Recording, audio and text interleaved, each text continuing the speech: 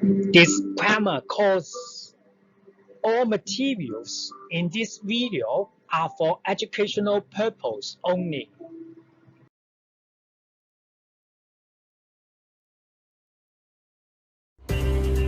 Our world is increasingly full of machines that recognize images, understand what we're saying, and recommend experiences we might like. How did the smart machines all around us get to be so smart? I'm Michael Littman. I'm a machine learning researcher and professor of computer science at Brown University. I've designed this introduction to machine learning to welcome you into this exciting and fast-moving field. Across 24 try-it-yourself lessons, we cover the fundamental concepts that underlie modern approaches and will continue to be a part of future developments, and how machine learning programs work, as you encounter an example integrated into each lecture that you can try out to explore these ideas directly. Join me to understand the mind-bending and truly powerful ways that machine learning is shaping our world and our future.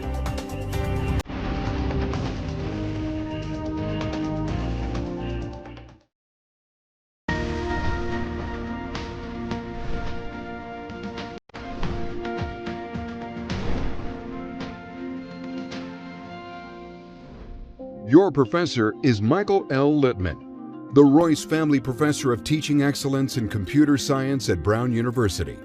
He has received numerous awards for his teaching and research, including the Philip J. Bray Award for Excellence in Teaching in the Physical Sciences and the Distinguished Research Achievement Award.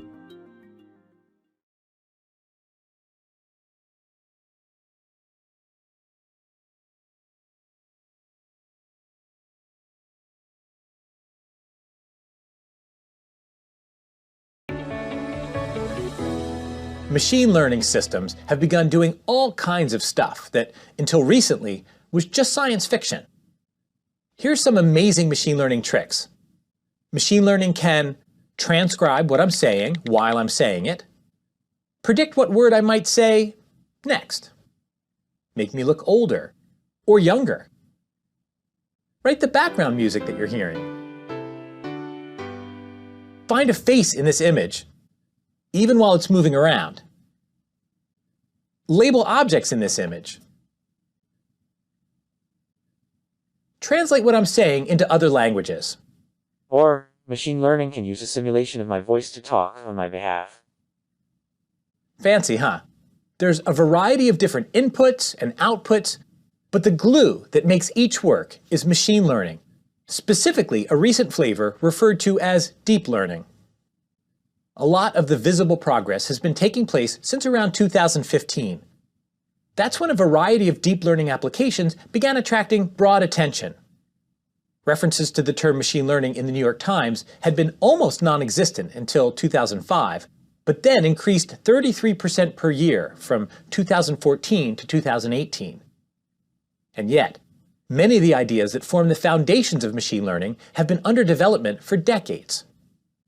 The term machine learning first appeared in print in 1959. It described a computer program for playing checkers that could improve its ability over time. Machine learning is a subarea of artificial intelligence, which itself is a subarea of computer science. And the field of machine learning has grown up as a central topic within computer science from the very beginning, going all the way back to the pioneering work of Alan Turing in 1950. Turing envisioned learning as being a key tool for making machines that could pass his imitation game and be viewed as intelligent. So, what's machine learning really? It's a different way of creating computer programs. In traditional programming, we tell the computer what to do. That's still part of machine learning, but at the heart of machine learning, we reverse the logic of traditional programming.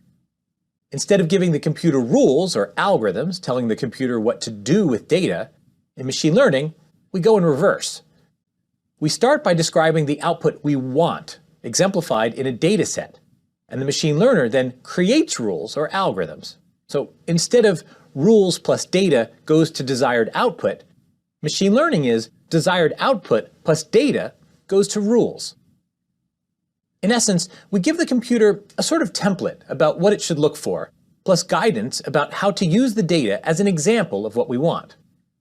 What's so revolutionary is that a computer uses just those inputs to write its own program. Instead of humans giving a rule to the computer, we help the computer just enough so that it can find a rule on our behalf. Let's talk about an example from medical diagnosis. Suppose a machine learning approach is being developed that uses heart sounds to identify potential heart problems. Classically, doctors use stethoscopes to listen to the sounds made by their patients' hearts.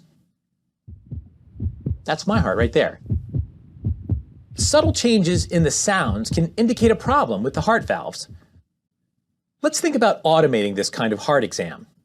We would need a digital representation of the heart sounds. We might have audio clips from a digital stethoscope, say.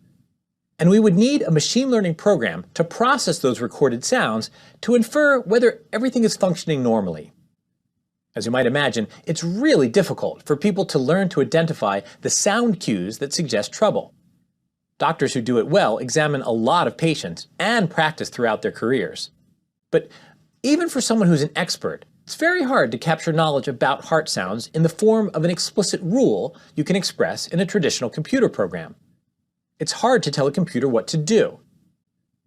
With machine learning, we aim to avoid the difficulty of explicitly telling the computer what these rules are. Instead, we tell the computer what we want by deciding only on a basic format for the rule. For heart sounds, this format might be a particular kind of mathematical analysis of the waveforms that make up the sound. The format can be thought of as a kind of space of possible rules. It could be called the model space or the hypothesis space, but we'll call it the representational space. And as designers of a machine learning system, you get to choose how to structure it. When making your choice, it's good for the representational space to be big and inclusive so the learning system can handle a broad set of possibilities, but it's also good for the chosen space to be small and precise because that makes it possible to learn with much less time and data. There are gazillions of variations to choose from, but there are 5 main perspectives or schools of thought in machine learning. A 2015 book called The Master Algorithm by Pedro Domingos calls these perspectives the 5 tribes of machine learning because they've been championed by different groups of researchers. Nonetheless, the 5 can and should work together. As we will see, each perspective focuses on confronting a distinct central problem within machine learning and provides distinct algorithms for addressing it. Perhaps the most straightforward of the 5 main perspectives uses logical representations to capture rules. A very popular representational space that has this logical form is decision trees. Decision trees are a natural fit for medical diagnosis because they correspond to the if-then branching process doctors are sometimes taught in medical school.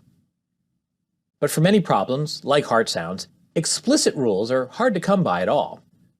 So a second perspective on machine learning is inspired by how individual brain cells work together to create a neural network. The neural networks of machine learning excel at processing perceptual information like sounds and images. Neural networks, in an earlier form called perceptrons, have been around since the 1950s. But it was deep neural networks, made up of, say, more than 3 layers, that has been at the heart of the deep learning revolution that have garnered so much attention since 2015. Another issue in machine learning, as emphasized by the Bayesian school of thought, is that rules often have some uncertainty, even when they do a good job. So this approach structures the representational space as a probabilistic model, one that captures statistical dependencies in its data. In some types of medical diagnosis, like with liver disorders, it's important to integrate evidence across a wide variety of complicated symptoms. Unlike decision trees or neural networks, Bayesian probabilistic models assign probabilities to different outcomes and sort through combinations of symptoms to reach a probability-based diagnosis. And if we don't know the structure of a problem well enough to use a probabilistic model, we can use genetic algorithms. Inspired by how biological organisms evolve through natural selection, genetic algorithms learn program structures to capture our rules. Lastly, there is a perspective that uses similarities of cases without building up a more global view of how rules should be structured. For example, a medical system can judge how similar your symptoms are to previous patients and use those judgments about similarity to provide a diagnosis or treatment. Now, before machine learning came along, the rules used by computers were always generated by people. For example, doctors diagnosing heart failure use a rule called the Framingham Heart Failure Diagnostic Criteria. The representational space that includes the specific Framingham rule is one that assigns symptoms to either of two classes, A and B, and then lists the symptom counts that cause the rule to report a yes answer. For example, maybe a patient needs at least 2 A symptoms, or a patient needs 1 A symptom and 2 or more Bs to be diagnosed with heart failure. That's the Framingham rule. But another possible rule would require 5 B symptoms or 3 A symptoms paired with 1 B symptom. So lots of different specific rules can be written in this form. But notice all the other conceivable rules that are omitted. Sticking with this format, we can't say that symptoms come in 3 different categories, or that the presence of a symptom in one category cancels out a symptom in another category. The key point to keep in mind is that any representational space has some generality, but also restrictions. The representational space is the box that the machine learning program is going to think inside of. After choosing a representational space, we'll next need lots of data. For our heart sounds example, we'd need to have examples of digitized heart sounds, and we'd want experts to provide gold standard labels indicating which audio clips correspond to normal heart sounds and which correspond to heart problems. With this data in hand, we next need a way to evaluate potential rules to identify which of the potential rules are consistent with what the data is trying to tell us. For heart sounds, we could have the machine learner come up with its own candidate rules within a deep neural network representational space.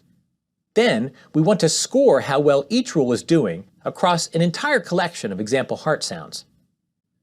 In machine learning, the scoring function for evaluating potential rules is commonly called a loss function, because it defines an objective to be minimized with respect to the data. Not surprisingly, one important component in many loss functions is a program that calculates how accurate the rule is on the examples. For each example in our dataset, the loss increases each time the rule predicts something different from what our dataset gives as the correct answer. The point of defining a scoring function for rules, and this idea is central to machine learning, is that the scores can be used indirectly to define rules. In essence, the learner tries a rule, consults the score for feedback, revises the rule, and then tries again, over and over. And the nice thing is that writing a program to calculate a scoring function is usually much simpler than writing the rules explicitly. Another common component of loss functions is a penalty for rules that are larger or more complex. Without this encouragement, the learner might create super complicated rules that exactly mimic every tiny variation in the data, something we call overfitting, and fail to diagnose new patients correctly. Okay, so the learner is generating lots and lots of candidate rules, and the loss function is assigning scores to evaluate each candidate rule. Now we bring in something called an optimizer. It is this optimizer that selects a rule with the best available score from the space of candidate rules, given our dataset. A straightforward approach would be to make an optimizer that runs through the set of all rules in the representational space, applies the loss function to each candidate rule, and simply reports the rule with the best score that it finds.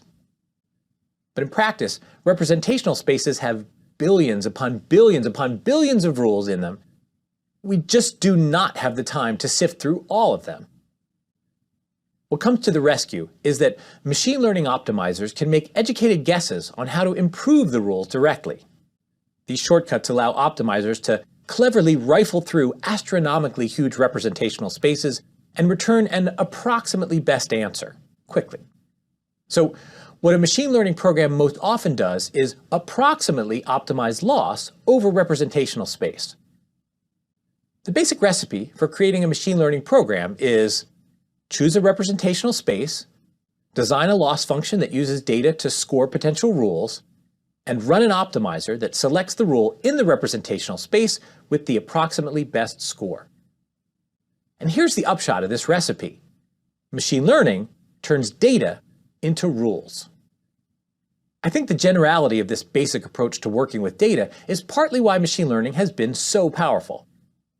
For example, the music at the opening of this lesson was generated by a machine learning program created by a student at my university. Each time the program is run, it generates a new piece of music. The loss function judged a candidate composer of new pieces to be good if it tended to produce the same kinds of notes as in a large collection of pieces written by Bach. The optimizer was a program using a technique we'll meet later in this course known as gradient descent. As you can hear, the result is quite pleasant. Because machine learning is such a general tool, the ways to use it are only limited by our creativity.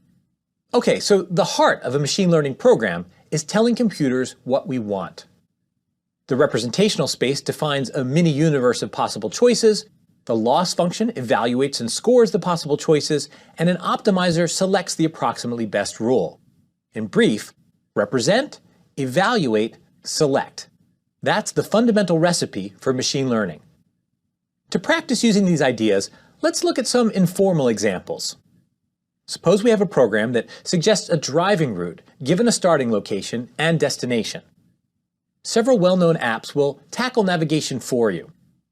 For this problem, each possible rule takes the form of a route, a sequence of intersections you need to drive through. So what's the representational space? The representational space is the space of all possible routes from the start to destination locations. As for a loss function, we need something to minimize. The loss function might be something like the estimated time or distance it would take to follow this route from the start to the destination location. Or the loss function could be expressed in terms of cost, the total dollars paid for the driver, the cost of gas and tolls and such. All right, let's try a different example. Suppose we wanted a machine learning system to play the game of poker. We need to represent possible ways to play, so the representational space would be permitted ways to play as defined by the game rules governing all possible decisions about how to bet and when to fold. The loss function might be easy to imagine. It could be the expected dollars won for playing the strategy, but negated, so more dollars won means less loss for the rule. Let's get even further into the details with a visual example. Writing a program for processing green screen images. The cool thing about a green screen is that you can replace it with cool-looking backgrounds like this one. Or this one. Nice. How does that work? Well, there's software that looks at each pixel in the image and determines whether or not it is green. If it is not green, the pixel from the image of me is shown. If it is green, then the software displays a pixel from the selected background image. Works really well, right? But check this out. If I take a green piece of paper and hold it in front of my chest, I've made a hole through my body. The software is making this simple decision, and it can lead to weird effects. I'm not ever going to wear that green scarf again. One thing that makes green screen software challenging to write is that the pixel colors are not simple color names like you'd find in a crayon box. Instead, there is a set of roughly 2 to the 24 distinct possible color values at each pixel position in the screen. We want a rule that decides which set of these 18 billion or so colors should count as green. We'll use the programming language Python in this example and throughout the course. Here's a snippet of Python code for a hypothetical video editing system. The snippet is not intended to be a machine learning program for you to run. It's just to give you a bridge from what happens in traditional programming to what happens in machine learning. Okay, what this snippet would do is check each pixel in the video and then display either the studio or the background depending on the color visible in the studio. For our discussion here, the important line in the code is where it asks if the studio image pixel at location XY is green. It's hard for humans to create a rule that decides if a color should count as green or not. So we'll use a machine learning approach to do the job. The representational space I picked for this problem has rules of the form: take a prototype color C, then measure the difference between that color and the color at a position on the screen. If that difference is less than some value D, we declare that pixel to be green and we'll let the background show through. Each rule in the representational space is a specific choice for the prototype color C and the distance D. The optimizer picks values for these variables C and D on our behalf. As is common, we represent colors as triples of numbers, reporting how much red, green, and blue are in the color of the pixel. Each number is an integer between 0 and 255. The distance D is some positive floating point number between 0 and 441.7. That's the furthest two color triples can be from one another. Okay, to reflect the color distance representational space we're using, our little snippet of code needs to be updated. The equals green statement becomes a distance comparison with the prototype color C. Otherwise, the snippet is unchanged. Cool, we have a representational space. What's our loss function? It's a way of judging whether a given setting of color C and distance D are good. How can we define good for this problem? In machine learning, it's often do as I do, not as I say. That is, I don't know how to say to the machine what's good about a rule, but I can show the machine what I would do in the same scenario. I put together examples of green and non-green pixels by selecting part of the image that's from the background and then part of the image from the foreground. Since I want the background colors to be categorized as green, I label them as positive examples and place them in the yes set. The foreground pixels should not be considered green, so I label them as negative examples and place them in the no set. We can now use the labeled pixels to define a loss function. Given a candidate rule, we can run each of these labeled pixels through the rule and see how often the rule disagrees with the labeled examples. Here are 7 lines of code that give us the loss for a given choice of color C and distance D. This example is what a loss function might look like in code, so let's go through it. In contrast with handwritten programming, where we tell the computer what to do, I encourage you to think of this as telling the computer what to like. So notice how we define the loss function, called compute loss. It takes as input the choice of color C and the distance D, but also a yes set that lists a set of colors that the rule should return yes for, and a no set that lists a set of colors that the rule should return no for. We set the initial loss to 0. We're just counting up the number of labeled pixels that are assigned the wrong class by our choice of color C and distance D. First, we run through all of the colors that we marked as yes. In the code, we write for C1 in yes set. We add 1 to the loss by writing loss plus equals 1, and we execute that statement if the color is more than D away from our prototype color C. Then we run through all of the colors that we marked no, and we add 1 to the loss if the color is less than D away from our prototype color C. So each time our choice of C and D causes the rule to make a decision on an example in the data that's different from how we labeled it, the rule gets a little penalty. Now, for any choice of color C and distance D, we can find out how many of the label examples get misclassified. If I set C to be a pure blue of 0, 0, 255, and distance D to be a number like 100,000, I get a score of 48,321.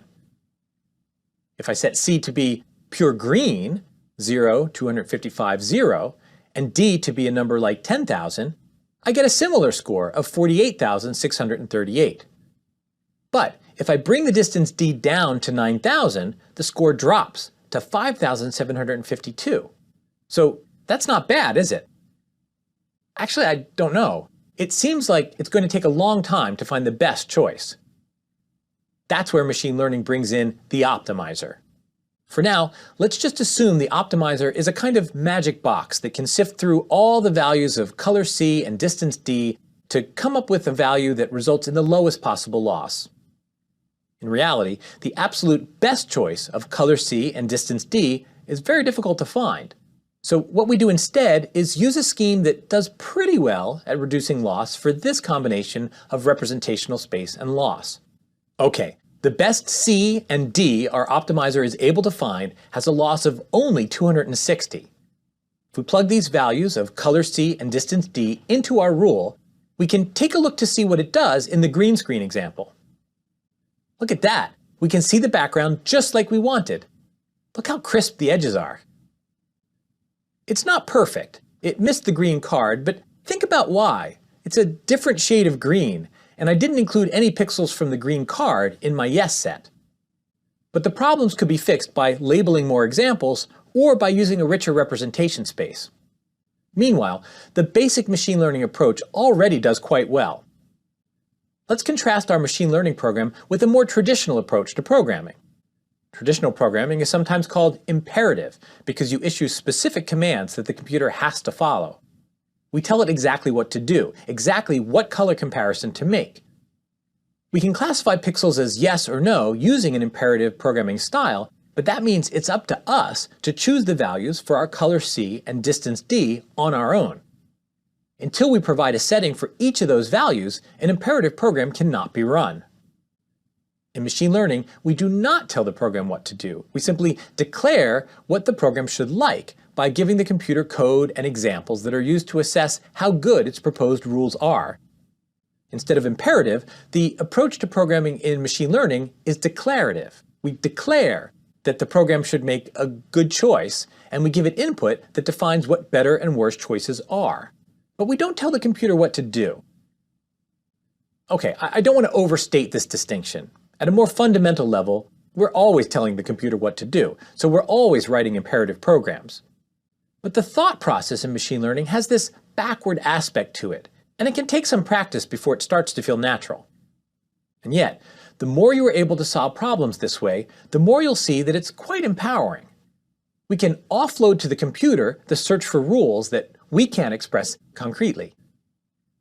Because of this backward structure, a machine learning program has to do a lot of work up front to find a way of meeting the demands of our declaration.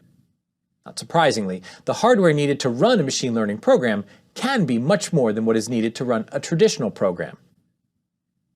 We've been talking about the trio of elements a machine learning program uses to tell a computer what we want. But the kind of data providing feedback to the loss function of the machine learning program is also important. The green screen problem and the heart sounds problem are examples of the archetypal type of machine learning feedback known as supervised learning.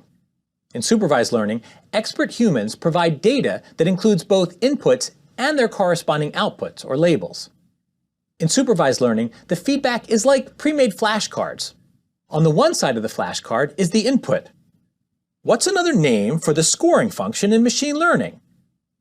And the other side is the target output, the loss function. The machine learner has to learn to associate what's on the front of the card with what's on the back of the card. Ideally, the machine learner isn't just memorizing what's on the cards, but it is identifying a rule that makes it possible to give correct responses to cards it has never seen before. The second class of machine learning is unsupervised learning, which is like having no teacher at all, recess! Actually, it's more like study hall, independent reading and taking notes.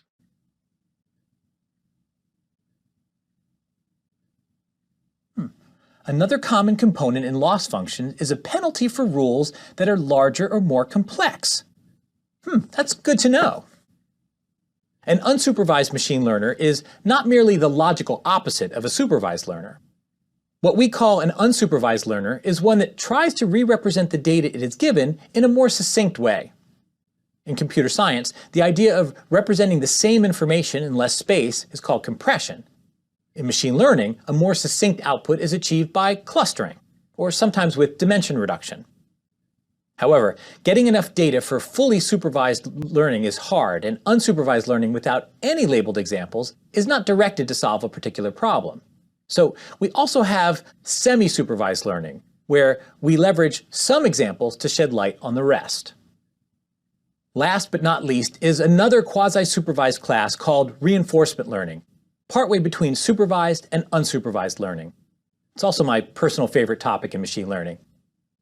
Reinforcement learning algorithms expect an intermediate kind of labeling. They don't require complete answers like supervised learning, but they're also not as hands-off as unsupervised learning. Instead, the labels are evaluations, indicating how good a given answer is. They are like the evaluations captured by the overall loss function, but now with scoring extended down to the level of specific decisions or sequences of decisions as well. You can think of reinforcement learning as a bit like having access to an Olympic judge or a writing coach. You're not being told how to perform or what to write. There's no longer an expert label telling you what to do. You're just getting feedback on how well you did it. It's common for a loss function to include a penalty for overly complex rules. 96%! I got an A! This kind of feedback is a great match for problems in which we can automate the process of assessing how well a system did, but not what it could have done better. Historically, games have been a great application of reinforcement learning. Reinforcement learning is a good candidate anytime the rule for determining who wins is easy to apply, but the selection of the best strategy is hard. In many ways, the ideas of machine learning are revolutionary. My aim is to show you how to participate in this revolution, while also realizing that it's up to each of us to ensure that machine learning is applied in ways that benefit us all.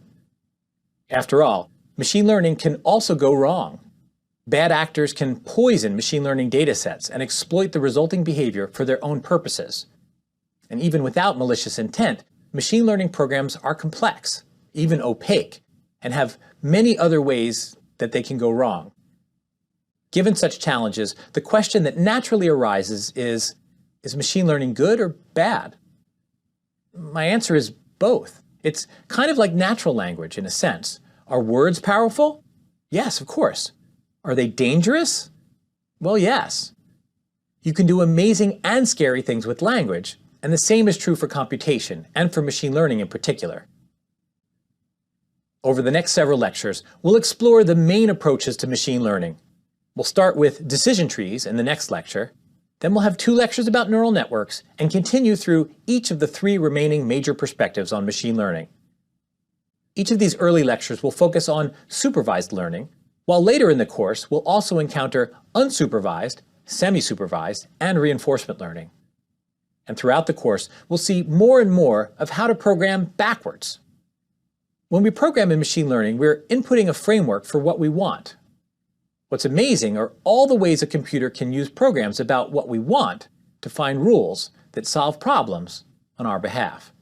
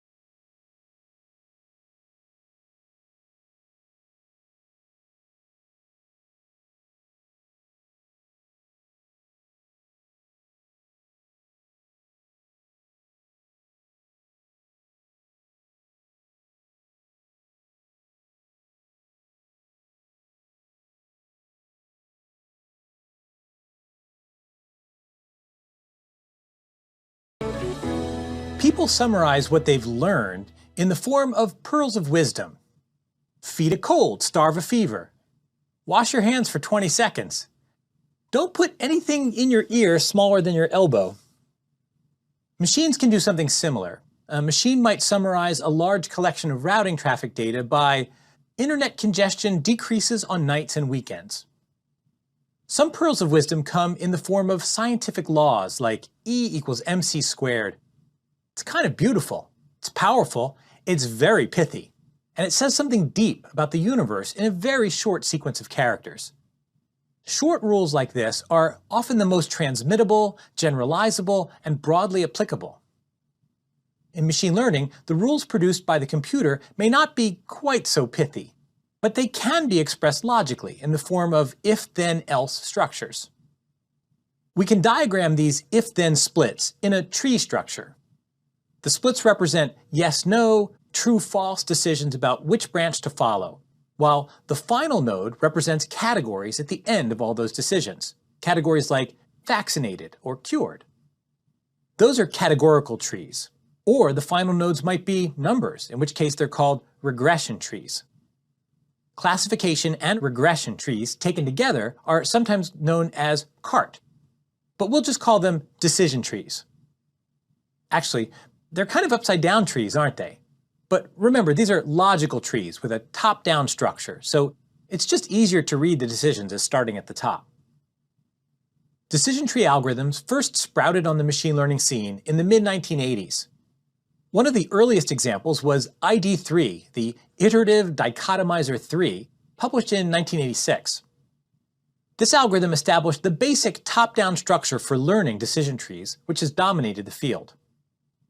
As a running example for using decision trees, we'll look at a small-scale problem where we can draw directly on our intuitions for what makes a good set of rules. How can we tell if a word should be spelled IE or EI? The rule most widely used is the rhyme I before E except after C.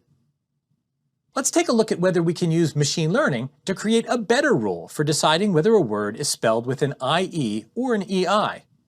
Along the way, we'll learn some machine learning and maybe even some spelling. If we're going to find a better rule, we need to have some way to measure how good different rules are. How might we measure how good I before E except after C is? The fundamental recipe of machine learning says that we're going to define a representational space of rules, and we'll use data in some way to define a loss function for these rules. The bigger the loss of a rule, the worse the rule is. We want our optimizer to select the rule in the representational space that approximately minimizes this loss.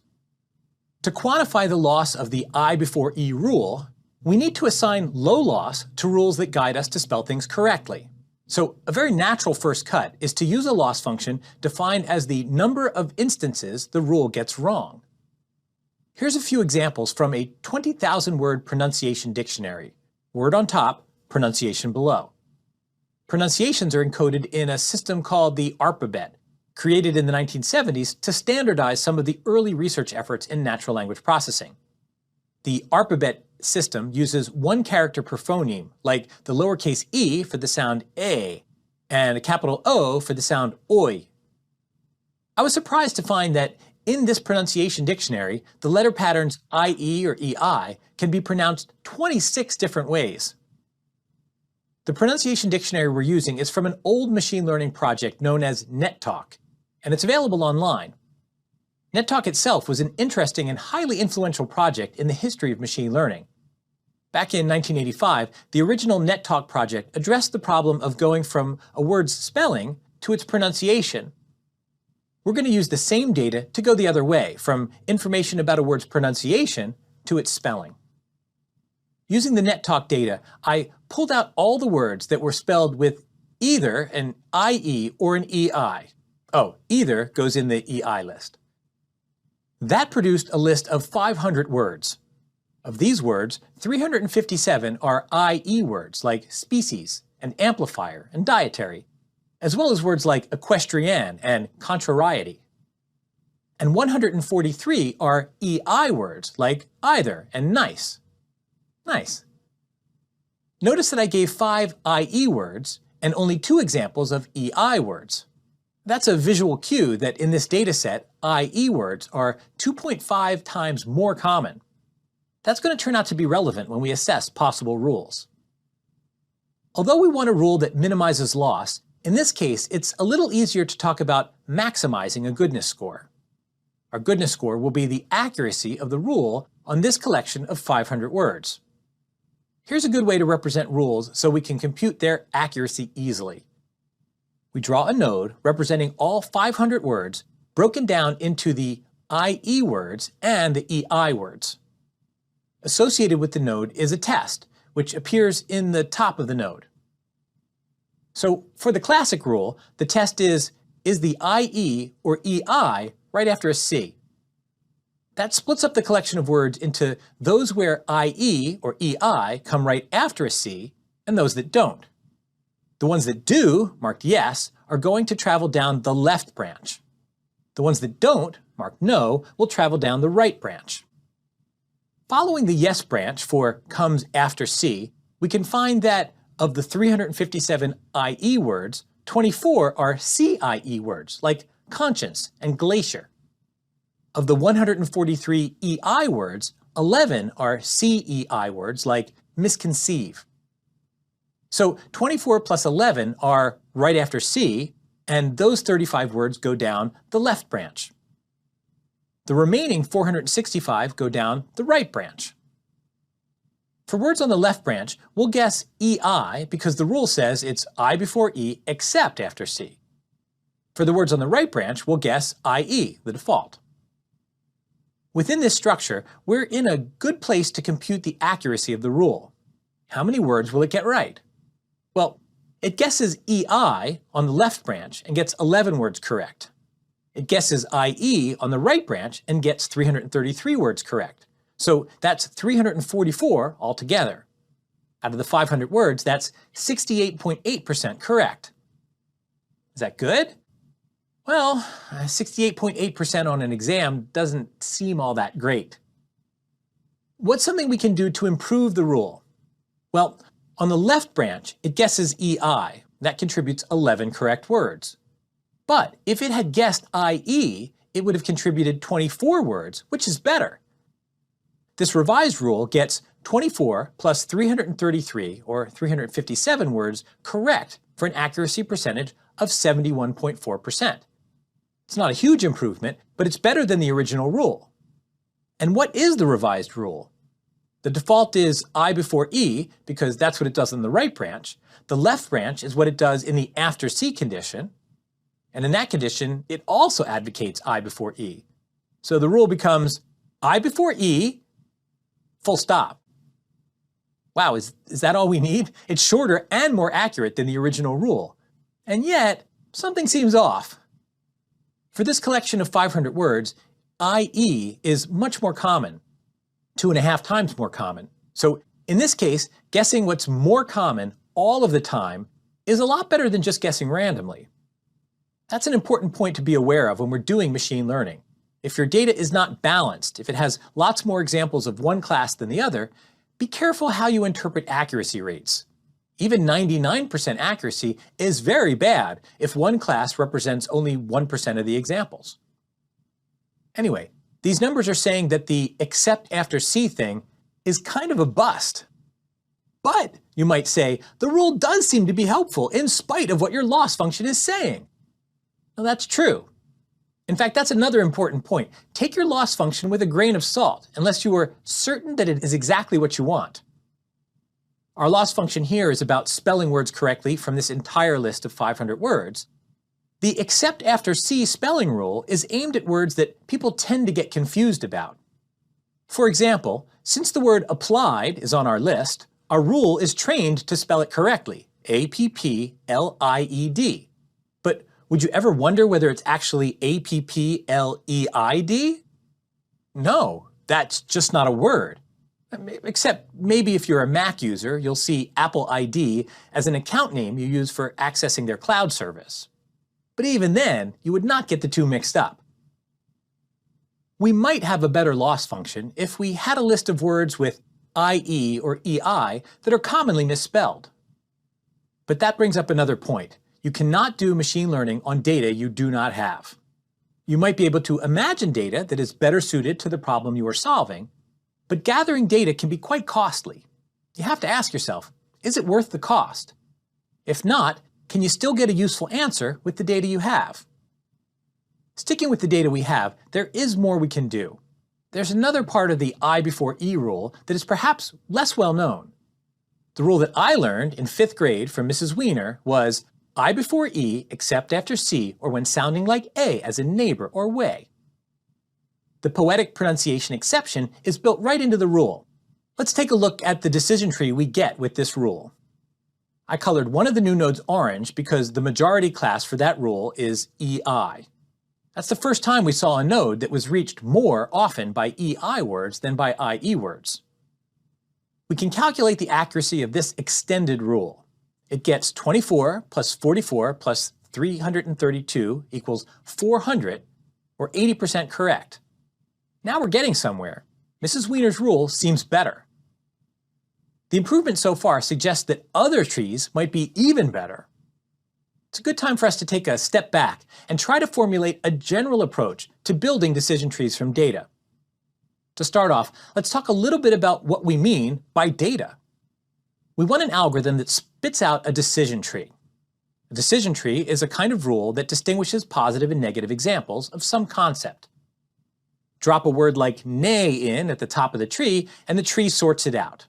Does the EI letter combination come right after a C? No, we go down the right branch. Does the EI letter combination make the sound A?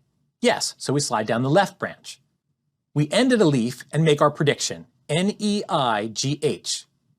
Nailed it! The concept we want our tree to represent is a word that is spelled I-E. Nay is a negative example of that concept because it is spelled E-I, not I-E. Our training data consists of 500 words that have either EI or IE in them. Each has an associated label indicating whether it is a positive example, an IE word, or a negative example, an EI word. As you can see in the dataset, the word heiress is spelled EI, so it's a negative example of the concept and is labeled false. But a word like coterie is spelled IE, so it's a positive example and it's labeled true, and so on. In this problem, we want to separate inputs into one of two classes.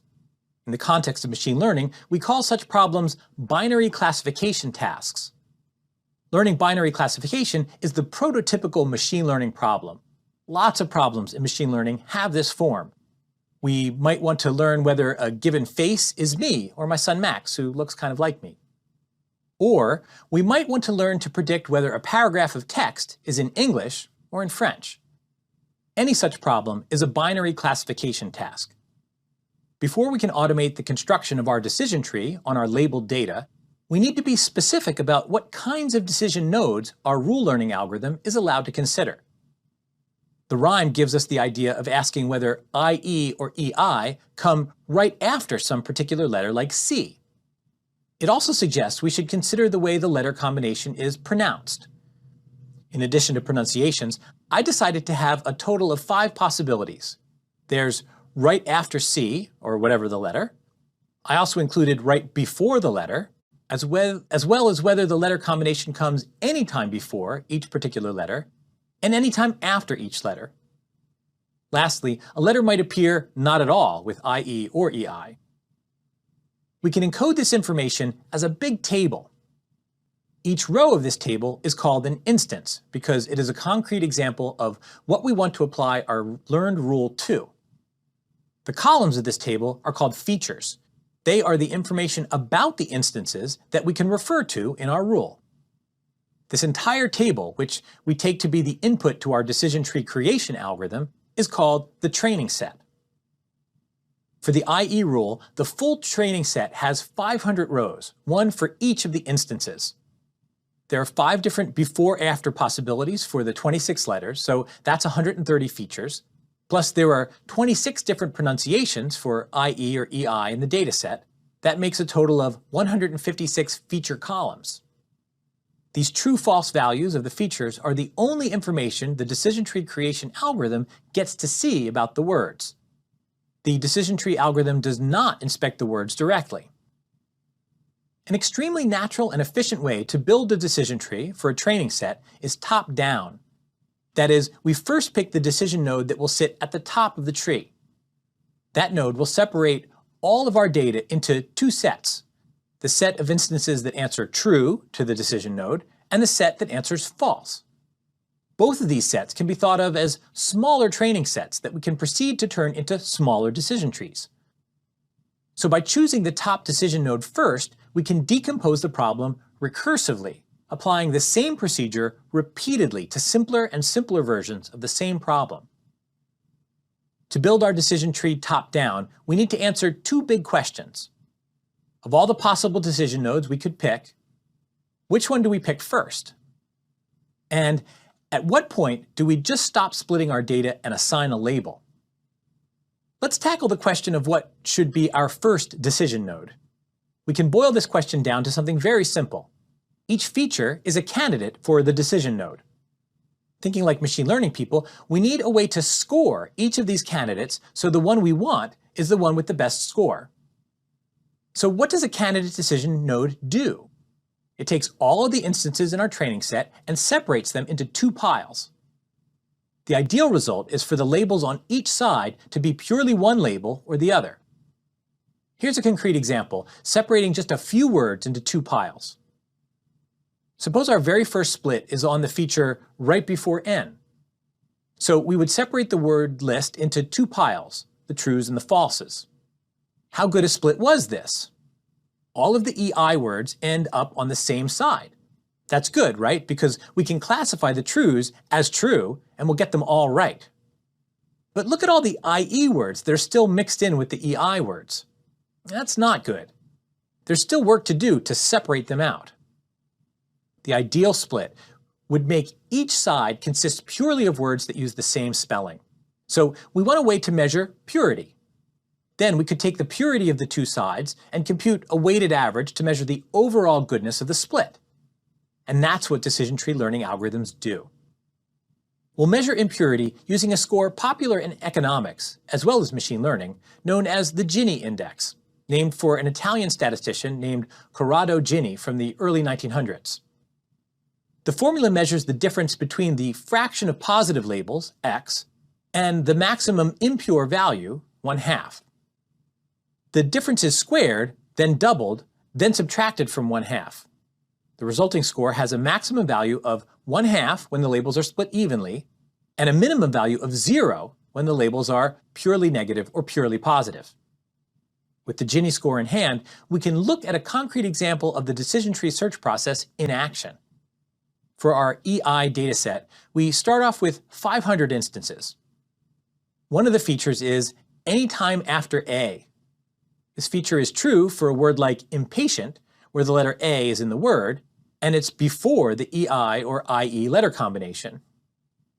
This feature splits the training set into 4 categories defined by whether after A is true or false, and whether the word is spelled IE or EI. To determine if this proposed split is good or bad, we'll use the average Gini index of the two sides to measure the impurity. The left side has 102 out of 122 positive instances, or a fraction true of 0.836. The corresponding Gini index for this value is 0.274.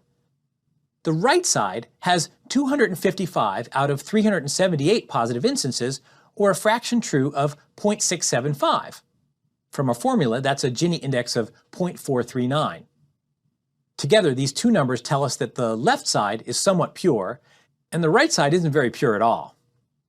To get an overall purity score for the whole split, we weight the two purity values by the probability that a training example falls on each of the respective sides. The left side is reached in 122 out of 500 of the examples, or 24.4% of the time, while the right side is reached in 378 out of 500 of the examples, or 75.6% of the time. That gives us a weighted average impurity of 0.274 times 24.4% plus 0.439 times 75.6%, or 0.399. That doesn't seem very pure. But what's important is how the score compares with the splits that we get by choosing the other features. We'll try all of them to see which is best. Well, the computer will try them for us. And searching over all the available splits for our IE example, we find that the very best score comes from, wait for it, splitting on sounds like A. That was the rule that Mrs. Wiener's rhyme suggested. The weighted average of 0.313 is better than the 0.399 we calculated for the anytime after A split, and it's the best we can get using just a single feature in our dataset. Splitting on sounds like A at the root of the tree breaks up the 500 training examples into 45 on the left, where the EI combo sounds like A, and 455 on the right, where the EI combo does not sound like A. We start the process of searching for a feature to split on for each of these two branches separately. To build the best tree we can with a given number of nodes, we'll split nodes in decreasing order of Gini score until a target number of nodes is reached. Stopping after 7 splits, we get this tree. I took out some of the details to improve readability, but if you add up the correct labelings made in each of the leaves, it gets us an accuracy of 85%. It's a solid B and arguably a reasonable trade-off between tree size and accuracy. For comparison, the I before E except after C rule had an accuracy of 69%. I decided that this new rule would be catchier in rhyme, specifically anapestic tetrameter. You use E before I when it makes the sound A in a word that's like Dane or in beige or in vey. It's the same if you hear the sounds E-I inside it. A theist or far-seeing being would write it. The same if it's followed by G or by M or pronounced just like when not right before N. When we keep the number of splits low, a great property of decision trees is that we can interpret the rule directly. We can see if it agrees with our intuitions about how to solve the problem or see if it provides any new insights. In this case, we can see that the A pronunciation is supported by the data and by the Mrs. Wiener rule. Beyond that, our 7-split decision tree suggests that we spell the combination IE if it's pronounced right before the letter N. That appears to be the tree's attempt to rule out FREIND in various friend words like befriend and friendly. Actually, that's pretty reasonable. How about any time before G or any time before M? Do either of those seem relevant for when to spell a word with EI? They help with seismographic, but I don't see any fundamental insight here. Sometimes machine learning algorithms hit on rules that work, but not for any deep or lasting reason. I mean, the 7-split rule applies correctly to Einsteinium, in 2 places no less, but it's not adding any insight. Remember this Einsteinium example before assuming a learner has stumbled across some new E equals mc squared. Now that we've been through an example of constructing and using a decision tree, let's dive deeper and actually build a decision tree together in Python. You can sit back and watch me do it to learn more about how the algorithm works. Or you can try it yourself, following along with me and exploring how different settings produce different trees with different properties.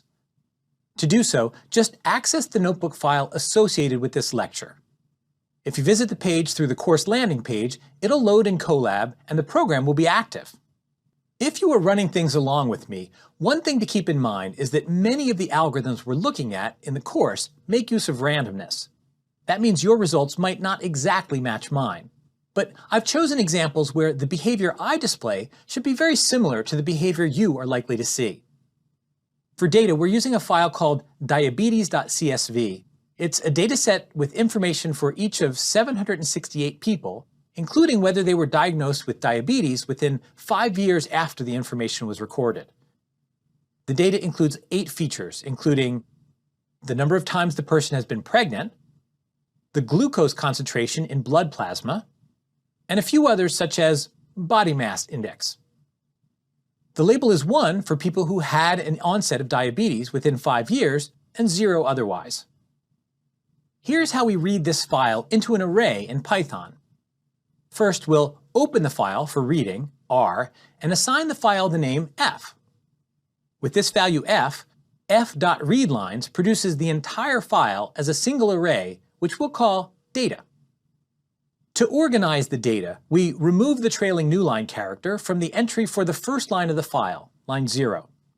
Then we split the top line up into components at the commas, which results in an array with the names of the features. Print feats outputs the features, pregnancies, glucose, and so on, up to outcome, which is the column containing the labels.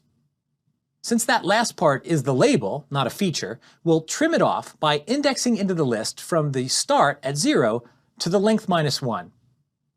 Now we'll read the file in, populating a list of all of the instances, dat, and all of the labels, labs. We process each line, then add the resulting vector into dat.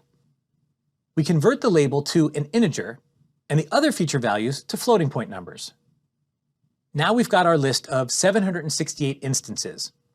Dat is a matrix with one row per instance and one column per feature.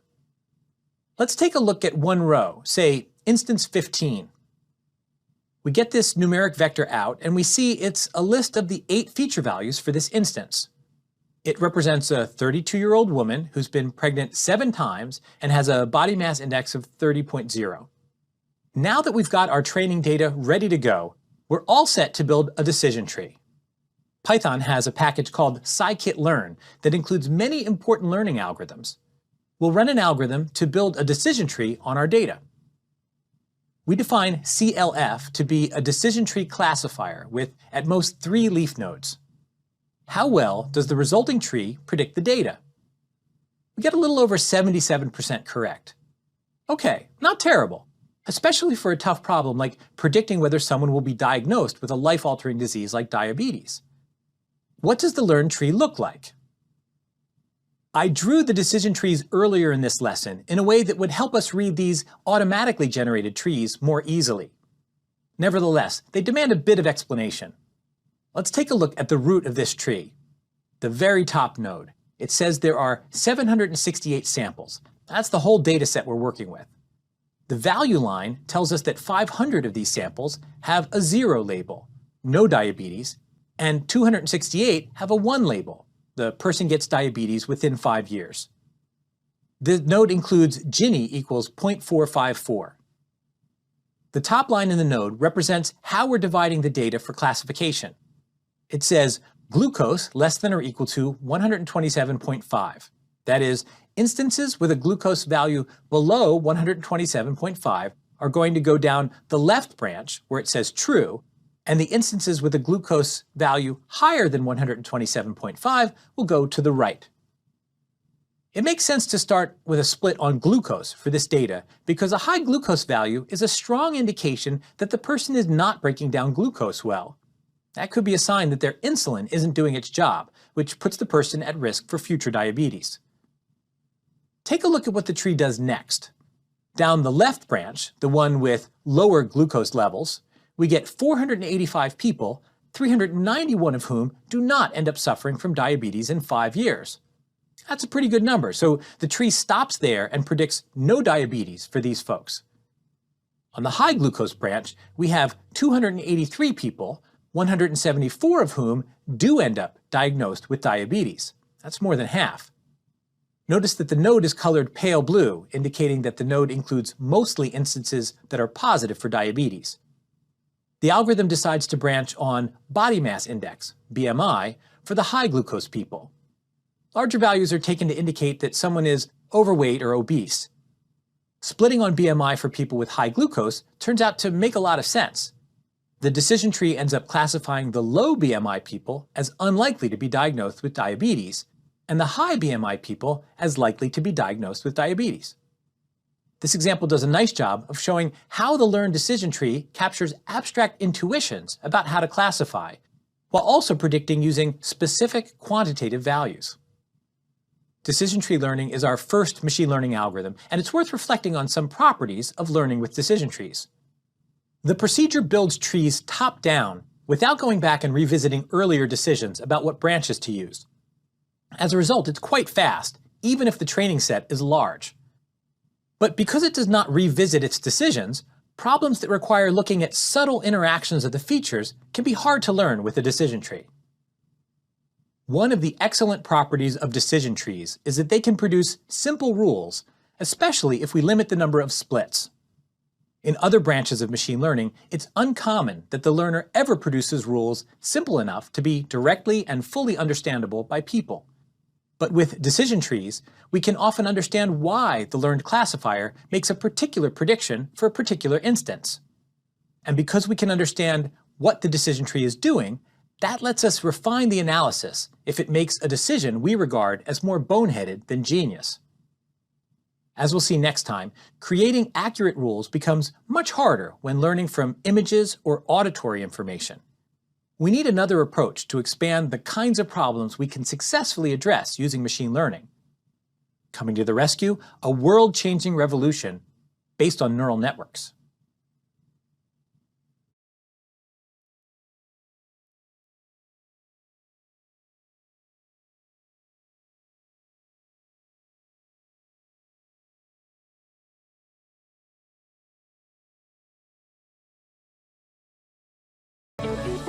When we create machine learning systems, some applications fit really well with a simple rule-based approach. The machine learning algorithm can discover the principles governing the task and express the results simply. That's what we focused on last time, and it can be a powerful approach. But for other problems, simple if-then logical rules just don't seem to be the right representation for capturing what's needed to solve a task. We need a different building block for the rules. An analogy I like to use for understanding different approaches to building rules is Legos versus modeling clay. You can build a model out of either. Decision trees are like Lego models. They are made up of interlocking pieces that come in a variety of types. Each piece is one Lego brick or one attribute split in a decision tree. By contrast, with modeling clay, you can build a model down to any size and smoothness you want. In this lesson, we'll talk about neural networks, which are constructed out of parts that allow smoothness, more like modeling clay. Neural networks have variables that can be set to any possible numeric value, allowing fine-scale control over their behavior. In practice, this fine-scale control often works like the sliders on a mixing board that sound engineers use. It's not just on-off or the counting numbers 1, 2, 3 up to 10, it's also everything in between. So thanks to this very fine-scale control, neural networks give us an approach to machine learning that can build much more complicated systems of rules using very low-level inputs such as sound or images. These more complicated systems of rules would be hard for humans to derive explicitly or even fully understand. Humans don't think of pictures in terms of pixels or sounds in terms of sound waves. And yet, focusing on these low-level features is what makes it possible for machines to solve perceptual problems on our behalf. Neural networks allow machines to do the hard work of identifying higher-level patterns from lower-level inputs. For example, words from acoustic signals, people from images of their faces, letters from handwritten stroke information, and breeds of dogs from photographs. Deep learning, which has exploded in impact and popularity since 2015, is just an approach to building and training neural networks with many layers. To see why something like neural networks are needed, let's consider the problem of recognizing human faces. It's one of many hard problems in AI that people are very good at, despite being unaware of what we're doing when we're solving these problems. And because we don't know how we do it, it's really hard to verbalize an explicit rule that a machine could use to solve the same task. If we try to get machines to recognize a face via simple rules, the rules might look like this. If brown eyes, curly hair, energetic, pleasant, smart but approachable, larger than average nose, then it's Michael. This approach works in some cases. The person in this photo doesn't have brown eyes or curly hair, and the nose is small. It's not me.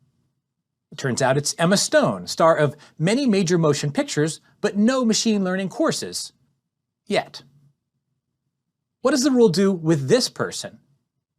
Well, it matches on all the features, so the rule would classify this person as me. But no, it's not me. Returning to the fundamental recipe of machine learning, a machine learning approach requires a representational space, a loss function, and an optimization procedure for selecting low-loss rules. Short, human-understandable rules don't seem to be a good fit for the problem of recognizing faces. Although it's conceivable that the right set of 33 features would be sufficient for uniquely identifying all 8 billion faces on Earth, no one has figured out which features those would need to be.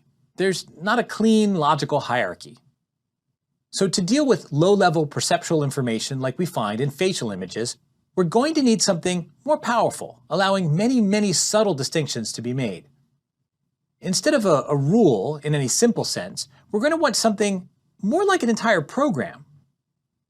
To generate such a program capable of so many subtle distinctions, we need a way for machine learning to optimize over possible programs. How could we optimize over programs? That's really hard. Even if we start off with a program that's pretty good, improving that program is very similar to the problem of debugging, and debugging is not a task we know how to automate, which is why it's really hard even for experienced human programmers. The fundamental insight of neural networks is that we can represent very big, very general programs capable of making many subtle distinctions, yet in a form that is simple and regular, and therefore amenable to systematic optimization. A neural network representation consists of units, weighted connections between the units, and an activation function in each unit. The original metaphor for neural networks is that the units are like neurons, where each unit is getting activated to differing degrees. These activations determine what values will be propagated along the connections. In this diagram of a neural network, the hidden units are represented by yellow circles, the output units by green circles, and the connections between the units represented by light blue lines. In this picture, the connections are propagating information from the input on the left to the category of the image on the right. The network is taking in images and distinguishing which images are cats and which are dogs. The input units correspond to pixels in the image being classified. The output units are the classes to be recognized, and the hidden units carry out useful intermediate calculations. For instance, if we were designing one of these networks by hand to distinguish cats from dogs, we might assign a specific hidden unit to a specific quantity we'd want to compute, like the degree of pointiness of the ears. That's a hard thing to define. But because we can have many, many hidden units, we can divide up the recognition of pointiness into smaller computational pieces. We can recombine those pieces across the units later to complete the overall recognition at the output layer. Here's how computation proceeds in this kind of network. Each unit holds a single real number. Following the nervous system metaphor, we call each unit's number its activation, how excited it is. Some of these units hold the input the network is processing. For image recognition, there would be 3 input units for each pixel of the image. One for the amount of red in that pixel, one for the amount of blue in that pixel, and one for the amount of green in that pixel. Some units hold the output the network produces. If the network is distinguishing pictures of cats from pictures of dogs, there might be 2 such units. One specifies the degree to which the network believes the input image is a cat, and the other specifies the degree to which the network believes the input image is a dog. The rest of the units are called hidden units, and they carry out intermediate computations. For a problem like object recognition, there could be hundreds or thousands or even millions of hidden units. Aside from the input units, whose values are set by the input, all of the other units perform very simple calculations. Each unit has connections from some subset of the other units. The connection patterns are acyclic. No unit's value can be based, even indirectly, on its own value. Each connection has an associated weight, which is just another numerical value. The activation of a unit is obtained by taking the weighted sum of the activations of all the units that connect to it. This weighted sum is then transformed into an activation using, appropriately enough, the unit's activation function. So to process an input, the activation for each unit is computed based on the activations of the units that connect to it. The activations propagate through the network from input to output and then stop. Since there are no loops in the connectivity pattern, this propagation is guaranteed to end quickly. You can think of each unit as carrying out a simple rule-like calculation. By connecting the units into a network, the units can work together to produce the complicated computations we need for solving hard perceptual problems. When the chain of propagation is relatively short, like 2 or 3, we just call the network a neural network. When the chain is longer, like 20 or 60, we call it a deep neural network. There's no mathematical distinction that defines a sharp boundary. Even 4 layers seemed pretty deep early on. The adjective deep just reminds us that we're talking about the more recent approaches to neural networks that began to become popular around 2015. Now that we have a pretty good idea of the overall flow of information in a neural network, let's zoom in to a single unit to see what it does. We can write x sub I to stand for the activation of each upstream unit, and w sub ij to be the weight on the connection from unit I to the unit j we're talking about. Then the summation over I for x sub I times w sub ij gives us a weighted sum of those activations for this one unit. I'll call that sum S. The weighted sum gets pushed through an activation function, written lowercase sigma. That activation gets sent downstream to the next layer of the units that it connects to. And just like an architectural blueprint gives information about the rooms of a building and how they are connected and information about their construction, neural networks also have an architecture. A neural network's architecture specifies the number of units and how they are connected. It tells us whether any weights are reused in different parts of the network. And it tells us what activation functions are used in each unit. Together, the components of the architecture define the representational space used for learning. Often, the units are organized into layers, with the connections to units in one layer only coming from units in the immediately previous layer. Some popular activation functions are linear, sigmoid, and ReLU. Let's take a closer look at these functions. All produce more activation given a larger weighted sum as its input. The linear activation function just returns the weighted sum coming into the unit as the activation for the unit. It has the form sigma of s is just equal to s. This activation function is simple and easy to work with. It's been shown that there are ways for you to train the weights of networks consisting solely of linear activation functions so that you're guaranteed to perfectly minimize loss. That's great. But linear activation functions have the unfortunate property that using them in all the hidden units of a network renders those units irrelevant. That is, any neural network with hidden units that only use linear activation functions can be transformed into a neural network with no hidden units at all. In 1969, Minsky and Papert published a book called Perceptrons, referring to a class of neural networks studied in the 1950s that were able to carry out simple recognition tasks. Minsky and Papert pointed out that these simple neural networks could not be used to represent some important problems. A simple example of such an unrepresentable function is one that maps temperature to comfort. As temperature increases, comfort rises. But once the temperature gets too high, comfort falls again. This up-down pattern cannot be captured using purely linear activation functions.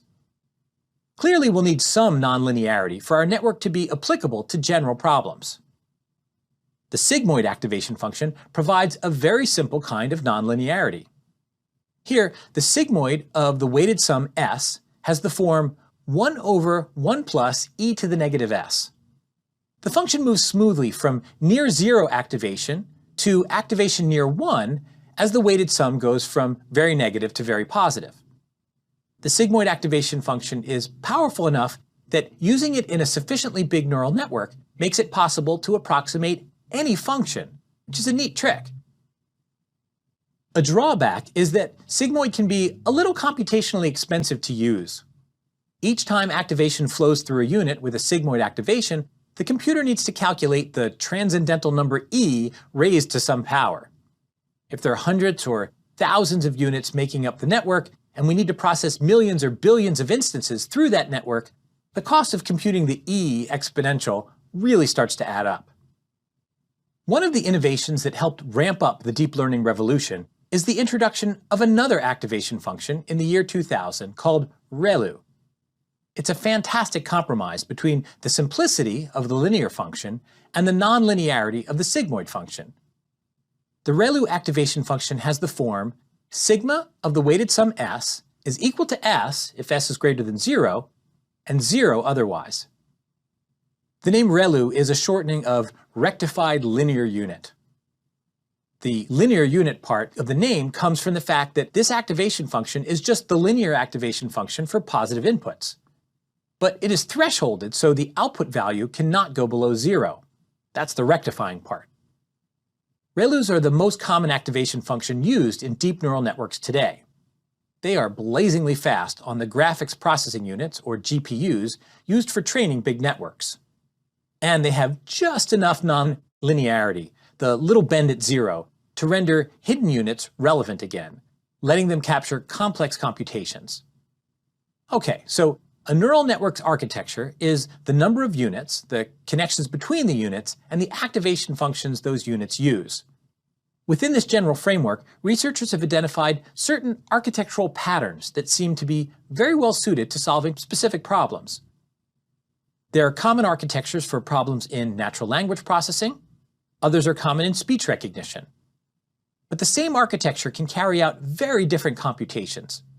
A network that takes as input videos of faces could be trained to predict a person's emotional state, happy, sad, angry. Or those same networks using those same video inputs could be trained to predict what sounds people are making with their mouths. Ooh. What differs in these two cases are the settings of the weights. Since the weights can take on many possible values, network weights are sometimes called parameters. Training a neural network is the process of finding settings for these weight values that allow the network to compute the difference between cats and dogs or whatever the problem at hand is. You can also think of setting the weights as programming the network. We can take the view of a deep neural network as a kind of straight-through program, with no looping back and no forking with if-then statements. Each unit can be thought of as a single assignment statement in the program, where a variable's value is computed and then made available for future computations. So let's look at a single assignment statement from such a program. When we are defining the value of the variable on line j, call it x sub j, we multiply the value computed before it on line I by the weight wij between them. That is, we're taking the value of a variable from a previous line of the program and multiplying it by wij. Then we sum things up for all of the values of I, all of the previously defined variables. For conceptual simplicity, I'm allowing connections to all of the previous lines, although some of these would be removed from the sum if the corresponding units aren't connected. Next, we threshold the sum at 0, meaning we bump up the value so it's not negative. That's what the ReLU activation rule requires. The result is assigned to x sub j, and we can move on to the next variable. We assume some set of values is given as the input, like x sub 0 through x sub k minus 1 for some k. Those k values might be the numbers representing the brightness of each of the k pixels of an image.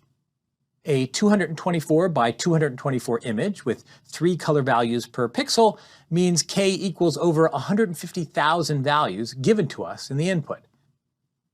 Then, the rest of the program consists of a sequence of nearly identical assignment statements. Each line assigns its own variable using its own weights. The number for the first line comes from the size of the input, which was 150,528 values. The number for the last line comes from adding the number of inputs plus the number of units in the network's architecture. As you can see, the program itself is actually very boring. The only thing interesting about it is the weights, those W values. Setting those weights to different values gives us different programs, different computations on the input. And there are two powerful properties I want to point out about the structure of this boring program: universality and learnability. We'll look at each of these in turn. First, the structure is universal. Even though this program structure is simple and regular, it can represent just about any computation. That's in spite of the fact that there are no if statements and there are no loops. The only mathematical functions are sum and max. There's a formal logical argument that shows that we can convert almost any program, piece by piece, to a program that does the same computation but has this straight-through program form. To be clear, it's not quite any program. The lack of loops means we can only convert programs where there is a bound on the number of times a loop gets executed. So we can't convert a sorting program that handles lists of unbounded size, but we can convert a program that sorts lists up to any given fixed size. There are also some mathematical functions that we cannot compute precisely. For example, the smooth curves of trigonometric functions. The function mapping angles to their cosines cannot be written precisely as a combination of a finite number of linear pieces. But we can approximately represent cosine to any given degree of accuracy. More linear pieces means more precision. That's the essence of universality. Using this simple, regular program form, we can approximate any computation. The other powerful property of our otherwise boring neural network structure is learnability. The form of the program, line after line after line of maxes and weighted sums, is fixed in advance. The program itself is captured in the values of the weights W. Change the weights and we change what the program produces. If we randomly pick the values for the weights, the chance that the program does what we want seems pretty small. But we can look to see what it does, given those weights, and then go in and tweak them so the program does a better job. And that's what neural network training algorithms do. From a machine learning standpoint, the fixed architecture defines the representational space, while the setting of a network's weights defines a specific rule in that space. The loss function is then the sum over all of the examples in our training set D of the distance from the target output to the output produced by the program using our current weights. There are a bunch of ways to express distance mathematically. Here's a particularly nice one. We sum over all the input-output pairs, x, y, in our training set D. For each one, we put the input through the network with the weights set a particular way. We take the output that results from that computation and compare it to the target output y.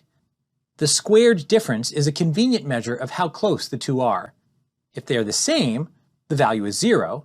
If they're close, it's small. If it's far, in either direction, it's a big value. Okay, so we have a representation, the weights, and a loss function, the squared errors. Now we need a way to find weights that produce a good score, capturing the desired computation. That's the job of the optimizer. A simple way to think about the optimization process is that we're going to iteratively shift each of the weights a little bit up or a little bit down, check the loss, and update the weights if the shift makes the loss improve. This approach is known as local search. Even in a network with just two weights, which we can depict as a point in 2 dimensions, there are a lot of directions the weights could be shifted that have the potential to improve the loss. In a network with thousands or millions of weights, finding a productive shift seems like finding a needle in a very high-dimensional haystack. Fortunately, there's a tool that answers the question, what weight shift most rapidly improves our loss score? It's precisely what differential calculus produces. The derivative of a one-dimensional function tells us the slope of that function, right? Well, the slope is telling us how much the function value increases if we take a small step to the right. This same concept applies to functions of many more dimensions, including loss functions. Because this quantity is a slope in higher dimensions, we call it the gradient, and moving down the gradient to minimize loss is gradient descent. What's the strategy at this point? Write the skeleton program. That's the neural network architecture whose components define the representational space. Guess values for the weights, which we can do just by assigning them small random values. Compute the gradient of the loss with respect to these weights. This high-dimensional slope gives us local information about how to decrease the loss. If the gradient ever reaches near 0, we have no more information about how to improve, so we should stop. Otherwise, if the gradient is non-zero, we can use it to move the weights in a direction opposite the direction of the current gradient in an effort to shrink the next round loss. We move the weights, then start the gradient computation process over again with this new set of weights. An important step I left out is how we compute the gradient over such a vast space of parameters. There is a procedure that first began to be more widely appreciated in 1986 called backpropagation, which is an algorithm that efficiently calculates all of the needed components of the gradient. Backpropagation works, as the name suggests, by running the program backwards and asking what sort of changes in the weights for each line would produce an output that the downstream lines could use to improve the score. We would have already run the program forward for all of the training examples, then we essentially run it again backwards on those same examples. At that point, we have the information we need to change the weights. Modern computer hardware and software libraries make this process fast and easy. To use a backpropagation approach to machine learning, you mainly need to choose the original program template, the data, and a few so-called hyperparameters for the search, like how far the weights should be shifted in each iteration. Then, the optimizer cranks away and finds the best weights it can. And that's neural networks in a nutshell. Let's take a look at how this idea plays out with an example in Python. We'll train a network to solve a perceptual problem, recognizing handwritten digits. We're using a famous dataset called MNIST. The name comes from the fact that the National Institute of Standards and Technology produced a modified version of an earlier digit database they had put together. Python's scikit-learn library includes a copy of MNIST. We can read it into an array of instances x and a vector of labels y. We'll randomly split 6,000 of the instances in this dataset into 5,000 digits for training and 1,000 other examples for testing what was learned. Xtrain and Ytrain are the instances and labels for training, and Xtest and Ytest are the instances for testing. An instance, in this case, is a vector of 784 integers, each between 0 and 255. Here's an example of one of these vectors and the corresponding label. I picked instance 417 arbitrarily. It says it belongs to class 7, though it's not yet obvious why. We could try learning a decision tree classifier based on this data as a baseline. I experimented with trees of various sizes and picked a big tree of 170 leaves. Smaller trees get significantly less good performance, and larger trees don't seem to get any better. Even so, 170 leaves is more than seems reasonable as an interpretable rule. Plus, the tests are also very difficult to interpret. And as we'll see, an accuracy of 78% isn't great for this dataset. Let's switch over to neural networks and see how that goes. First, it might be useful to see that these instance vectors of 783 integers can be analyzed visually. Here's the same instance vector from before. Now it's easier to see why the instance vector we looked at has the label 7.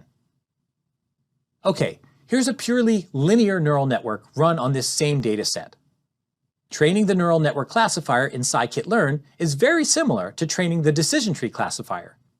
The main difference is the use of MLP classifier replacing decision tree classifier when defining the classifier object CLF. MLP classifier means multi-layer perceptron, or a neural network. The MLP classifier function takes parameters that control the architecture and how it will be trained. Hidden layer sizes is an empty list because we're building a network with no hidden units. Activation is identity because we're using linear activation, which leaves the accumulated sum identical. Max iter says we'll train for no more than 10,000 iterations. Even with no hidden units, this simplest possible neural network gets around 84 to 86% correct. Neural networks are very well suited to gathering low-level information from the entire input. The decision tree looked at only 170 of the pixels, but the neural network makes use of all 784 pixels. Our network architecture has one input node for each pixel in the image. It has 10 output nodes corresponding to the digits from 0 through 9. Let's upgrade to a neural network architecture with a layer of 170 hidden units using a ReLU activation function. I picked 170 because it looked like performance was peaking around 175, and I liked the idea of using the same constant that came out of the decision tree run. I trained it 10 times, and the results are interesting. It is doing solidly better than the training with no hidden units, peaking up around 91% accuracy. but there's a fair amount of variability from run to run. The nonlinearity introduced by the ReLU activation makes the network more powerful, but also much more flaky. I also did some ReLU runs with fewer hidden units, and sometimes the performance was no better than chance with a problem with 10 classes, as it fell to 1 over 10 or 10%. Different runs give much more variable results with ReLU. You need to have enough hidden units in your neural network, otherwise the improved results you were expecting may not materialize. Neural networks are an approach to machine learning that allows for the combination of low-level features into higher and higher and higher level calculations. We can exploit almost the full power of computer programming, despite never even using a loop or an if-then statement in our network. Moreover, these apparently boring programs are universal, and they are fully differentiable. That is, unlike classical computer programs, we can use calculus to tell us the dependence of the weights or parameters controlling the computation on the correctness of the program they specify. The gradient of these weights tells the optimizer how they can be altered to improve the quality of the program. As we'll return to in later lessons, neural networks are being used to solve all sorts of cutting-edge problems, such as learning the meanings of words and recognizing 3D objects. But in the next lecture, I want to take you inside an especially simple neural network algorithm. That way, you can see and better understand for yourself how the machine learning process unfolds.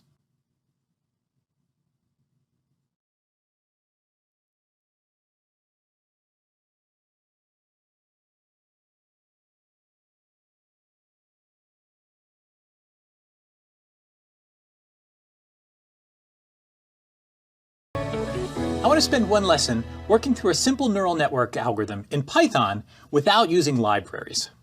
It's worth noting that the general availability of powerful and flexible libraries for specifying and using machine learning algorithms has been one of the reasons behind the explosion of interest in machine learning. The programming language Python has been a very popular home for most of these libraries due to Python's widespread use and extensibility. One Python library that includes a wide variety of machine learning algorithms is called scikit-learn.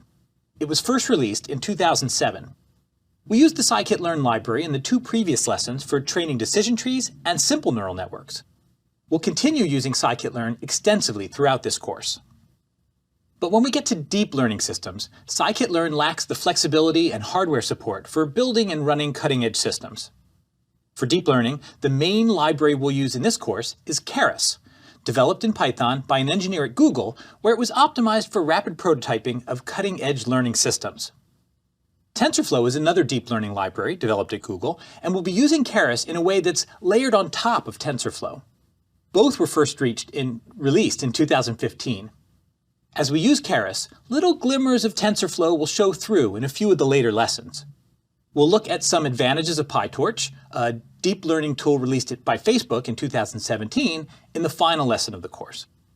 These are all freely available libraries written to take advantage of powerful hardware, and they incorporate the latest optimizers and network architectures. It's not too much to say that one of the drivers of the deep learning revolution has been that everyone is welcome and everyone can contribute. However, these terrific libraries that make it so much easier to get started can also contribute to a feeling that the machine learning algorithms are inscrutable black boxes. That's why I want to spend one lesson working through a simple neural network algorithm in Python without using libraries. Let's start by returning to the green screen application we saw in the first lecture of the course. The algorithm we'll develop is a simple neural network called a linear classifier.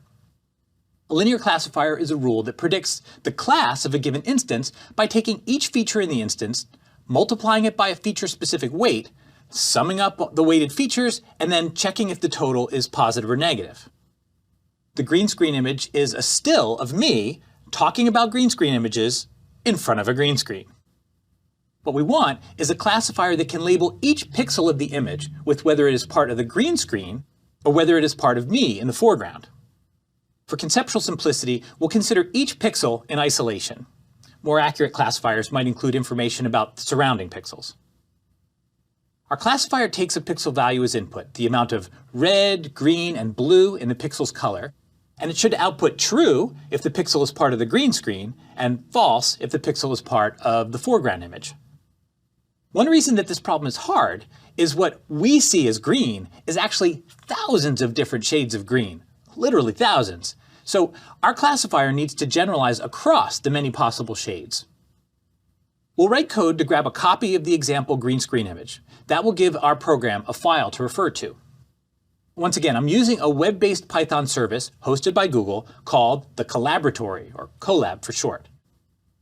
For doing numerical computation, we'll import a Python library called NumPy, which is used by many of the machine learning libraries. Import NumPy as NP means we'll be able to use the shorthand NP to refer to elements of the NumPy library in what follows. Next, we'll run from keras.preprocessing import image. That means we're getting a piece of the keras.preprocessing library, specifically one called image. Yes, Keras is a machine learning library.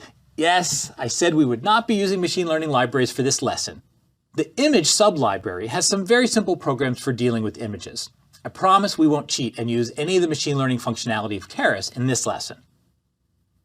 The command image.load_img lets us name an image file and get its data.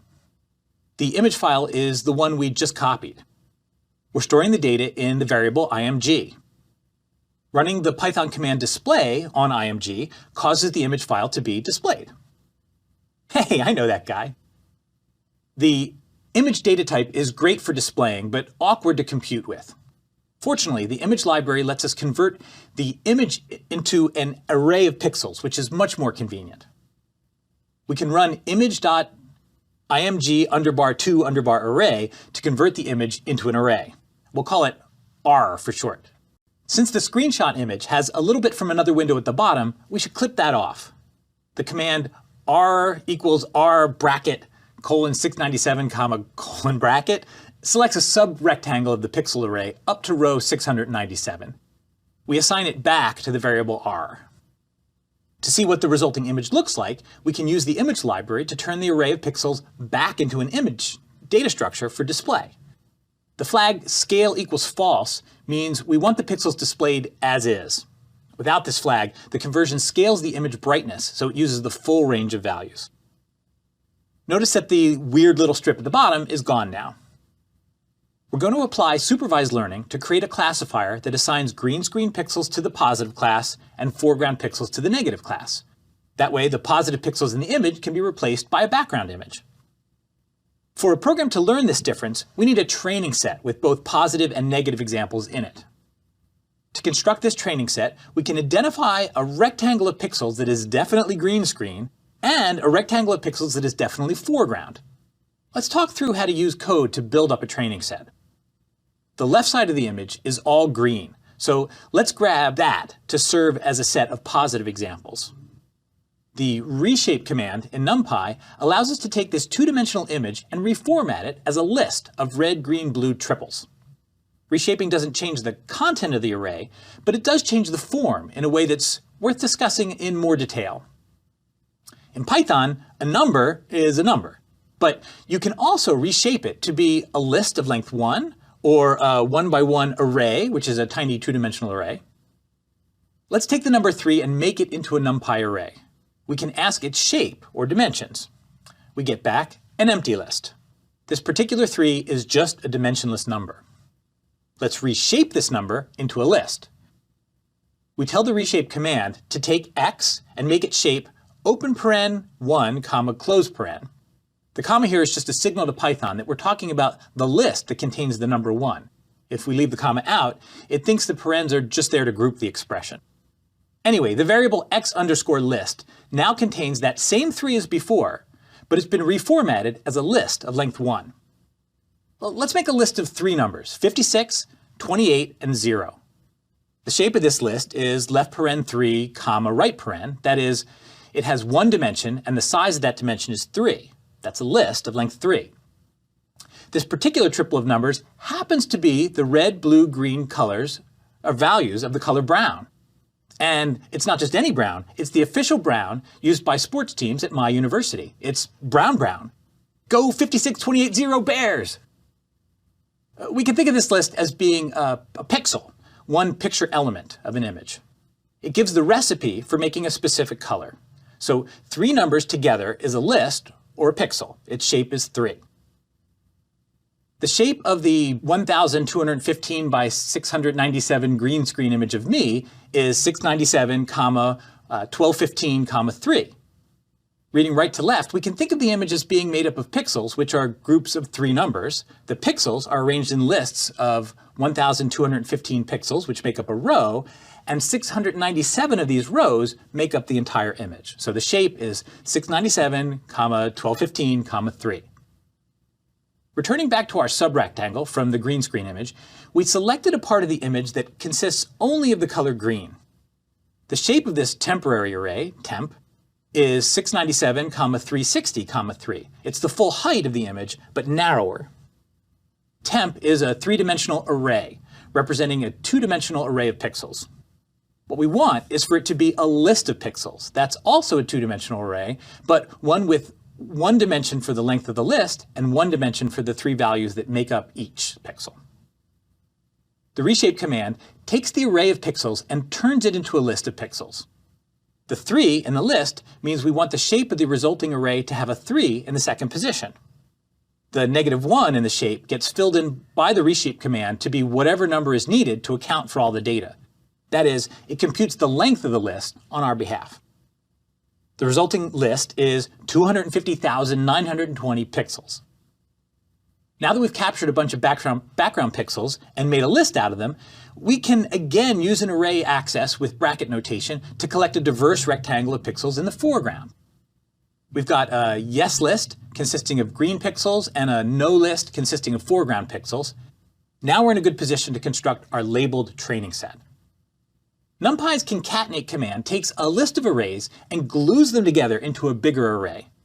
We'll form an AllDat array, that is, all of the data, all in one list.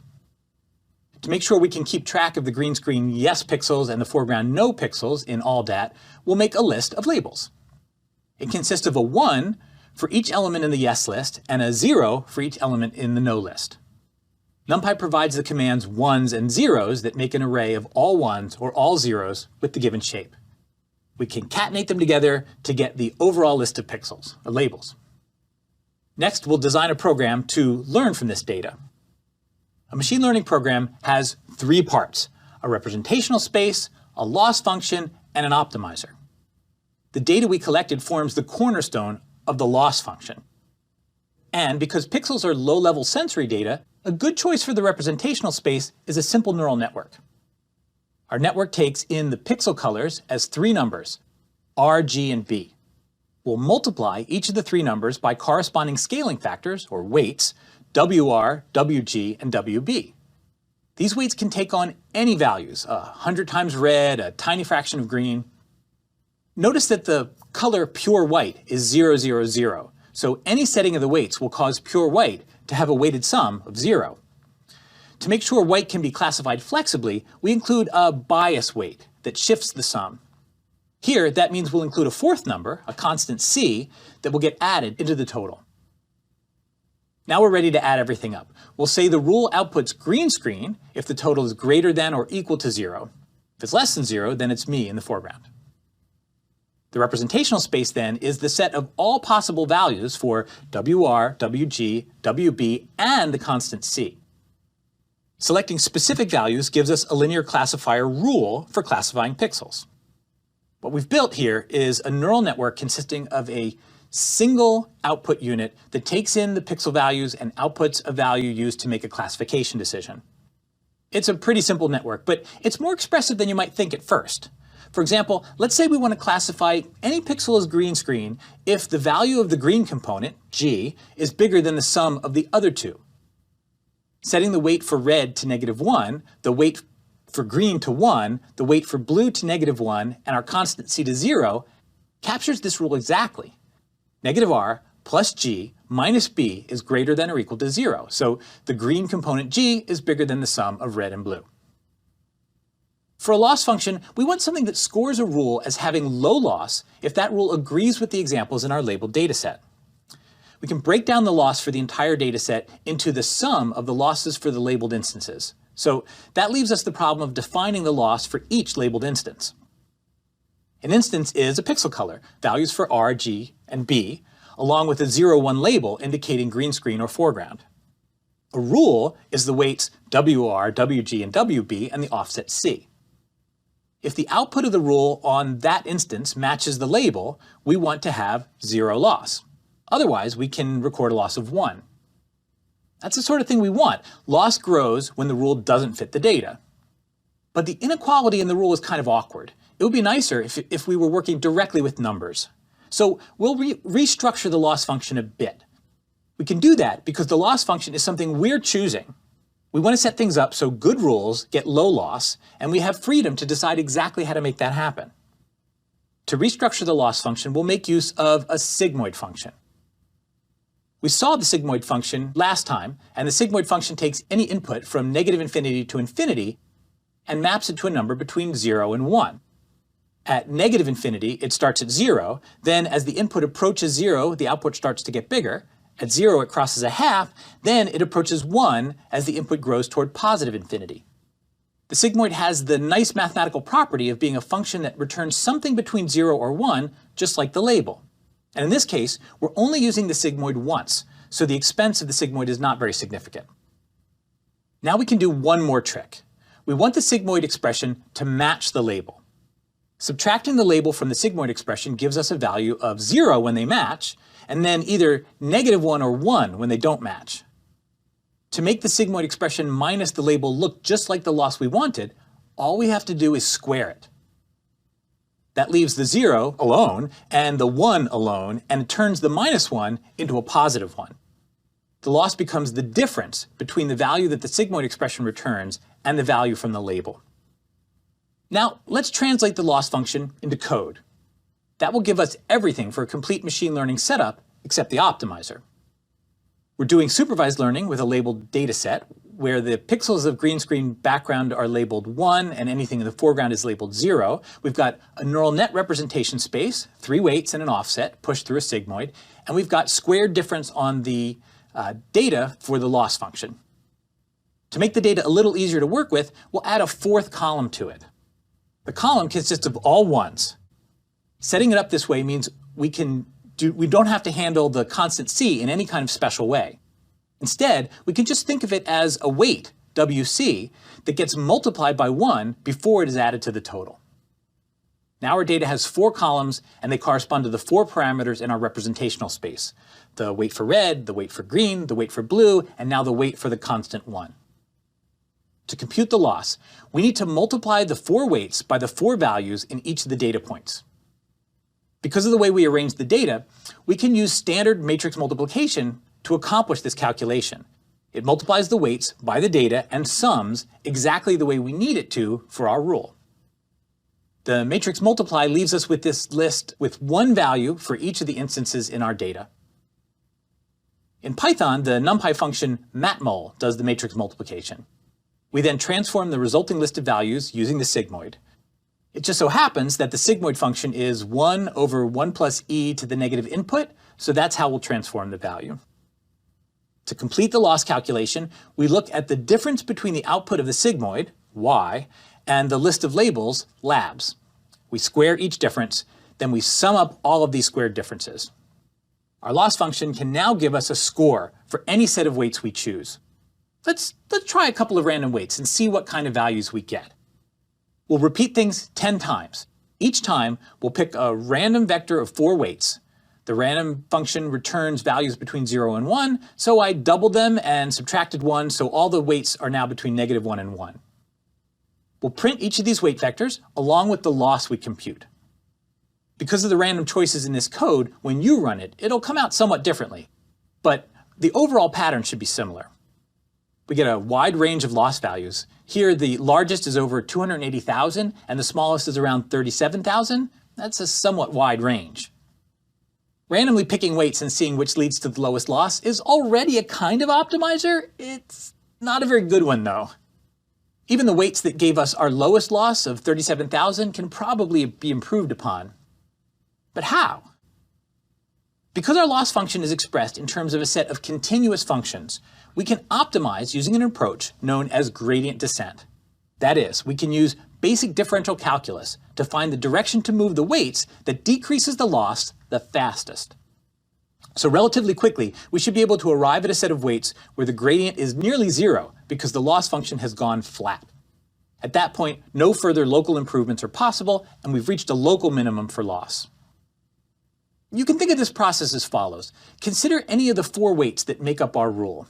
If we set 3 of them to fixed values and let the other one vary, we have a one-dimensional function mapping the choice of value for that weight to the overall loss that our loss function outputs. The curve for varying the 4th weight in our example has a nice smooth shape with a minimum loss for a weight value around negative 0.9. The idea of gradient descent is that the slope of the function at any point tells us which direction we need to move to find the minimum of the curve.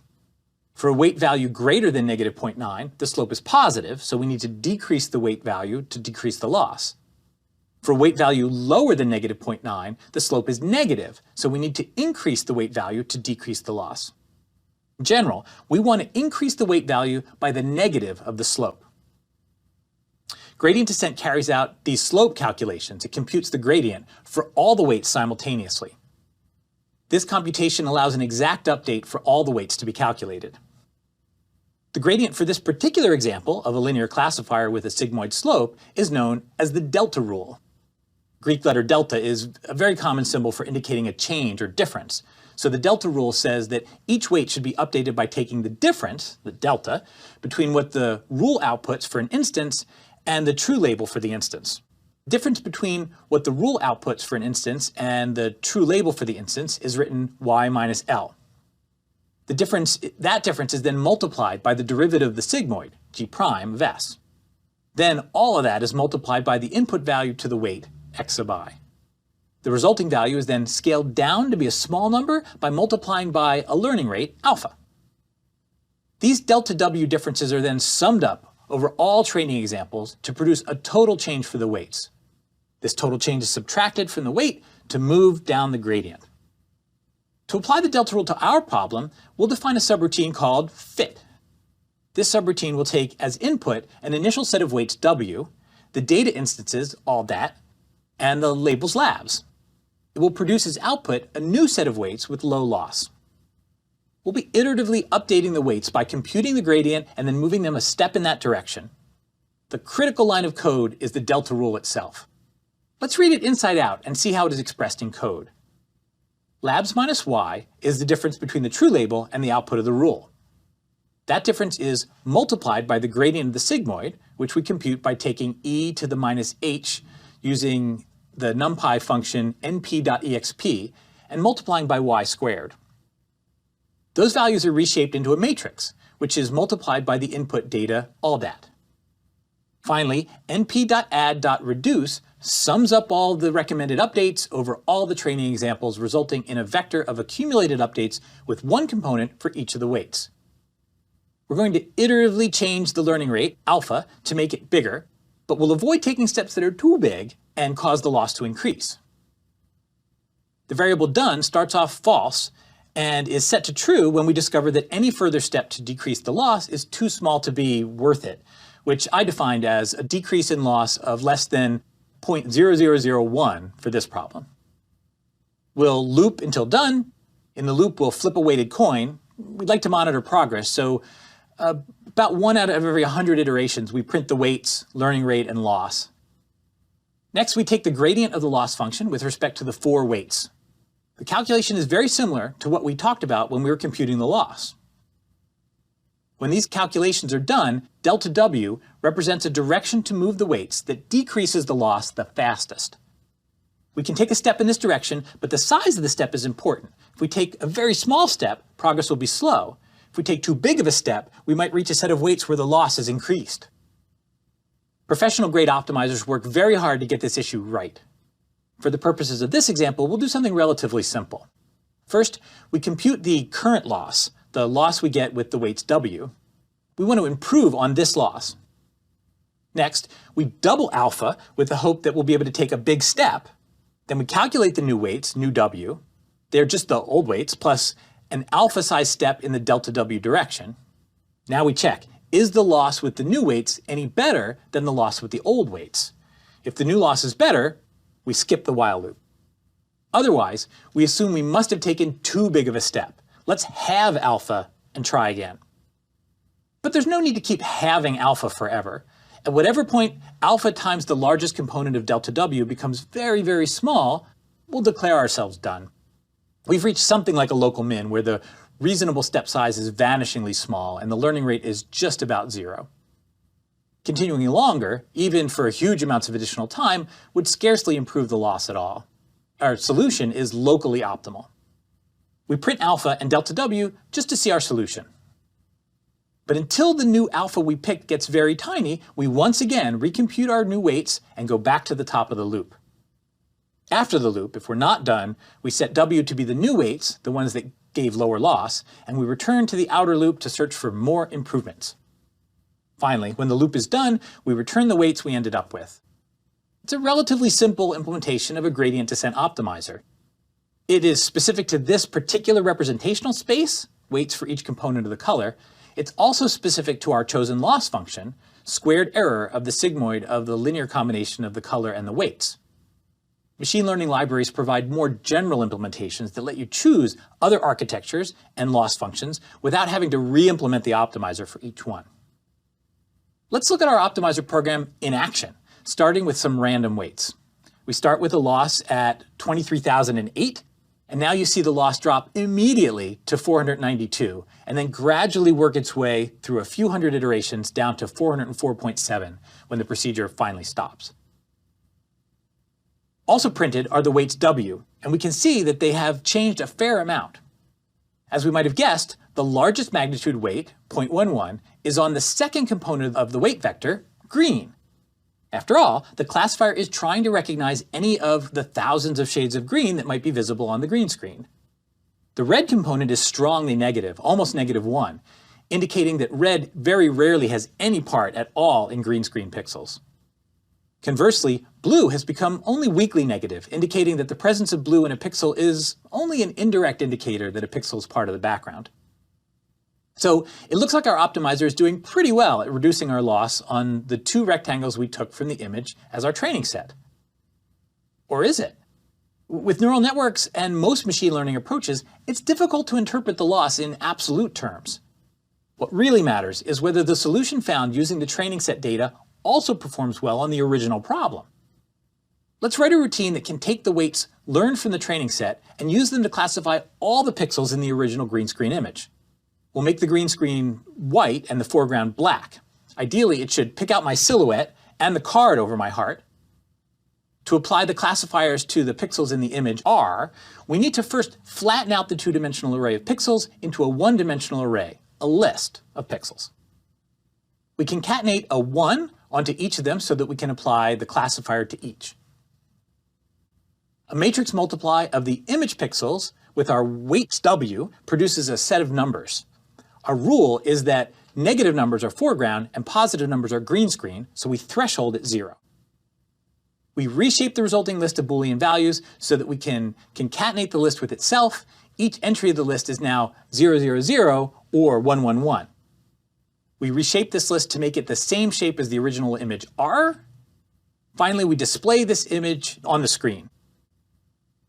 We allow the conversion to scale the values so they become 0, 0, 0, black, and 255, 255, 255, white.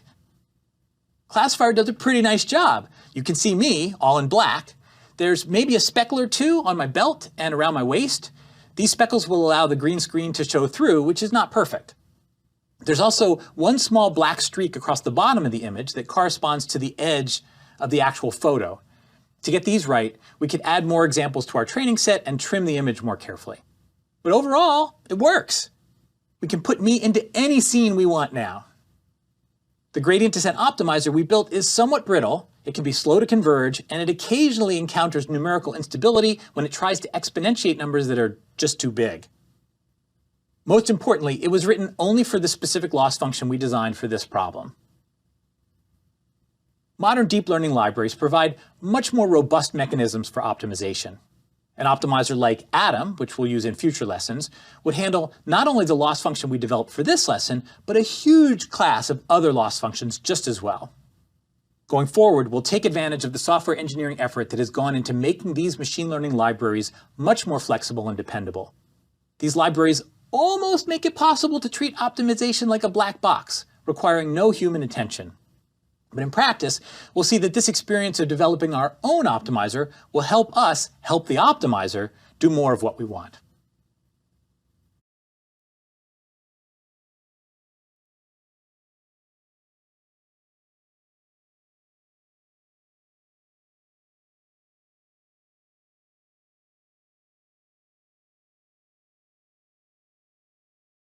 A lot of things in machine learning seem backwards. Instead of writing a program that carries out a goal, we define a goal and let the program write itself. In this lesson, we'll talk about another backwards idea, classifying instances by learning to generate instances from their labels. In the other classifiers we've talked about so far, like neural networks and decision trees, the learn classifier maps an instance to a label. It's pretty straightforward, emphasis on the forward.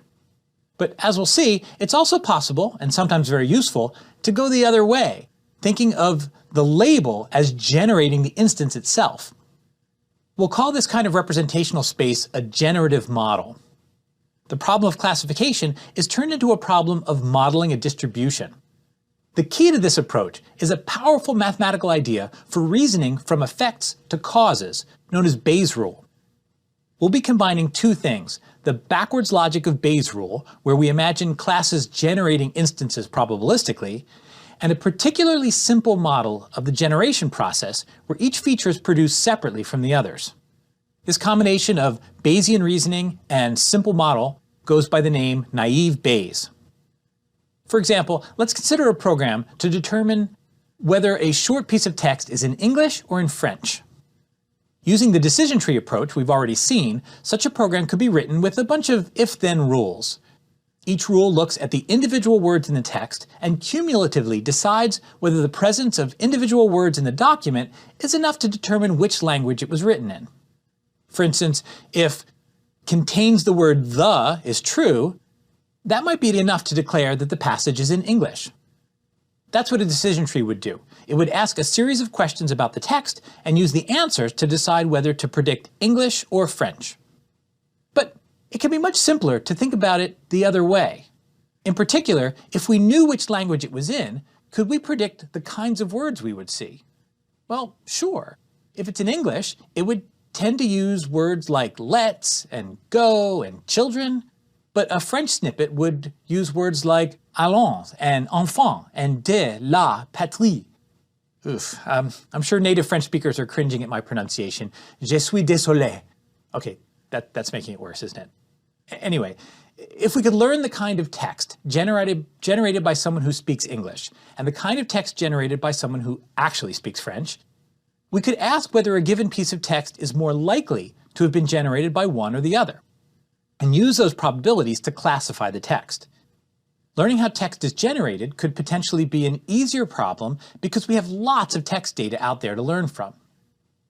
Well, let's stick with English and work through a real-world example involving spam detection. Spam is a significant problem in email and text messaging. People receive communications that are unsolicited and sometimes even fraudulent. Viewed as a machine learning problem, we want a way to take a message as input and to classify it as either normal or spam. In English and many other languages, it's natural to use spaces to break the string of characters into its constituent words. A word is a pretty powerful chunk of meaning. It's short enough to allow for some overlap between messages, but long enough to convey semantic relationships. If I say the word lungs, you immediately get a vivid sense that we're talking about anatomy, not architecture. Here's a message from a spam detection dataset consisting of text messages in the UK made available in 2012. Yo, come over, Carlos will be here soon. The dataset has 3,572 messages, 13% of which are spam. This message is not spam. For comparison, here's a spam message where BT is likely short for British Telecom. Congratulations! Thanks to a good friend, you have won the $2,000 Christmas prize. To claim is easy. Just call 0871-872-6971. Now only 10 pence per minute, BT national rate. Breaking strings into words leads to a simple, powerful, and clever representation for text. We have one feature for each word in the English language. For a given passage of text, a feature has a 0 value if the word does not appear in the text. If the word does appear in the text, we put a 1 in there. Keeping track of the presence or absence of individual words in a text is sometimes called the bag of words representation. It's as if all the words are just thrown into a bag, and all we can tell is what's in the bag or out of the bag, but nothing about the original ordering. In a bag of words representation scheme, a string gets a yes-no vector representation for every word in a dictionary of words. Suppose we have just a tiny dictionary of 18 words. That means a string is represented by a vector with 18 components. Then suppose a message comes in, such as, "This message is not spam, it is real." At that point, the positions in the dictionary correspond to words that appear in the message are turned on. Note that the bag of words representation gives this message exactly the same representation as, "This message is not real, it is spam." The fact that scrambling the words doesn't change the representation seems like a shortcoming of the representation scheme. Clearly, we're losing some information, and that information might be critical to the application. And yet, more than half a century of research has shown that you can get remarkably far with this simple-minded way of looking at language. We're going to focus on bag of word representations in this lecture, but it's worth mentioning an important variant of the idea of using a bag of words. Consider the message, "I love my puppy, it's the best puppy in the world," and "I'm in love, not just puppy love, the real kind." Both of these messages include puppy and love, but the first one is about puppies and the second one is about love. One strong indicator is the number of repetitions of the words. The first contains puppy twice and love once, and the second is the opposite. The repetitions carry valuable information. It can make sense to not just distinguish between the presence and absence of words, but also their frequency in the message. That could mean filling in the vector with counts of the words that appear in the message. But the word "the" appears twice in the first message, making it seem like it's carrying as much information as puppy. But it's not. Words like "the" are common in all messages. It might be a good idea to downweight those kinds of words, perhaps by the inverse of the number of messages they appear in. That is, if a word appears t times in a message and has a frequency f across all of the training examples, we use a weight of t divided by f in the vector. One concrete way to do so is to represent a message or document by a giant vector. The vector has one component for each dictionary word of that word's count in the document, downweighted by the number of documents that word appears in. This idea is an old one. It dates back to the pioneering work of computer scientist Jerry Salton and his colleagues at Cornell in the 1960s. The weighting, used in a vector space model, is known as term frequency inverse document frequency, or TF-IDF. Updated versions of frequency-based weighting are important in assessments of document relevance for sites like Google and Bing. With the bag of words representation in our pockets, along with counts, we can approach spam filtering as a machine learning problem. I prepared a file of the words that will appear in the training data. Each line of the file consists of a word preceded by a count of the number of times the word appears. When a rare word appears, and we haven't made a feature for it, we'll just replace the word with a marker saying the word was unknown. Such unknown words are sometimes abbreviated UNK and called UNCs. We're only going to make a feature for words that appear at least twice in the training data. A singleton word sometimes goes by the fancy term hapax legomenon. Of course, I will only mention this term once. Anyway, for our analysis, we're going to skip these singleton words because we do not have enough examples to be able to generalize from them. All other words are added to the dictionary, along with a count of how many times the word appears. Let's load our file of words into Colab. Tokenize is a routine that turns a string into a vector. Vector is initially all zeros. Then we bust up the string into words using spaces as the delimiter. We count up the number of appearances of each word and return the resulting vector. The getDat routine takes a file as input, reads in each line, turns the sequence of words into a vector, and returns the set. Both the instance vectors and the labels are returned. We're next going to call the getDat function to assign the data to variables in Python. Since getDat returns two items, the instances and the labels, we can assign one variable to the instances and one variable to the labels. TrainDat will get the instance vectors, and train labs will get the labels vector. We use this getDat routine to read in the training data, spamtrain.csv, and the testing data, spamtest.csv. To have a baseline for comparison, let's first build a decision tree. As before, we set up the classifier, train it, see what it predicts on the testing data. We get about 94% accuracy, which seems quite solid. The resulting decision tree implements the rule, if the message has call in it, but not I, it's spam. If it doesn't have call, but it has either txt or www, it's spam. Those are the blue nodes. Otherwise, it's classified as non-spam, a normal message. Here, that's orange. The rule makes a lot of sense. The spam messages include exhortations to contact them back. In claim your reward, call free, call indicates spam. But in can I call now, the I partly cancels it out.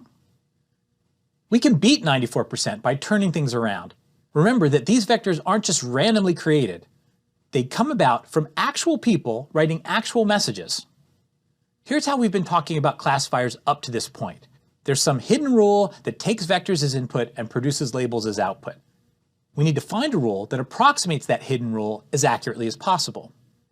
Such algorithms are sometimes described as discriminative. It's not because they discriminate against people, although, as we'll see in a later lecture, they can be misused that way. Discriminative here just means that we are judging algorithms solely on their ability to discriminate, to tell the difference between vectors belonging to the different classes. But in the spam filtering world, there's no reason to believe that such a rule exists.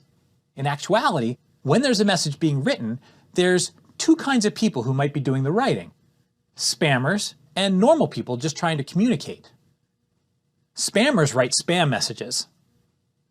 We use suspicious words like call and free and claim, but also innocent words like the and you and to. Normal people write normal messages. We use a lot of personal words like me and my and logical connectives like so and not and can. When it comes to the creation of spam, it's not like the rule comes first and then messages get tagged with the labels by the rule. First, we can make a random decision about whether spam or non-spam is being written. That's the label of the instance. The probability that the chosen label is Y is given by probability of Y. In the data we have, it's more likely that a message is normal, so the probability that the label Y equals spam is less than a half. In fact, it's around 13%. Then we generate an instance vector X, conditioned on the label Y. We call this quantity a conditional probability and read it as the probability of X given Y. That is, I produce a message at random, and the probability of the specific message depends on whether I am acting as a spammer or as a normal person. That's our generative process, the way we are imagining the strings in our data set are created. Now, we need to think about how to reason backwards from this generative process to assigning a label to a newly observed string. In the forward direction, we have a normal person and a spammer sending out messages. For conceptual simplicity, I'm using colors to stand in for specific messages. In real life, of course, there are more than just a handful of possible messages. Okay, I just got a message. I haven't looked at it yet. Assuming I just get one of the sent messages at random, what's the chance it came from a spammer? In this diagram, there are 20 messages from a normal person and 9 from a spammer, so the chance a random messages came from a spammer is 9/29, or about 31%. We write that quantity, probability spammer. That's our prior, the probability of a message coming from a spammer before we look at the message itself. Now we look at the message. It's purple. Now what's the probability it came from a spammer? Looking at the diagram, there are 4 purple messages, 3 came from a spammer, and 1 came from a normal person. So amongst the purple messages, there's a 3/4 or 75% chance it came from the spammer. That's our posterior, the probability of the message coming from a spammer after seeing the message, or probability of spammer given purple. That's a straightforward way of doing the computation, but it is not accurate when the message counts are small. We can reorganize the computation in a way that generalizes better to sparse data. First, let's reflect on how we calculated the posterior. I expressed it as counts, but we can also think of it in terms of probabilities over the space of all 29 messages. The probability of the message coming from a spammer given that it's purple, comes from the probability that a message is from a spammer and it is purple. That probability is 3/29 because 3 of the 29 messages fit the description of being from a spammer and being purple. That quantity is then divided by the probability of a purple message overall. Since 4 of the 29 messages are purple, that probability is 4/29. How did the messages come about that are from a spammer and are purple? First, they came from a spammer. Then the spammer generated the purple message. The probability of a message coming from a spammer is probability spammer, which we already calculated as 9/29. The probability of a spammer generating a purple message is 3/9. So the probability of a message being a purple message generated by a spammer is the product of these probabilities. Again, 3/29. Note that we can also compute the probability of a purple message. It's the probability that a purple message is generated by a spammer plus the probability that a purple message is generated by a normal person. Notice that the probability of a normal person generating a purple message can be calculated using the same process we use to figure out the probability that a spammer generates a purple message. Putting all these pieces together, we can calculate the probability of the cause that the purple message came from a spammer just using the probabilities of the effects, how likely a spammer is to produce a purple message. All right, let's bring this insight to bear on the machine learning problem. We've learned the generative process by estimating the probability of the classes y and the probability of feature vector x given the classes y. Now we need to go from a new vector, x prime, to the probability of its label, y prime. That will tell us, for example, the likelihood a message is spam or normal. Finally, we can proclaim the most likely class as our guess. We'll say a message is spam if probability of spam given message is greater than 1/2. To make a concrete algorithm, let's look more closely at each of these expressions in turn. The first one is just a single probability, and you can think of it like flipping a weighted coin. For this data set, I've already said that the probability of spam is about 13%. The estimation procedure is pretty intuitive. You just estimate the probability of the event happening as the ratio of the number of times it did happen to the number of times it could have happened. The technical term for this approach is maximum likelihood estimation. That just means the estimate maximizes the likelihood that the observed data would be generated. And it is provably true that the way to maximize the likelihood of the observed data is to set the probability parameters of our model using the frequency observed in the data.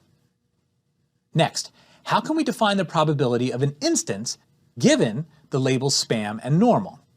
Here, we'll use the insight that the bag-of-word representation is simpler than considering sequences of words, but still retains a lot of the meaning of a message. And since we're dealing with probabilities for bag-of-words model, we're going to imagine that a spammer creates messages just by drawing words randomly, one at a time.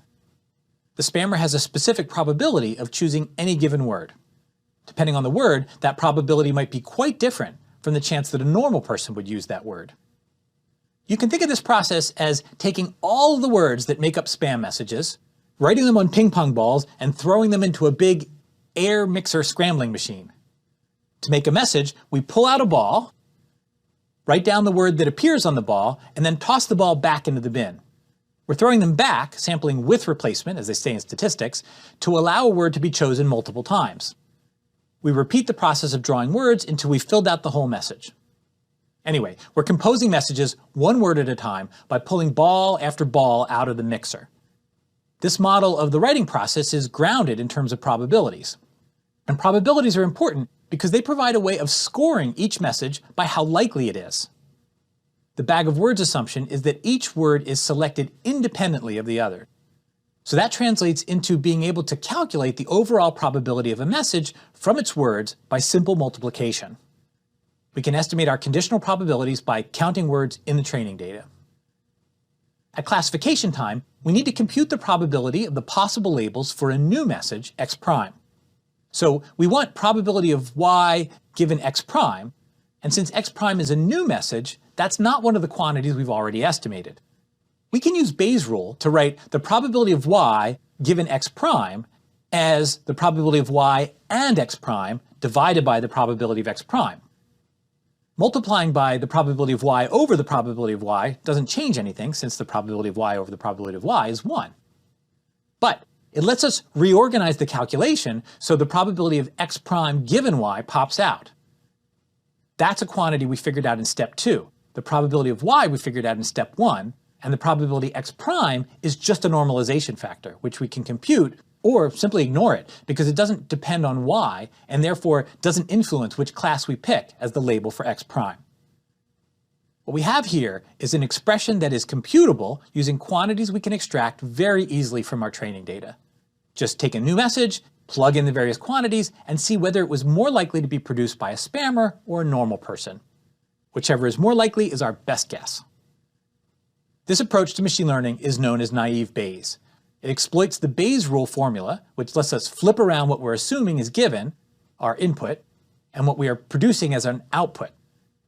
It is Bayes' rule that lets us go from effects to causes, from observations to facts, from symptoms to diseases. Returning to the example to finish it up, if we learn a naive Bayes classifier for the data, we get 96% correct. And that beats the 94% correct that we got with the small decision tree. It's only slightly more accurate. But the naive Bayes classifier also tells us, for each possible word that can appear in a message, whether its presence is evidence that a message is spam, or if its presence is evidence that the message is not spam. It precisely quantifies the degree to which each piece of evidence contributes to the overall assessment. An amazing thing about naive Bayes models is how quickly they can run. That's because learning just takes one pass through the training data. In contrast, a decision tree needs to consider all possible splits for each node, and a neural network requires many iterations of gradient descent. Back in the early days of Google, naive Bayes was their tool of choice. They observed that for the mountains of data they were processing, naive Bayes would learn extremely effective rules. And training naive Bayes on an enormous database is very, very inexpensive. But Google changed their tune when deep learning became ascendant. In 2016, Google declared itself a machine learning first company. While they had, from the very beginning, used machine learning approaches in their work, Google came to see that machine learning was one of their primary differentiators from their competitors. Ever since, the company has embraced additional cutting-edge approaches to machine learning, even doing some of the best research in the area. But it's interesting to remember that even Google went through a period when naive Bayes was the best tool available for the problems they faced. It remains so for many problems today, especially when data for training large-scale deep networks is scarce. We've seen that naive Bayes is especially good for working with language data, as the bag of words assumption does a good job of capturing the topics of a passage of text. But the Bayesian idea of reasoning from effects to causes can be used more generally in settings where the naive bag of words model is replaced with a model that preserves more information. The broader, non-naive version of the Bayesian idea allows probabilities of words that are tied to each other. Words are no longer assumed to be independent, and sequences can be modeled too.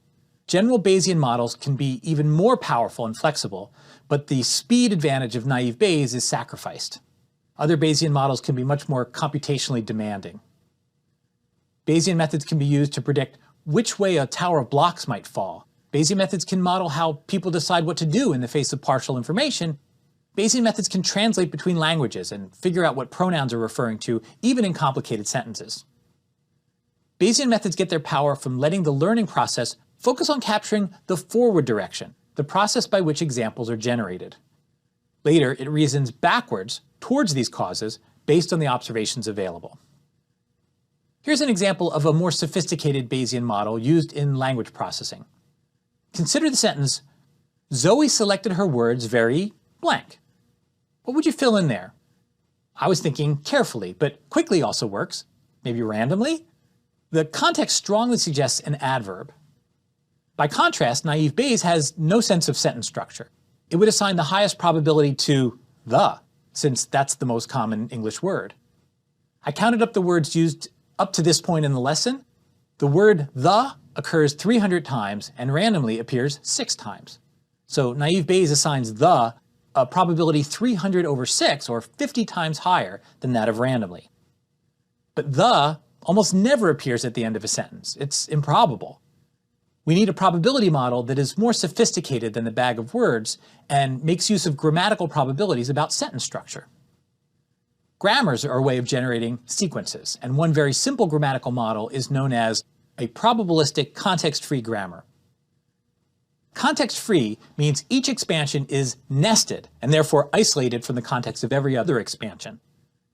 In the sentence, Zoe selected her words very carefully, Zoe and words are playing the role of nouns, very and carefully are adverbs, selected is a verb, and her is a possessive pronoun. These parts of speech can be grouped together into phrases. Zoe is a noun phrase, her words is another noun phrase. Very carefully is an adverbial phrase. Going to a higher level, selected her words very carefully form a verb phrase, and with Zoe as our noun phrase stuck to the front, we have a well-formed sentence. Viewing things the other way, a sentence is expanded into a noun phrase followed by a verb phrase. A noun phrase might just be a single noun, but it can also be a noun modified by an adjectival phrase, and so on. So this kind of probabilistic context-free grammar is a generative model that assigns concrete probability values to the likelihood that each box can be expanded. For example, the noun phrase box could expand to any of several possibilities. Selecting probabilities for all possible expansions results in a probability distribution over all possible sentences. Natural languages like English are not perfectly captured by context-free grammars. Expansions do not always nest perfectly because long-range sharing of contextual information sometimes matters. But a context-free grammar captures a lot more of the structure of English than a naive Bayes model can, while retaining some of its computational efficiency. As a result, a context-free grammar is a considerably better probability model than naive Bayes. Scholars at the University of Pennsylvania released a tree bank of diagrammed sentences beginning in 1992. Data in the tree bank is like our Zoe sentence. Thanks to the painstaking efforts to create data files with many grammatically labeled sentences, it became possible for a probabilistic grammar to be learned in a supervised fashion. The training process is much like the one in naive Bayes. Count up how often each of the transformations take place in the dataset. A significant advantage of naive Bayes models, though, is that no special tagging is needed.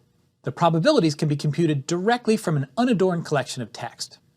Thus, probabilistic grammars are better when diagrammed data is available and greater precision is needed, but naive Bayes provides a greater ease of training that is sufficient for a surprising variety of cases. Why does the Bayesian approach of going backwards work so surprisingly well? The underlying reason is that real language is produced by intelligent agents who wish to communicate an idea to other intelligent agents. Data that lacks this generative structure, or data for which the generative structure is too complex, are less suited to Bayesian methods. That said, more recent Bayesian methods have combined with deep learning to capture richer context available in patterns of the other words in the sentence. These probability models go beyond the rigidly nested context-free structure we've seen. And they've gotten very good. A method trained in early 2019 called GPT-2 was already composing eerily reasonable-looking messages by using richer context-sensitive probabilities to generate each word of the message. Still, even these more recent methods are not capturing the true process by which ideas are turned into sentences. Figuring out a way for machines to generate sentences the way humans do will be an important aspect of how researchers crack the problem of creating true intelligence. We'll return to these ideas in a later lesson on networks that output language, but the key takeaway here is a deep connection between language and probability. The language of probability provides an excellent way to model the probability of language. That is why even a very primitive probabilistic model can turn raw data into meaningful patterns. And that's why it is useful for a Bayesian probability model to reason from effects back to causes, just like humans do.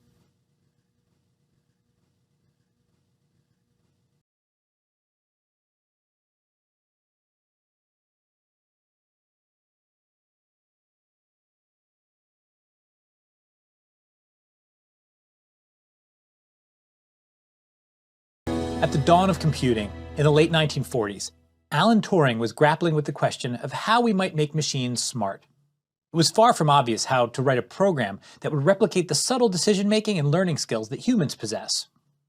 But in a 1950 paper that introduces the imitation game, now known as the Turing test, he proposed that hand-programming adult-level intelligence was neither practical nor necessary.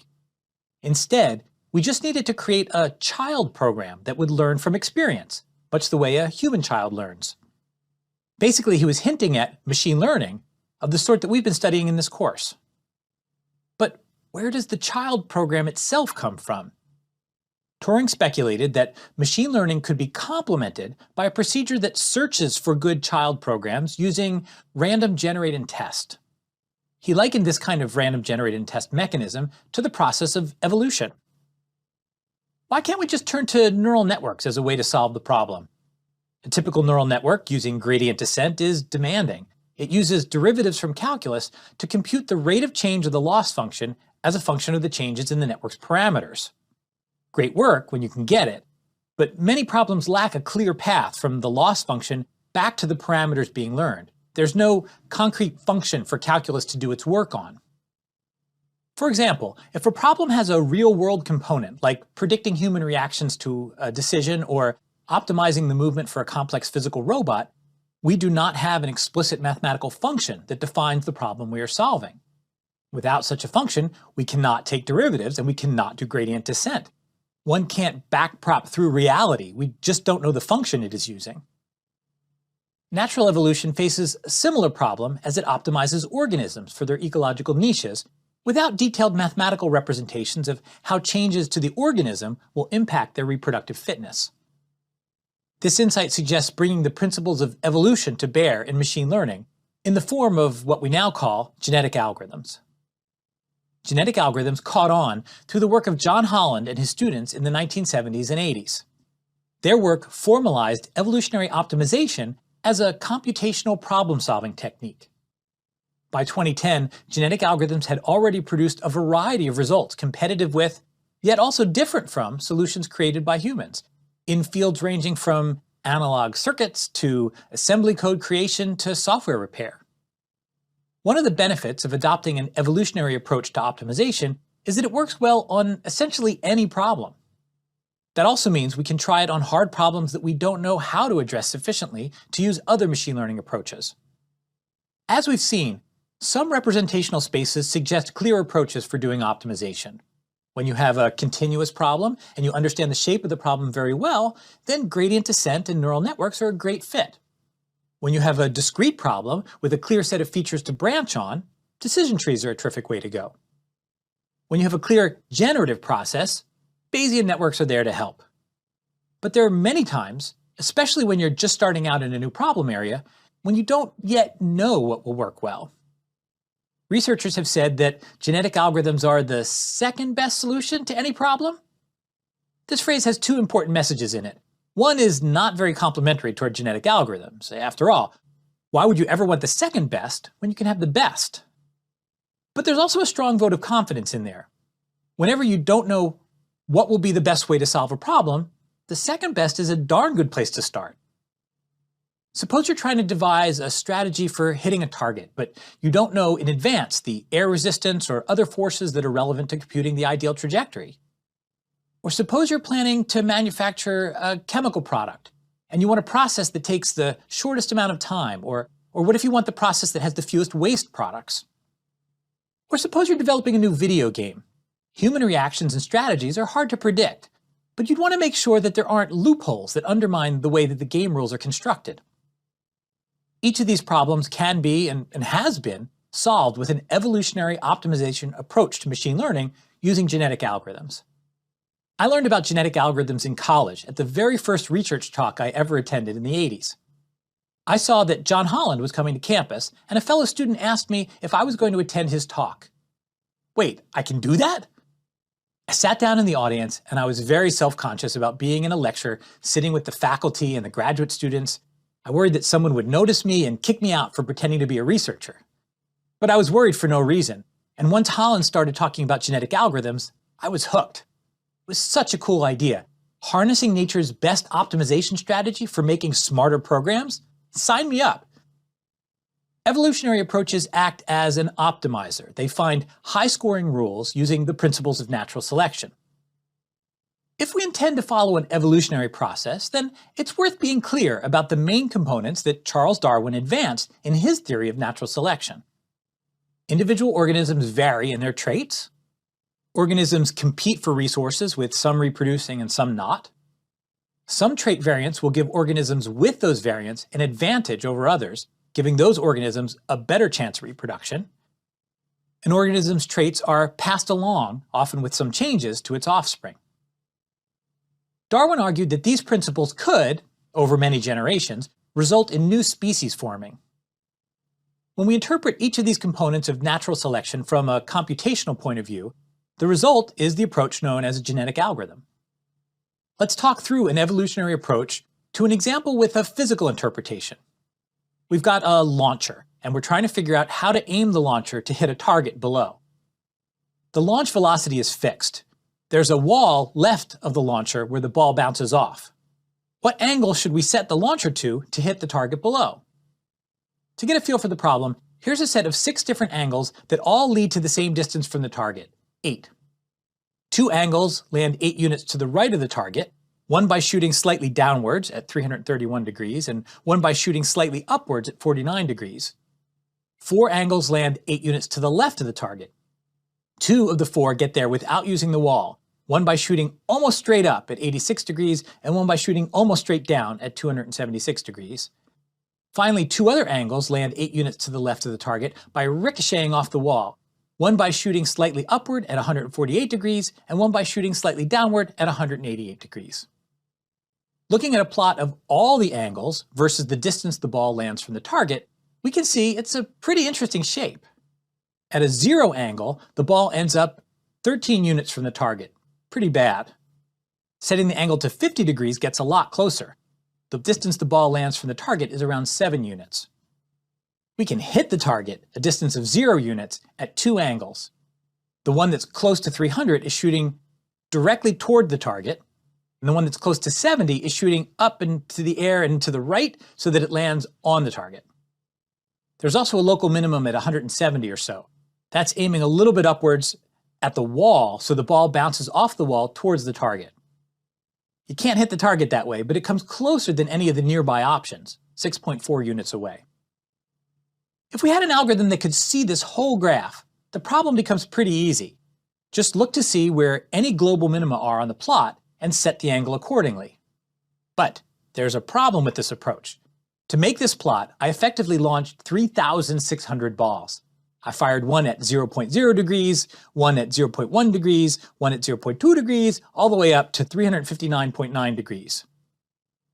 If we were actually collecting the data needed for that experiment, it would be pretty wasteful to try every setting like that.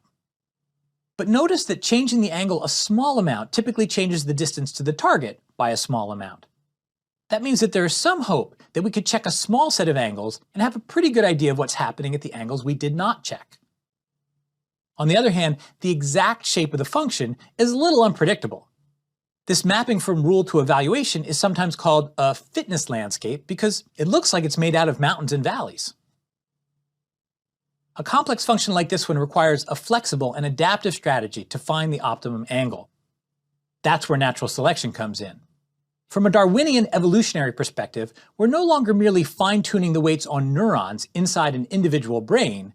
Instead, we need a population of individuals to select from. In our simple physics-based example, we can take an individual to be a single angle, any value, including fractions. A population is a set of angles of various values.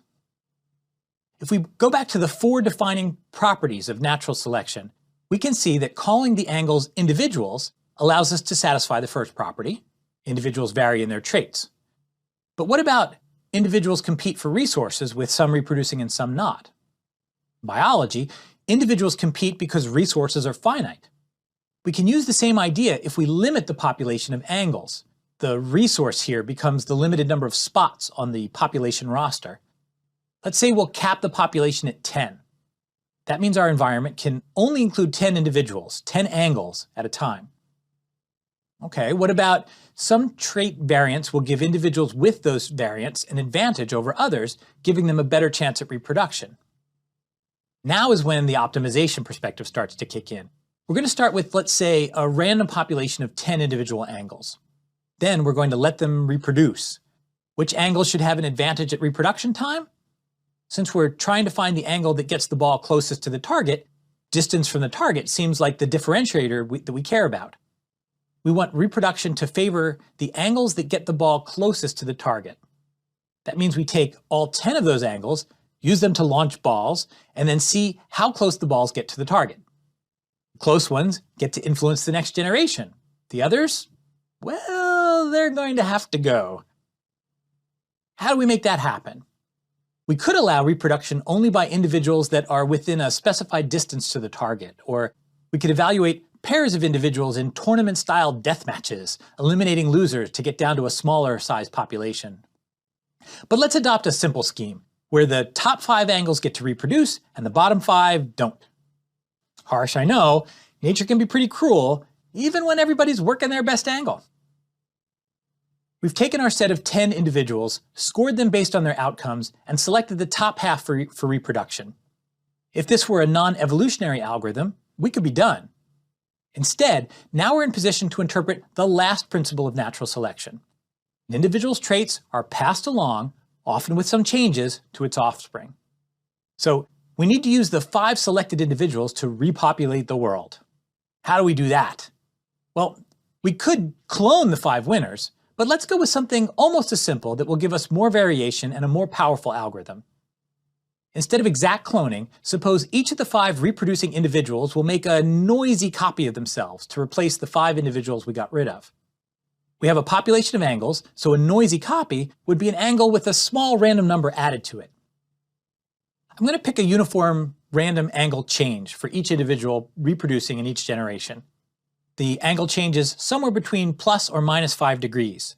That way the kids stay pretty close to the parents, but also have enough space around them to be a bit different. Kids will be kids. Concretely, what might an evolutionary optimization of this function look like? We start off with 10 individuals representing 10 random angles. Each individual is represented by an orange dot. We measure the loss of each of these individuals in generation 0, where loss means the function we're trying to minimize. In this example, it is the distance the ball ends up from the target when fired at the given angle. For this random population, the minimum loss individual has a loss of 6.40. It's an individual that ricochets the ball off the wall. That's close to a local minimum, ultimately a losing strategy in this game. Next, we get rid of the individual with the 5 worst losses. We find those all have a loss above 12.5. So everyone worse than 12.5 is removed.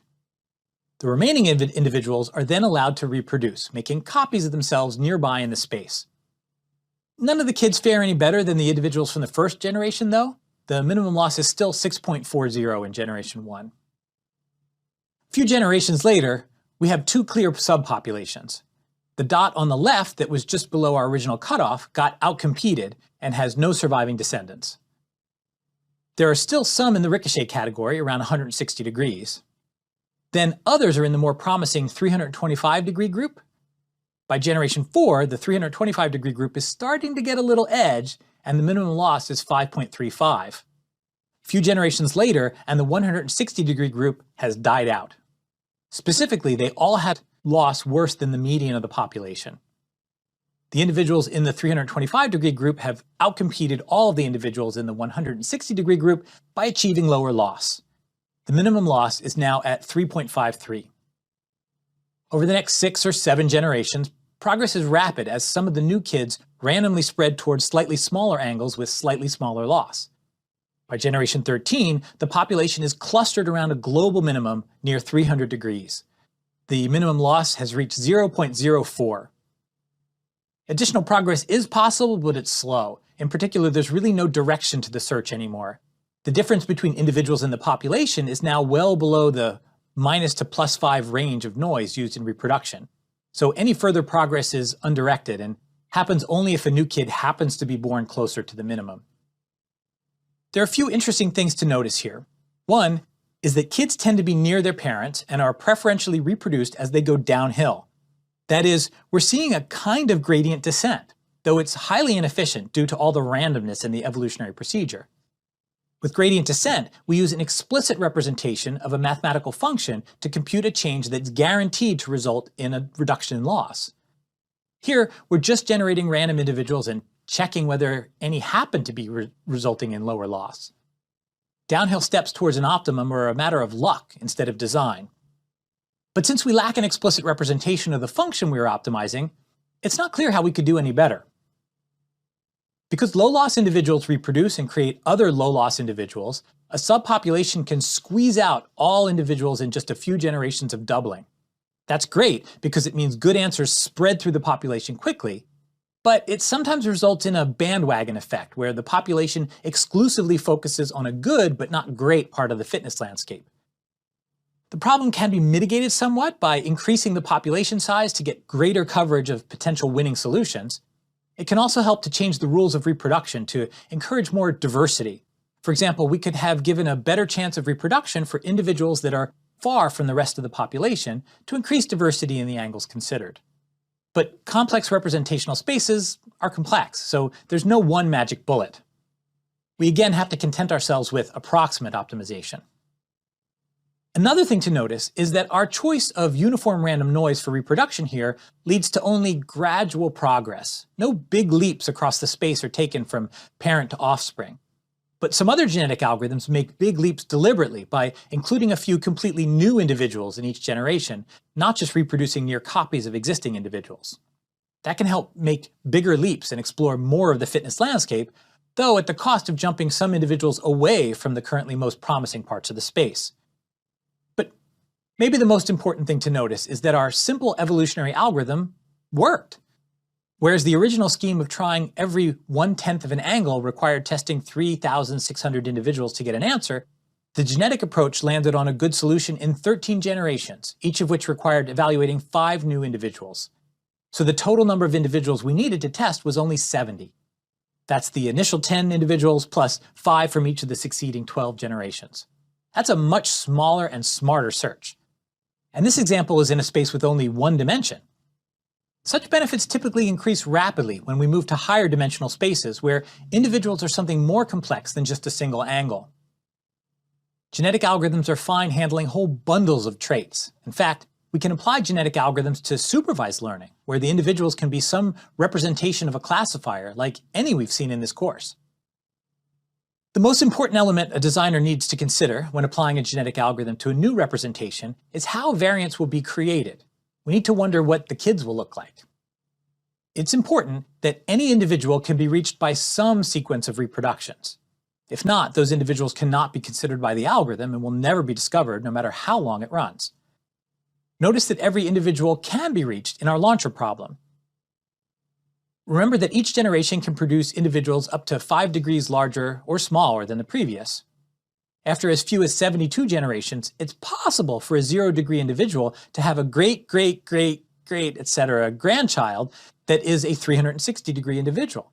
Indeed, given that angles wrap around, any angle can be reached within 180 degrees, or 36 increments of 5 degrees. So it's possible for any individual to be reached in as few as 36 generations. Offspring of individuals are likely to be close to their parents in a way that suggests that their loss will be similar. It's okay if low-score individuals can generate high-score kids. I'm sure they'd be very proud. But it's not great for genetic algorithm if high-score individuals can only be reached from low-score individuals. That would happen in our example problem if the minimum loss individual was surrounded, on 5 degrees on either side, by only individuals with much worse loss. If your fitness landscape is rife with these sorts of weird discontinuities, you'd be better off finding another scheme for reproduction that doesn't have this property. But a genetic algorithm is fine as long as there is some sense that incremental progress is possible.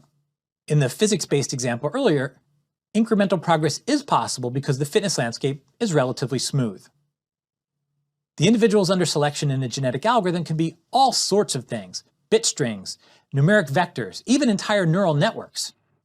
A scheme called neuroevolution of augmenting topologies, or NEAT, is a genetic approach to learning neural networks. Another particularly interesting representation is when each individual is an entire executable computer program. One convenient representation of individual computer programs is something called a syntax tree, which shows the abstract structure of a program. They're analogous to the context-free grammatical structure we discussed in the naive Bayes lesson. Genetic algorithms can be applied to computer programs in the form of a population of syntax trees. This variant of genetic algorithms goes by the name genetic programming. We can use genetic programming to optimize over computer programs if we want to produce individuals that can map input to output. That's more than the earlier example where individuals are just a number and an angle. Consider a machine learning classifier. It maps instances to labels. We could represent a classifier as a simple program that tests attributes of an instance and then uses the results to decide what to output. So that's a candidate for optimization as a genetic program. Here's an example where we try to discover the relation of an x variable to a y variable. A statistician would call this problem regression. You might be familiar with linear regression or polynomial regression. These problems are concerned with finding the coefficients of fixed equations that cause numerical inputs x to map to numerical outputs y. Here, we're going to use genetic programming to solve the regression problem, returning a symbolic representation of the answer. That is, our program will be finding and returning an entire mathematical expression, not just the coefficients of a given expression.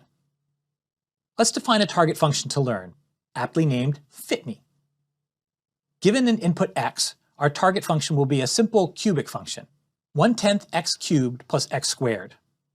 We'll make a training set, xtrain, for this function consisting of 50 uniform random x's between -10 and 10. We run these points through our target fitme function to get the corresponding targets ytrain. Using matplotlib, we can plot these points to see the shape of the overall curve. Next, we'll learn a classifier for this data using genetic programming. The gplearn package, first released in 2015, adopts the approach of the scikit-learn library and extends it to genetic programming. We install it and import it into our online environment on Colab. Our genetic programming-based estimator, SGP, is a symbolic regressor. That is to say, we're solving a regression problem by finding a symbolic expression, a little piece of a program. The program it finds will use only two operators, add and mul. Add for addition and mul for multiplication. A program can use as many of these operators as necessary. However, there's a trade-off in the search between accurately matching the training data and being parsimonious, using a small expression. The parsimony coefficient tells the genetic programming search how much weight to put on parsimony compared to accuracy. The parsimony coefficient can be any non-negative value, where smaller numbers for parsimony tend to result in much bigger programs created. The data is ready for fitting. How does it proceed? The algorithm represents individuals as syntax trees. The internal nodes of such a tree are the various operators, just mul and add in this case. The leaves of the tree are either variables or constants, like our input x0 and a number like 0.742. For example, an expression tree with add at the top and 0.742 and x0 as its children represents the mathematical expression x0 plus 0.742. We can embed this expression tree as a subtree of a larger tree. For example, the previous tree could become a subtree under a larger tree that has mul at its top node and x0 as another child to the new top node. The mathematical expression represented by this tree is x0 times the sum of x0 and 0.742. In other words, it's 0.742 x0 plus x0 squared. For a genetic algorithm, we need to define an operation to produce new individuals. And instead of noisy clones, the gplearn package uses an operation called crossover that takes elements of two members of the population to create a new individual. It's kind of like each individual has two parents. We hope the baby gets the best of its parents, but the combinations are random, so we never know until we compute their loss at the next generation. So let's consider the crossover operation used in gplearn. Crossover between two individual trees randomly picks two nodes and their subtrees, one from each of the two reproducing trees. I've highlighted the selected node and a subtree from the first tree in red. This particular subtree is just a single node. For the second tree, I've used green to highlight the selected node and subtree.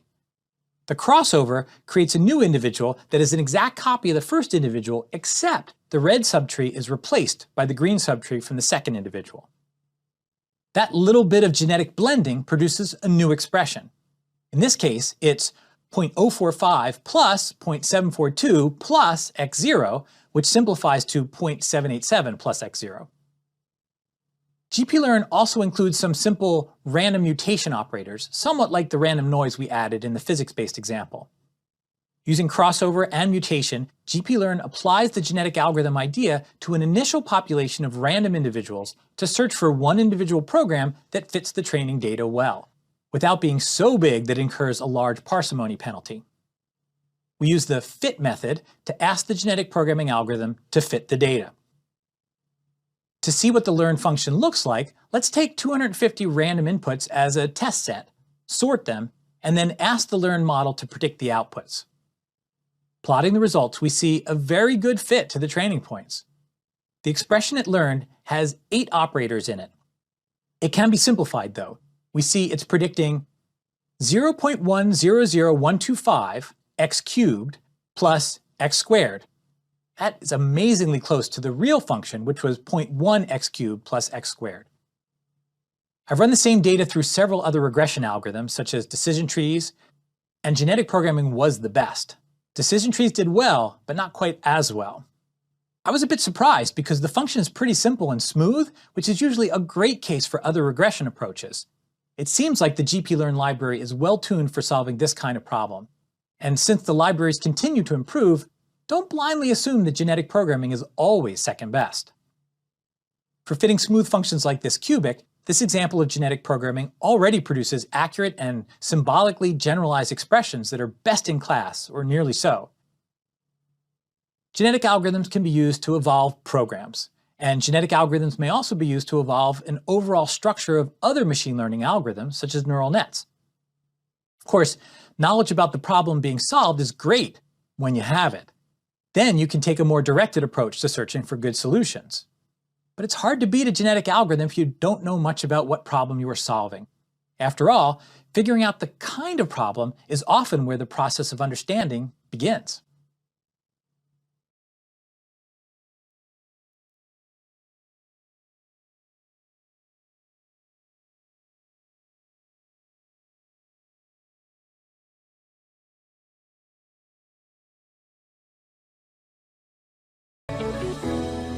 Let's try a little experiment. We have a labeled training set for a binary classification problem. We've got Carlo, Georges, and 4 others in group A, and Bill and Phil and 4 others in group B. Given these examples, where would you put Niels? Since you don't have any information about what the groups mean, you're stuck having to find relationships, similarities, between the names that are there. Debbie and Michaela are traditionally female names, and they're both in group B. Cesar and Carlo might be of Latin origin, and both are in group A. Niels kind of sounds like Bill and Phil, so maybe it should go into group B. All right, actually, I don't want you to think too hard about it because it's a trick question. Group A consists of the first names of 1984's Nobel Prize winners. Group B consists of the first names of 1984's Winter Olympics alpine skiing gold medalists. Niels is actually another Nobel Prize winner. He worked with Georges and Cesar, so he's in Group A. How'd you do? The question was totally unfair, right? Without more information about how we can think of these instances as being related to each other, there's really no way to get a foothold on a problem like this. For induction to be possible, to generalize to new inputs, there needs to be some notion of similarity between the inputs. Arguably, each of the approaches to machine learning we've seen so far leverages some kind of similarity between the inputs. For a decision tree to work, instances with similar feature values should tend to have the same labels. Neural networks process feature values mathematically, resulting in nearby instances getting mapped to the same output. A Bayesian probability model is expressed in terms of the relationships between the features. Even evolutionary search, where we don't know the type or structure of the problem when we start, assumes that instances with a family resemblance should get similar scores. But although similarity is very important in each of the algorithms we've discussed up to this point, our focus has been on how the algorithms process the data. Similarity has only been used implicitly by the algorithm. In this lesson, we'll measure similarity explicitly. In particular, we'll look at nearest neighbor algorithms that work by diffusing labels from training instances to other nearby training instances. Think of it like painting with a broad brush. labels in the training data spill over to possible instances they're close to. It's guilt or innocence by association. Being explicit about similarity allows us to use a very simple algorithm to solve tough machine learning problems. One of the few running disagreements I've had with my spouse is about how to set the temperature in the house. My comfort zone is something like 68 to 72 degrees Fahrenheit. Within that range, I prefer that the house temperature be set as close as possible to the outdoor temperature, something like 68 in the winter and 72 in the summer. But that doesn't work so well for my spouse. Here's the part that has always confused me. She wants it to be 72 degrees in the winter and 68 degrees in the summer. That is, the temperature that she prefers in the winter is too hot for her to be comfortable in the summer. Well, it turns out that scientists in Denmark are acknowledged masters on the topic of indoor comfort. I got some data from them and cleaned it up a bit. It has temperatures and relative humidity, plus color codings for judgments about what's comfortable. There are 500 comfort judgments. Each point represents a measurement of the temperature and humidity of a room, along with a consensus judgment as to whether the room is comfortable. An important thing to notice here is that the range of comfortable temperatures varies depending on the humidity. Here, at high relative humidity, like 70%, comfortable temperatures range from about 68 degrees to 71 degrees. That's the sort of thing you might find in the summer. At a low relative humidity, like 30%, 70 to 75 degrees is more comfortable for people. Mystery solved. My spouse isn't inconsistent and wasteful. She's just sensitive to humidity, like normal people. Okay, with this information in hand, let's think about what we'd need to do to automate climate control in the house. We'd need to be able to answer the question, for a given temperature and humidity, is that comfortable? Then we can design a control system that moves the temperature and/or humidity to a comfortable value. The first part, predicting if a given temperature-humidity combination is comfortable, is exactly the problem of learning a classifier. Given the 500 comfort judgments, we can train a decision tree learner to predict comfort from temperature and humidity. I trained a decision tree with 7 leaf nodes on this data, and here's what the learned decision tree rule does. I'm plotting blue, where the learned rule says it's uncomfortable for people, and it really is. Orange shows where the learned rule says it's comfortable for people, and it really is. Thus, blue and orange are where the learned rule matches the data. On the other hand, red is where the rule says it's uncomfortable, but it's actually comfortable for people. Green is where the rule says it's comfortable, but it's not for people. So if you focus on the green-orange region that's shaped kind of like Massachusetts, that's where the learned decision tree thinks the comfort region is. For this kind of data, it seems like we could do much better. Consider what we might do to make a prediction for a temperature of 68 degrees and a humidity of 30%. That's one of the places where the decision tree is making a mistake. That combination is comfortable, but the decision tree says it's not. If we look at the training data, there's a point at 69 degrees, 29% that is labeled comfortable. So wouldn't you think that 68 degrees and 30% would be too? Well, it is, according to the comfort control specialists. But the decision tree rule doesn't guess that. Instead of learning a decision tree from the data, maybe we can use the nearness of training instances as a way to make predictions. Here's a really simple way to do that. If you want to make a prediction for a given temperature-humidity combination, look through the labeled training data to find something that's close to it. If there's something really close, we assume that the new point is going to share its label. But even if there's nothing really close, and it's hard to know what's going on, we might as well use the label of whatever labeled data point comes closest. This rule is known as the one nearest neighbor classifier. Guess that the most similar training point is the best predictor for the new testing point.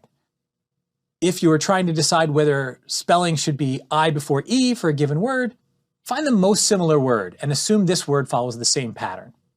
If you want to know if a given temperature-humidity combination is comfortable, find the most similar known example and assume it's going to be the same.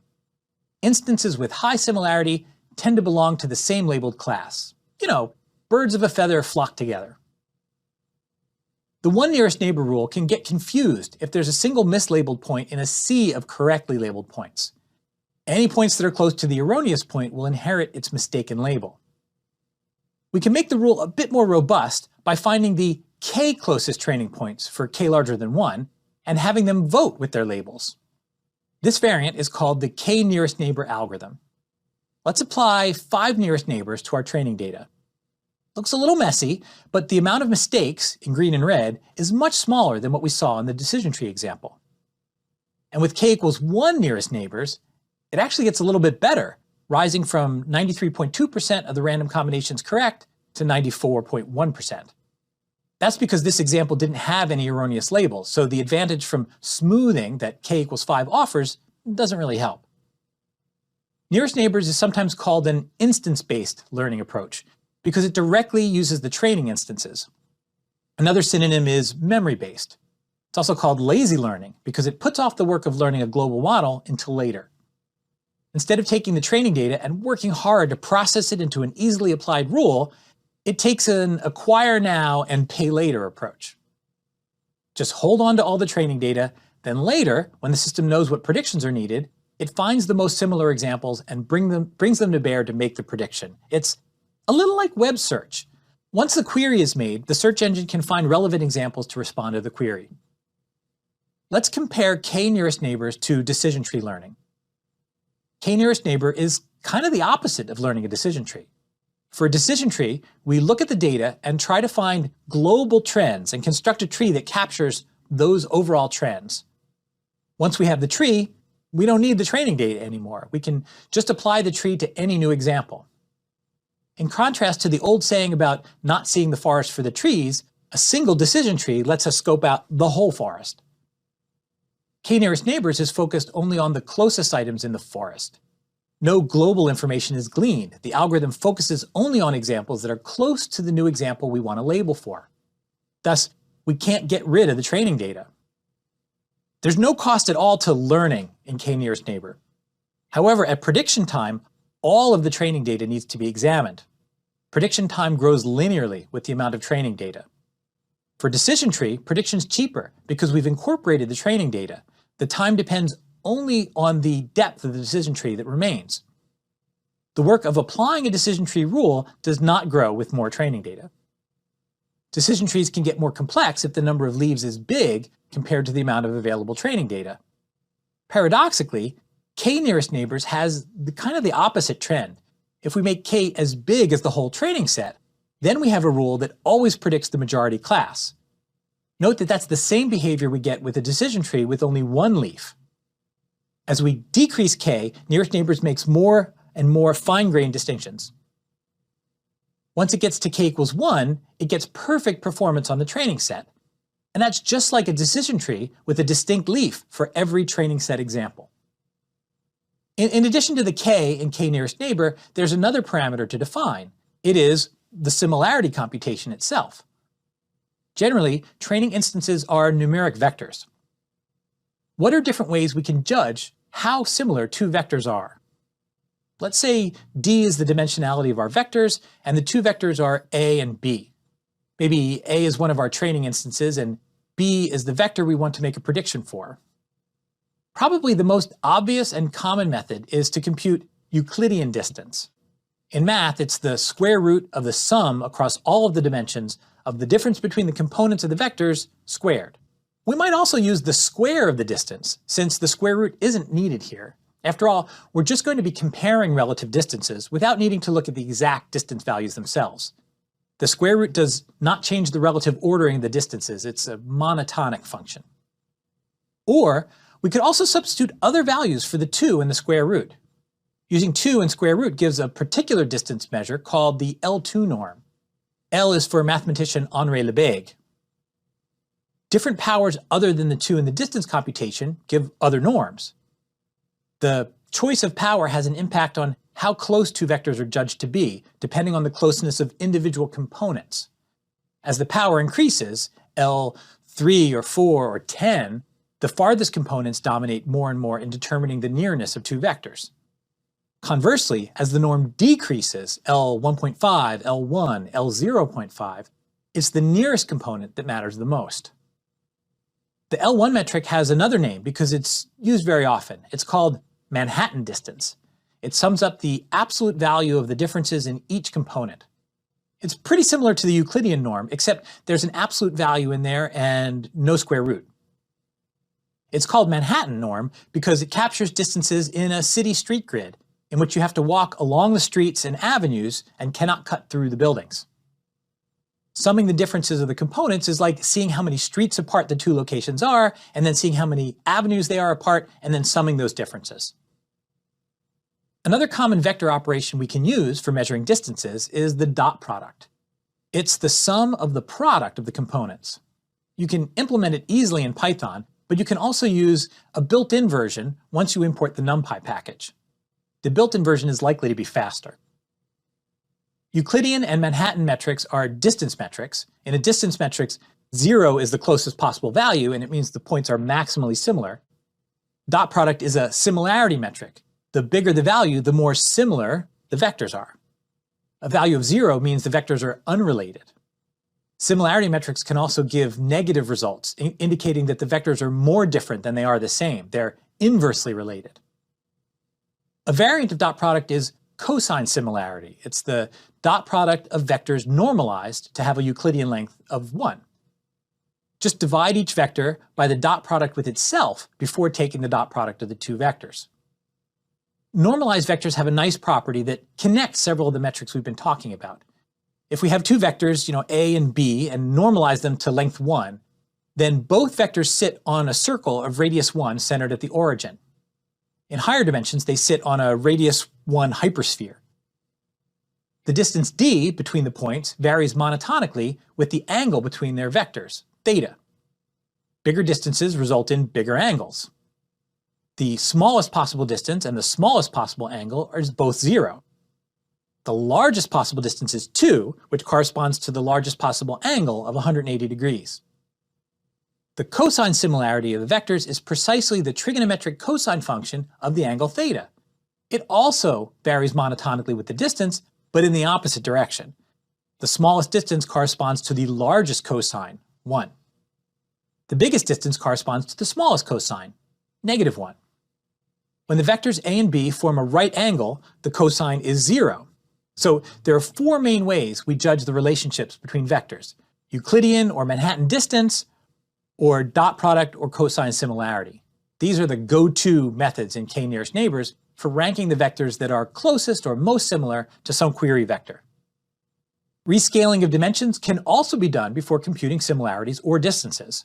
That's probably a good idea for our temperature-humidity example. You might note the weird vertical smudges on the one nearest neighbor plot from earlier.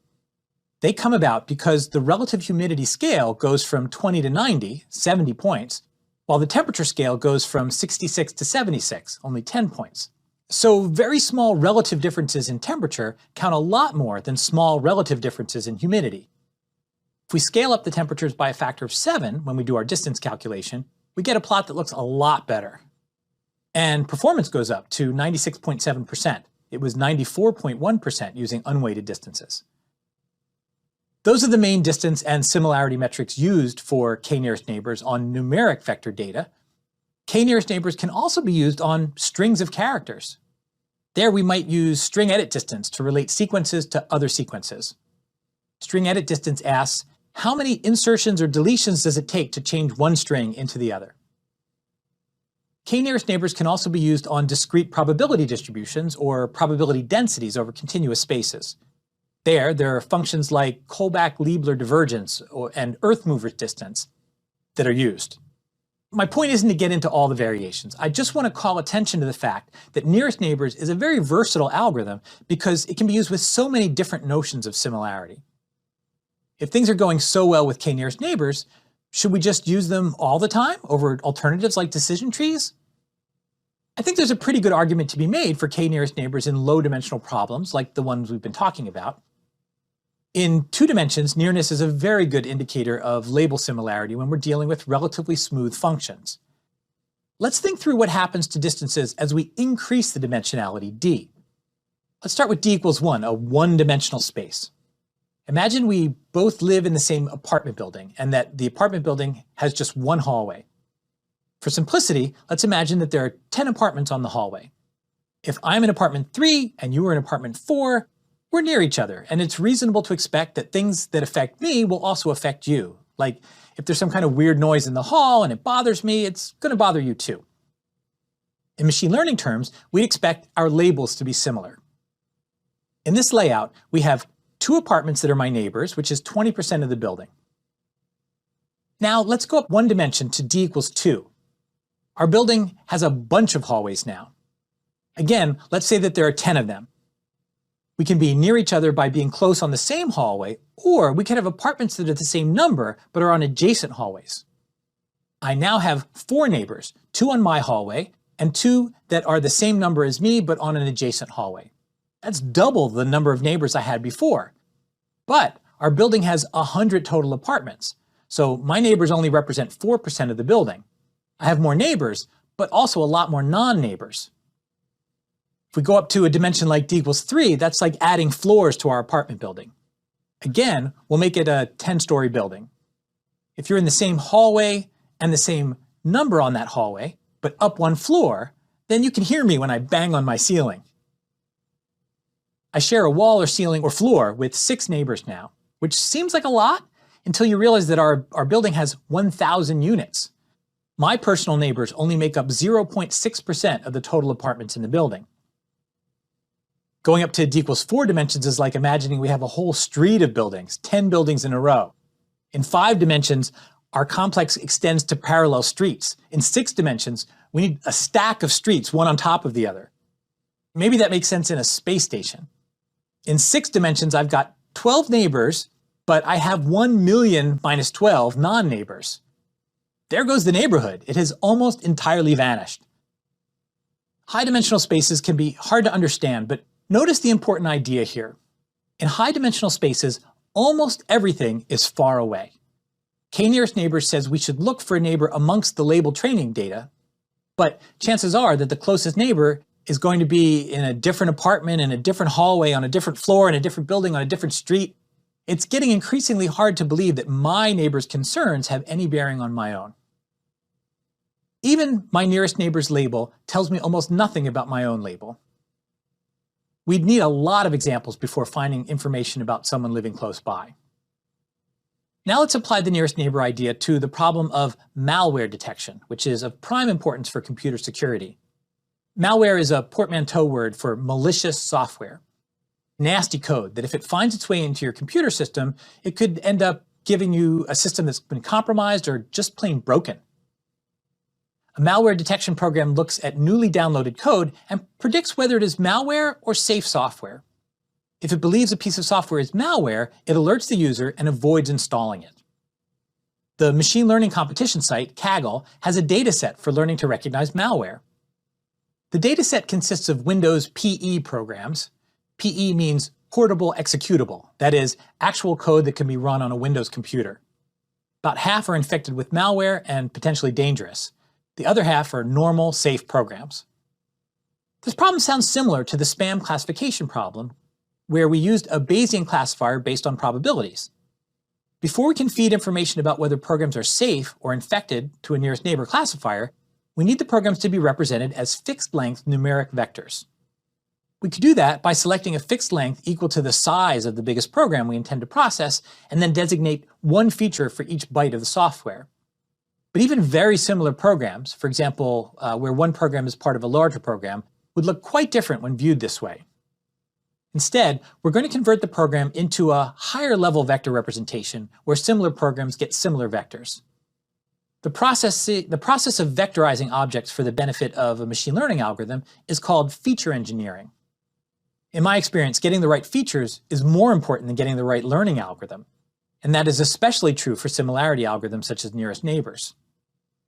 Meanwhile, a lot of the research has been focused on how to improve learning algorithms, and very little on helping people improve their choice of features. It strikes me as a missed opportunity.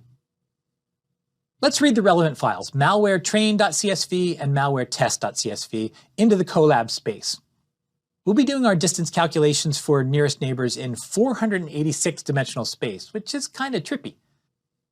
Nearest neighbors, like any machine learning approach, can get hopelessly lost with just a few hundred feature dimensions. Let's see what happens. The features that make up the dimensions for the malware examples include 11 Boolean features that encode the answers to questions like, is the code digitally signed? Then there are 64 features that, together, capture the raw code of the program's entry point function It is common for malware to share entry point code, so including information about it in the feature representation gives the learning algorithm a chance to match code across examples. There are 256 features that represent a histogram of the byte codes that make up the program, how many of each byte codes the program has. There are 150 features that correspond to whether the program makes use of any of 150 pre-selected external libraries, which may correlate with safe versus dangerous code. Along with a few other features computable from the code, there are a total of 486 features. The dataset we're using has about 200,000 training examples, split evenly between positive and negative examples. I randomly generated a subset of size 6,000 and split them into files with 4,000 for training and 2,000 for testing. For starters, I wrote a little file reading program that goes through the lines of the given file one by one, splitting each one into components at the commas. The data file uses PE malicious to label the positive instances of malware, so we use == PE malicious to turn those labels into false, 0, for safe, and true, 1, for malware. Function returns the data and the labels for the file. Since the data is read from the file as a string, each component needs to be converted to a floating point number. We run the function getDat on the training data file, malwaretrain.csv, and on the testing data file, malwaretest.csv. For nearest neighbor calculations, we'll use scikit-learn, which has a library we'll import called neighbors. The test score function is given a dataset in the form of the instances and the labels, and it tests out the most recently trained model using this data. It returns the number of instances in the dataset where the model predicts the label correctly. We set m = 4,000 for a training set size of 4,000. We're going to plot the training and testing accuracy for 4 different values of k for k nearest neighbors, specifically 1, 5, 7, and 9. That will give us a sense of how performance varies with this parameter that controls the neighborhood size. For each k, we set up the classifier by calling k nearest neighbor classifier. I'd say we train it, but nearest neighbors doesn't really do any training. However, this command is where we tell nearest neighbors what similarity measure to use. I selected cosine because it is insensitive to vector length, which could be important in this problem. Other options include the LP metrics mentioned earlier, specifically Euclidean, which is L2, Manhattan, which is L1, Chebyshev, which is L infinity, and Minkowski, which lets you pick your own exponent. The default is Euclidean because it tends to capture a generic sense of what it means for vectors to be near each other.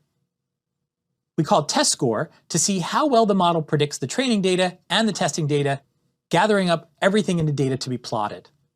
We plot the accuracy on the training data in blue and the testing data in red as a function of the number of neighbors used.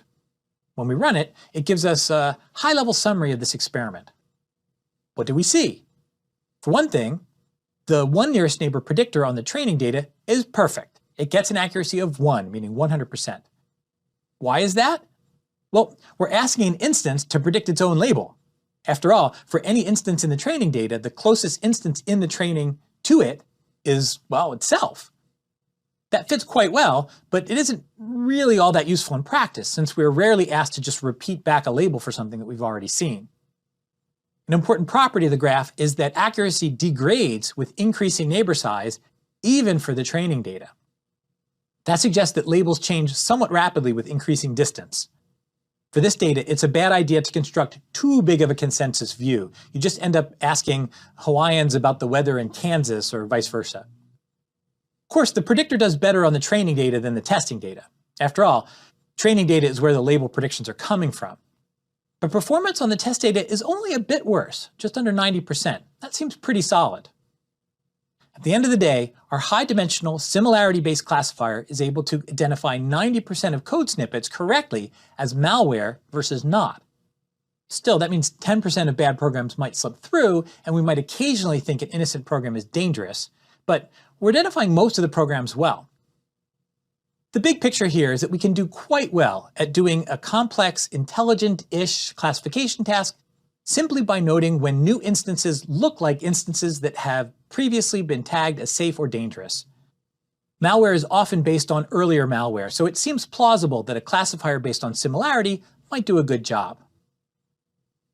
Nearest neighbor algorithms give us a pretty simple and yet quite successful way to make tricky decisions. Pretty simple in that we just need to pick a neighborhood size, and of course we need to say what we mean for two things to be similar. Defining similarity seems like an extra step, one that's not needed in other machine learning approaches, but it's also a nice opportunity to introduce valuable information into the classification process. It forces us, as people employing machine learning technology, to reflect on what the useful signal is in the data that we're analyzing. Part of the reason leveraging more neighbors did not allow us to do better is that we're making our comparisons in a very high-dimensional space. More dimensions means a lot more space.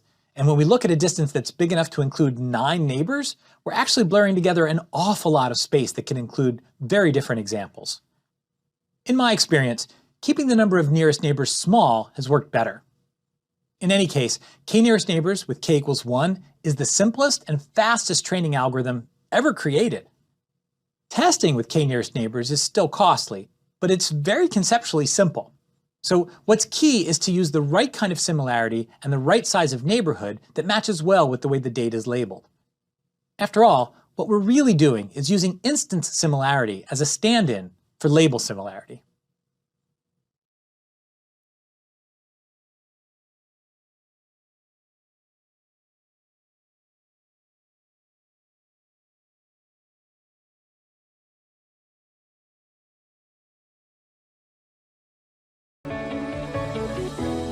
If there's one thing everyone should know about the art and practice of machine learning, it's in this lesson. How do we tell the difference between real signals and spurious associations? Finding real signals is at the heart of a machine's ability to learn rules that generalize to new situations from limited data. And there's one pitfall that encapsulates the problem of spurious associations across all approaches to machine learning: overfitting. Overfitting is the idea that a rule can look good on the data that you use to pick it, but not be good in the broader set of situations in which the rule will be applied. A famous real-world example of overfitting was the Google Flu Trends project in 2013. The project's goal was to identify flu outbreaks by spikes in the use of search terms. The system considered a vast number of possible search terms for their rule to try to find even subtle signals of the flu. At the same time, Google only had a small amount of flu data to inform their choice of rule. Because of overfitting, their learned search query that seemed miraculously accurate at predicting flu in the years it was trained on produced nonsense predictions in practice. To understand what happened in this example, let's look at the three-way relationship between the main quantities in machine learning: the dimensionality R of the representational space that the learning algorithm considers, the size of the dataset S used in the training to select a rule, and how good a rule it will find as measured by its error, E, on new data. The precise relationship is that the size of training set times error on new data squared is equal to the dimensionality of the representational space times a constant. We can read off several useful facts from the equation. For example, if you hold the representational space fixed, increasing the size of the training set drives down the square of the error. So the error drops with the square root of the size of the training set. If you hold the amount of data used for training constant, then increasing the size of the representational space increases the error. They're on opposite sides of the equation. In the flu example, Google used a very large representational space and a very small training set. The equation tells us that the error will increase, maybe a lot, to keep the equation balanced. We'll call this equation the ideal learning law, because it reminds me of the ideal gas law from chemistry that relates pressure, temperature, and several other quantities. Through the lens of the ideal learning law, overfitting is the problem of having a big representational space compared to the size of the training set, resulting in high error. The issue of overfitting is so fundamental that it's worth diving back into the diabetes example we looked at in the decision tree discussion of Lecture 3. At the time, I split the available data into training data and testing data, but I didn't really explain why. Remember what we were doing. We were choosing a loss function. In that case, we were measuring classification error. And then we were asking our optimizer to minimize classification error on the training data. But what we really want is a rule that generalizes well, one that will give good answers on all sorts of new examples. But how could we know how well the rule would perform on examples that we don't even have? And that is why we split data into training and testing sets. We can learn a rule given our training data, and then we can statistically simulate evaluating its performance on all possible new examples by bringing in the examples that we previously held in reserve. That's our testing data. We know our solution generalizes really well if the loss it gets on the training data and the loss it gets on the testing data approximately match each other. That means that there are two separate quantities we're worrying about now. We want low error on the training data, but we also want high generalization of this result to our testing data. With this idea in mind, let's see how training and testing error are impacted by increasing the number of nodes in a learned decision tree. I ran the program for building a decision tree from the diabetes training data multiple times. Each time, I varied the maximum number of leaf nodes, ranging from 2 to 30. For each of these trees, I measured the error on the training data and plotted the prediction error measured against the maximum number of leaf nodes. The plot shows the more leaves, the lower the error. If we let the tree continue to grow up to 135 leaf nodes, this blue line would go all the way to 0% error. Good news, right? But is it?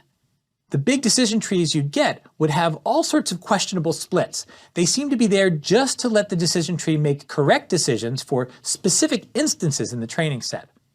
In a manner of speaking, they memorize the data. And just like a student who memorizes the textbook without really understanding it, you have to wonder whether its answers on new questions would be any good. And you can do more than just wonder.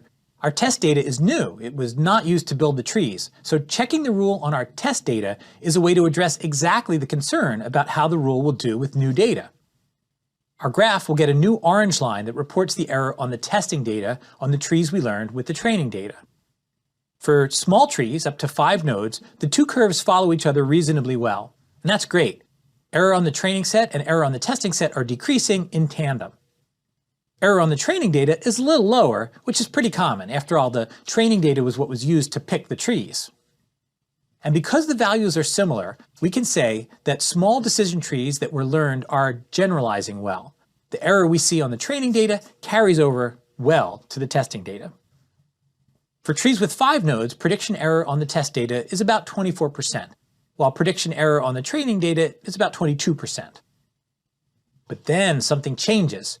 Adding more leaf nodes causes error on the training set to decrease, but the result for test data no longer moves in tandem. In fact, prediction error on the testing set increases for a while.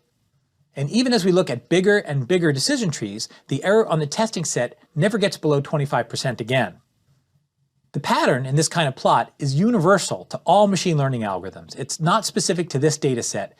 It's not specific to this algorithm. Looking only at performance on the training data will always give an illusion of perfect mastery. We need results from the testing data to draw a line between what's predictive and what's illusory. The test data are what allow us to find the difference between results that fit the data versus results that overfit the data. Returning to the ideal learning law, we see that holding data constant and increasing the size of the representational space increases the error. In this example, representational space size is measured by the number of leaves in the decision trees being produced. The number of possible trees the algorithm can output grows rapidly with the number of leaves the tree can have. And other machine learning approaches have their own measures of representational space size. Let's look at slicing things up another way. We'll hold the representational space fixed as the set of decision trees with 5 leaves. We'll vary the amount of training data available from 50 instances to over 500. Looking at the ideal learning law, testing set error should decrease with increasing training set size. Again, let's look at the error on the training data first. Why does the error increase with increasing dataset size? Because when there's a small amount of data compared to the number of possible trees, there's a good chance of finding a tree with low error. But as the amount of training data increases, the best tree has to satisfy lots of different examples, something that's much harder to do. It's kind of like the old adage, a person with 1 watch knows exactly what time it is. A person with 500 watches knows it's hard to know exactly what time it is. From a training perspective, more data seems bad. It's making the error go up. But once again, the training data alone cannot tell you what's actually going on. Not really, not in a way that tells us about new data. We need to look at the error on the test set to get a more complete story. The error on the testing data starts off very different and has a much more encouraging trend. The trees that were learned from more training data indeed have less error than the trees that were learned from a small amount of data. In addition, these lines are getting closer and closer together. That's because the bigger data set for training, the more we can be very confident that the learned rule generalizes. It exhibits similar behavior on the training data as on new examples it has never seen before. As you can see, 500 training instances is not quite enough data to reach the point at which training and testing errors match, but it's getting close. We can think of training a machine learning algorithm as finding the rule in our representational space that does best on our training data. This procedure will likely produce a good rule, one with low error, as long as there's enough training data. But in practice, the amount of data is not under our control. Instead, we have a given set of training data, and where we have choice is in picking the size of the representational space. Let's go back to our graph of the number of leaves on the decision trees versus accuracy for the training and testing data. A rule selected from the early part of the graph is called underfit. It can easily be improved by considering a bigger space of more rules. A rule from the later part of the graph is called overfit.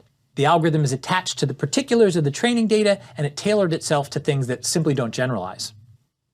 What can we do in practice to try to hit the sweet spot that is neither underfit nor overfit? If we had access to our testing data as part of the training process, that would do the trick. We can move to the right on the graph until the two lines start to diverge. But using our testing data as part of the training process is cheating. After all, just bringing all of the testing data in and making it part of the training process will lead to improved training performance, but we won't be able to tell anything about generalization. We can get almost the same effect by hiding data from ourselves. This idea is called cross-validation. Under this plan, we now have a three-way split of our data. Training data, the data we use to construct our rule, and testing data, the data we use to evaluate our final rule, but we can set aside another batch of data, validation data, the data that helps us decide on a representational space size. The validation data is sort of in between training and testing. It acts like testing data for use during the training process. You can think of it like training data because it's used to create the rule, but you can also think of it as testing data because it's only used to evaluate rules, not construct them. The idea of cross-validation comes from the field of statistics, but it's an essential part of machine learning because the models are very, very complex. If we don't rein them in somehow, overfitting is bound to happen. There's another amazing machine learning trick algorithms use to fight overfitting. It's called regularization. You can get a sense of what regularization is by thinking about regular and irregular verbs in English. Transforming an irregular verb to the past tense requires all kinds of special cases, whereas the regular verbs follow a general rule. Regularization would be making more verbs become regular. For example, using the ed ending for the past tense of more of the verbs. This process happens naturally in language, and some irregular verbs already have a regular form, like sneaked instead of snuck, or dived instead of dove. Anyway, regularization in machine learning is about trying to make the rules more consistent and general.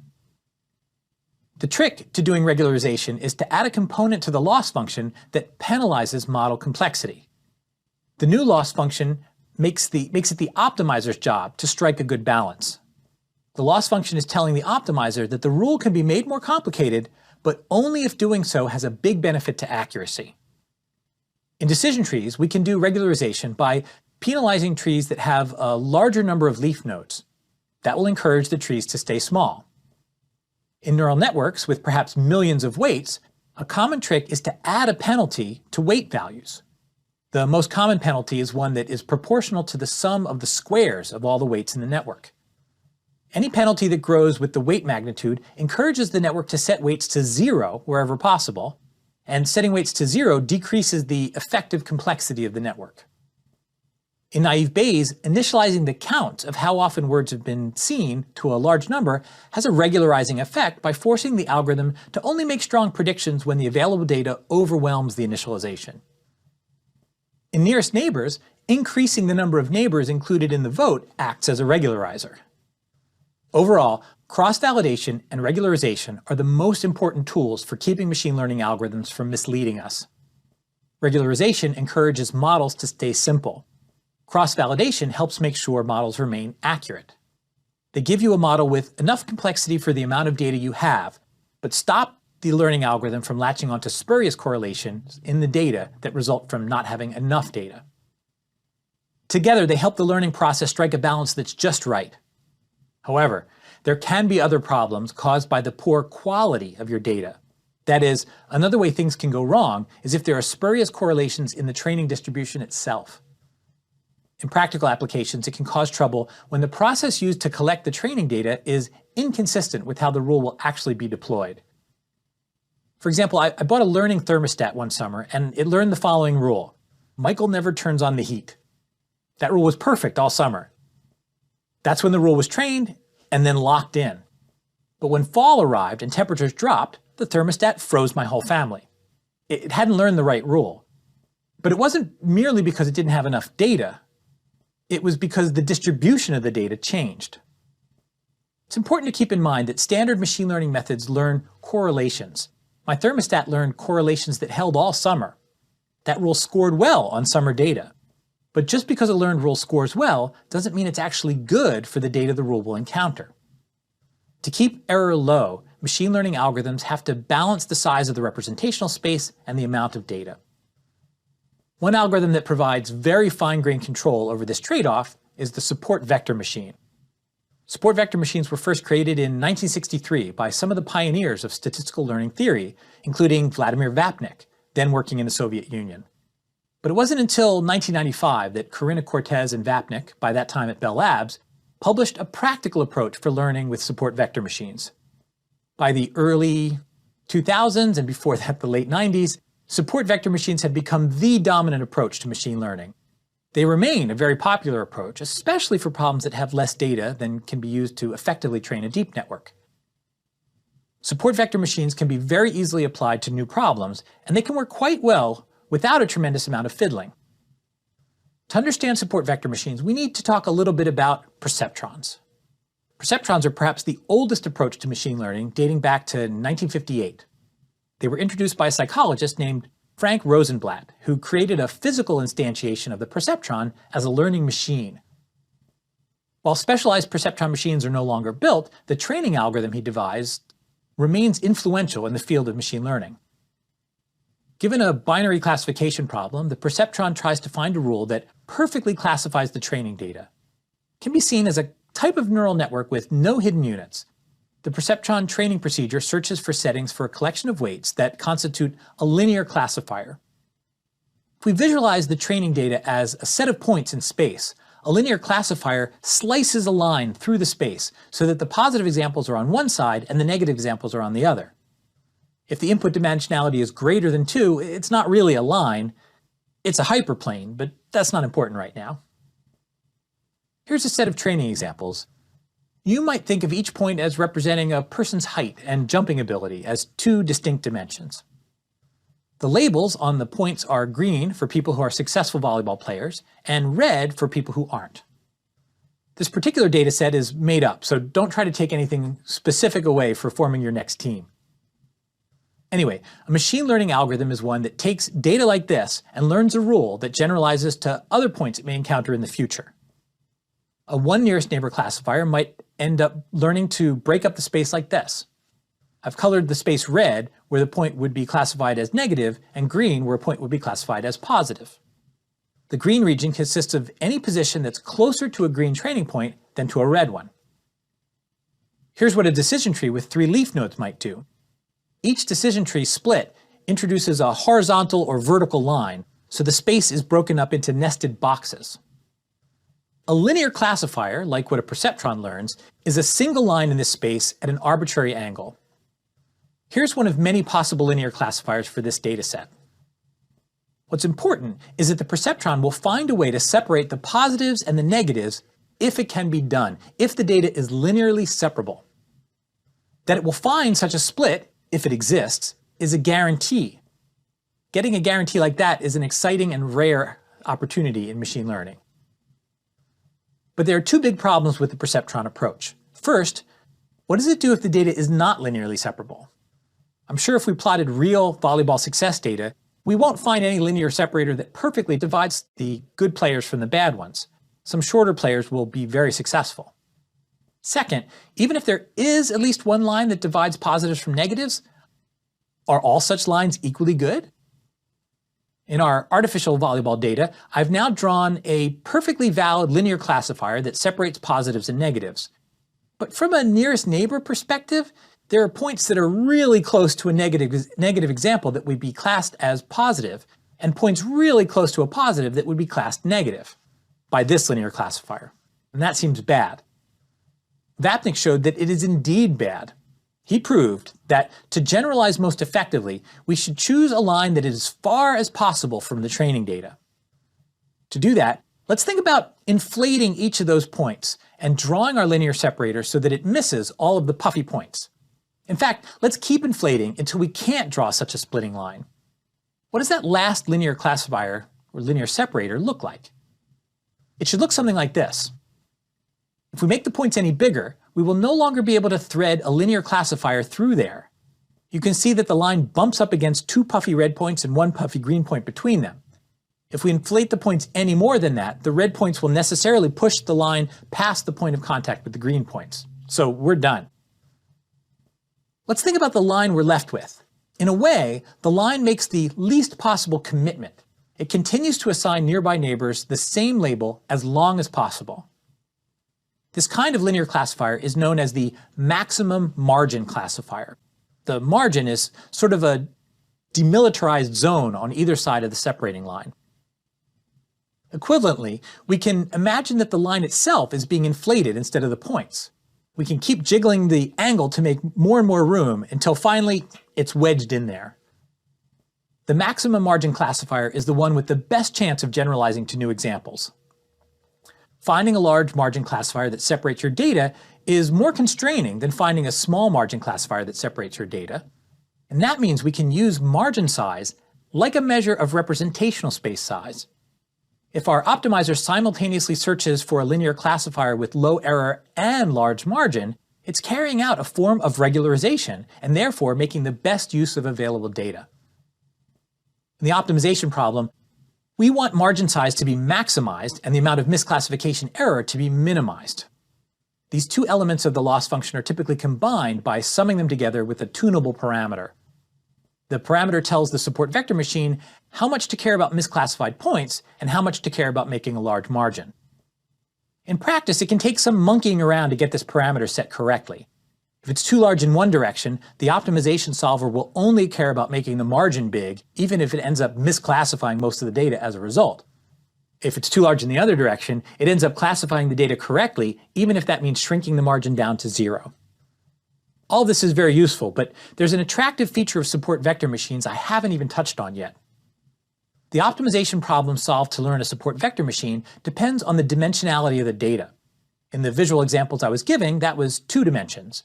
But recall the malware example we solved using nearest neighbors in the previous lesson. That had hundreds of dimensions. The amazing thing about support vector machines is that the only place data dimension matters is in the cost of taking a dot product between pairs of data points. That makes it possible to replace the dot product with nearly any kind of vector similarity we think makes sense for the problem we're addressing. Like the nearest neighbor algorithm, we have a free hand to choose a way to measure similarity that lets us bring in our background knowledge about the problem we are solving. Similarity-based approaches like nearest neighbor and support vector machine let us bring in such knowledge explicitly. And that can help greatly reduce the amount of data the algorithm needs to learn an accurate classifier. Python's scikit-learn has routines for learning support vector machines. We can load the diabetes data, and we can create ALLDAT and ALLLabs as the entire labeled dataset, just as we did in the decision tree lesson. As described in the beginning of the lesson, we can separate our data into training and testing. I'll randomly assign a third of the data to be testing data, and the rest is the training data by picking a random number in the set 0, 1, or 2 for each training instance. The zeros will be our testing data. In the jargon of support vector machines, the similarity function is known as a kernel. The package comes with several built-in kernels, plus options for users to write and use their own. There's a built-in linear kernel, which learns a linear classifier like the one we've been discussing. But there's also a polynomial kernel that allows for higher order transformation of the features. The RBF kernel does something more akin to nearest neighbors using more local information-based parameter fitting. RBF stands for radial basis function, which is a kind of local Gaussian bump around the data points. Finally, a sigmoid kernel is also available, which is a neural net-like similarity function. Here, we're training our support vector machines with the polynomial kernel, varying degree of the polynomial using degree equals degree. That is, the degree parameter of the function is set to the value of the degree variable in our loop. The scikit-learn function we call is svm.svc. SVC stands for support vector classification. Other support vector algorithms can be used for the problem of regression, meaning using data to predict continuous quantities, not just discrete choices. We measure performance in terms of accuracy on the training and testing data by summing up the number of data points where the SVM's prediction disagrees with the label in our dataset. We can plot the results using Python's matplotlib library. What we observe is a plot very similar to what we saw earlier when we talked about overfitting in decision trees. We see training data error performance in blue falling slowly as we increase the degree of the polynomial used to compare vectors. We see testing data error in orange improving up to the second degree, but then rebounding toward larger error as the algorithm ends up overfitting slightly at higher degree polynomials. The rebound in this case is small, because the support vector machine finds large margins that automatically regularize even if we select a representational space that is too big. That returns us to the main theme of this lesson, overfitting. All machine learning algorithms face a fundamental tension between the size of the representational space and the amount of data needed to train them. That is, on the one side is the size or complexity of the representational space used in learning. On the other side is the amount of data needed to identify a rule that generalizes well from the training data to new examples. With a fixed representational space, generalization performance improves with increasing data. With fixed data, there's a kind of U-shaped curve that can be seen. Increasing the size of the representational space improves accuracy, but degrades generalization. With fixed data, models with more complexity get better and better on the data we have, but worse on any other data. The shape of the curve means there is a sweet spot where the representational space is a maximally beneficial size with respect to the available data. We use two approaches to fight overfitting and stay in the sweet spot. Cross-validation, we set aside some of our precious training data to help assess generalization so we can avoid using a representational space that is too big. In regularization, we modify the loss function to penalize both error and representational space size. This lesson concludes the section of the course focused on the fundamentals of machine learning. Now you know the 5 basic approaches to machine learning, but also how the issue of overfitting spans all 5. I think overfitting is the most important issue in machine learning to understand before you set out to train machine learning models yourself. Do not be seduced by excellent predictions on the data that you used for training. It's what the rule does on new data that really matters. A lack of understanding of overfitting can lead to creating and deploying rules that will misbehave in practice. But even if you build a sound model that avoids overfitting, there are some more practical considerations we need to keep in mind when we apply machine learning to the real world. When we train a machine learning algorithm to solve our problem, how do we know it's doing the right thing? Next time, we'll see how to avoid some common pitfalls that plague machine learning applications in the real world, starting with how algorithms can end up discriminating against minority populations.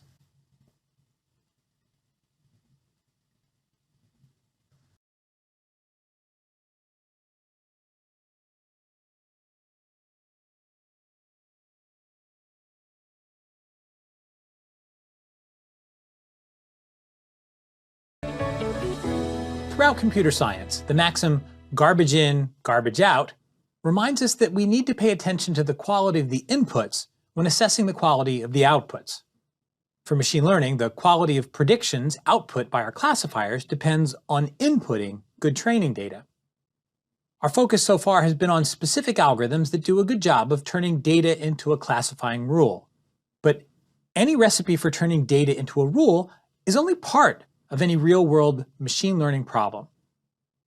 We can employ machine learning to help decide how to allocate security resources, or where to build a new factory. But we need to keep the broader context in mind. After all, data about past security incidents might not have been collected uniformly, impacting the algorithm's perception of where security resources are needed. The way we define our loss function to trade off pollution concerns versus cost of transporting raw materials would affect where the learner recommends we put our factory. In this lesson, we're going to situate our use of a machine learning algorithm into this broader context. We're going to look at some of the pitfalls that you can encounter in that broader context when trying to bring machine learning algorithms to bear on real-life problems. We'll talk about a few ways that you can intervene to mitigate these pitfalls. We'll also see that some of the problems just don't have good remedies. In these cases, being able to recognize the pitfalls will help you steer clear of situations where things will go wrong. In the worst cases, machine learning might do more harm than good, and you might want to just pull the plug. Not every problem with machine learning can be solved with more machine learning. To be able to talk about what can go wrong in an application of machine learning, even if the machine learning algorithm itself is fine, we need to widen our view a bit. We need to see the whole pipeline. So far, we've scoped the machine learning problem as labeled data goes in, a machine learning algorithm of your choice processes that data, and a rule pops out. But the labeled instances come from someplace. There's a data collection process by which things that are in the world come to be captured in a particular data set used for training. And once the rule is learned, the goal in an application is to have that rule deployed in some context that impacts the world in some way. Finally, in many cases, we continue to collect data from the world, but now it's a world that has been changed in some way by the deployment of our previous rule. Each of these additional arrows provides additional opportunities for things to go wrong. Imagine you are a company that is building a machine learning-based system for responding to customer questions about transportation. For example, someone might ask, what bus should I take to go from Warwick to Quincy? You might record the incoming calls and hire people to translate the audio into text. Once you've collected enough text data correctly matched with audio, you could train a machine learning system to create a rule that recognizes names of cities based on the audio signal. The data is raw speech, so you might choose a neural network as your classifier because they have proven particularly adept at interpreting low-level sensory information. So you run your raw speech data through your neural network and you train it up well. Then you'd install the recognizer in your phone-based system and it will be automated. Success! After it's up and running, you continue to record calls so that you can identify problems and improve your system. That's very responsible of you. What could go wrong? Well, it turns out that people in Quincy call their town Quincy. When they say Warwick, if they say it at all, they say Warwick. However, people in Warwick call their town Warwick, and they call the other town Quitzy. Now, Quincy has a bigger population than Warwick, and it's close to a major population center, Boston, Massachusetts. So there are likely to be a lot more examples of the Quincy accent than the Warwick accent in the initial data. And that's not bad in and of itself. But machine learning systems, being imperfect, have to make trade-offs. Your learning system will work hard to get the common cases right so as to reduce the overall error on the training set. That's what your loss told you it wanted. If you're lucky, the learner will get all of these cases right. But if it has to make a trade-off, it will do so in favor of the Quincy people. That's true even if it means the Warwick people's speech is recognized less well. If you deploy a system that is very reliable for people from Quincy, but error-prone for people from Warwick, who do you suppose will use your system regularly? Probably the Quincy people. If the system is frustrating enough, the Warwick people will gravitate to alternative ways of getting information.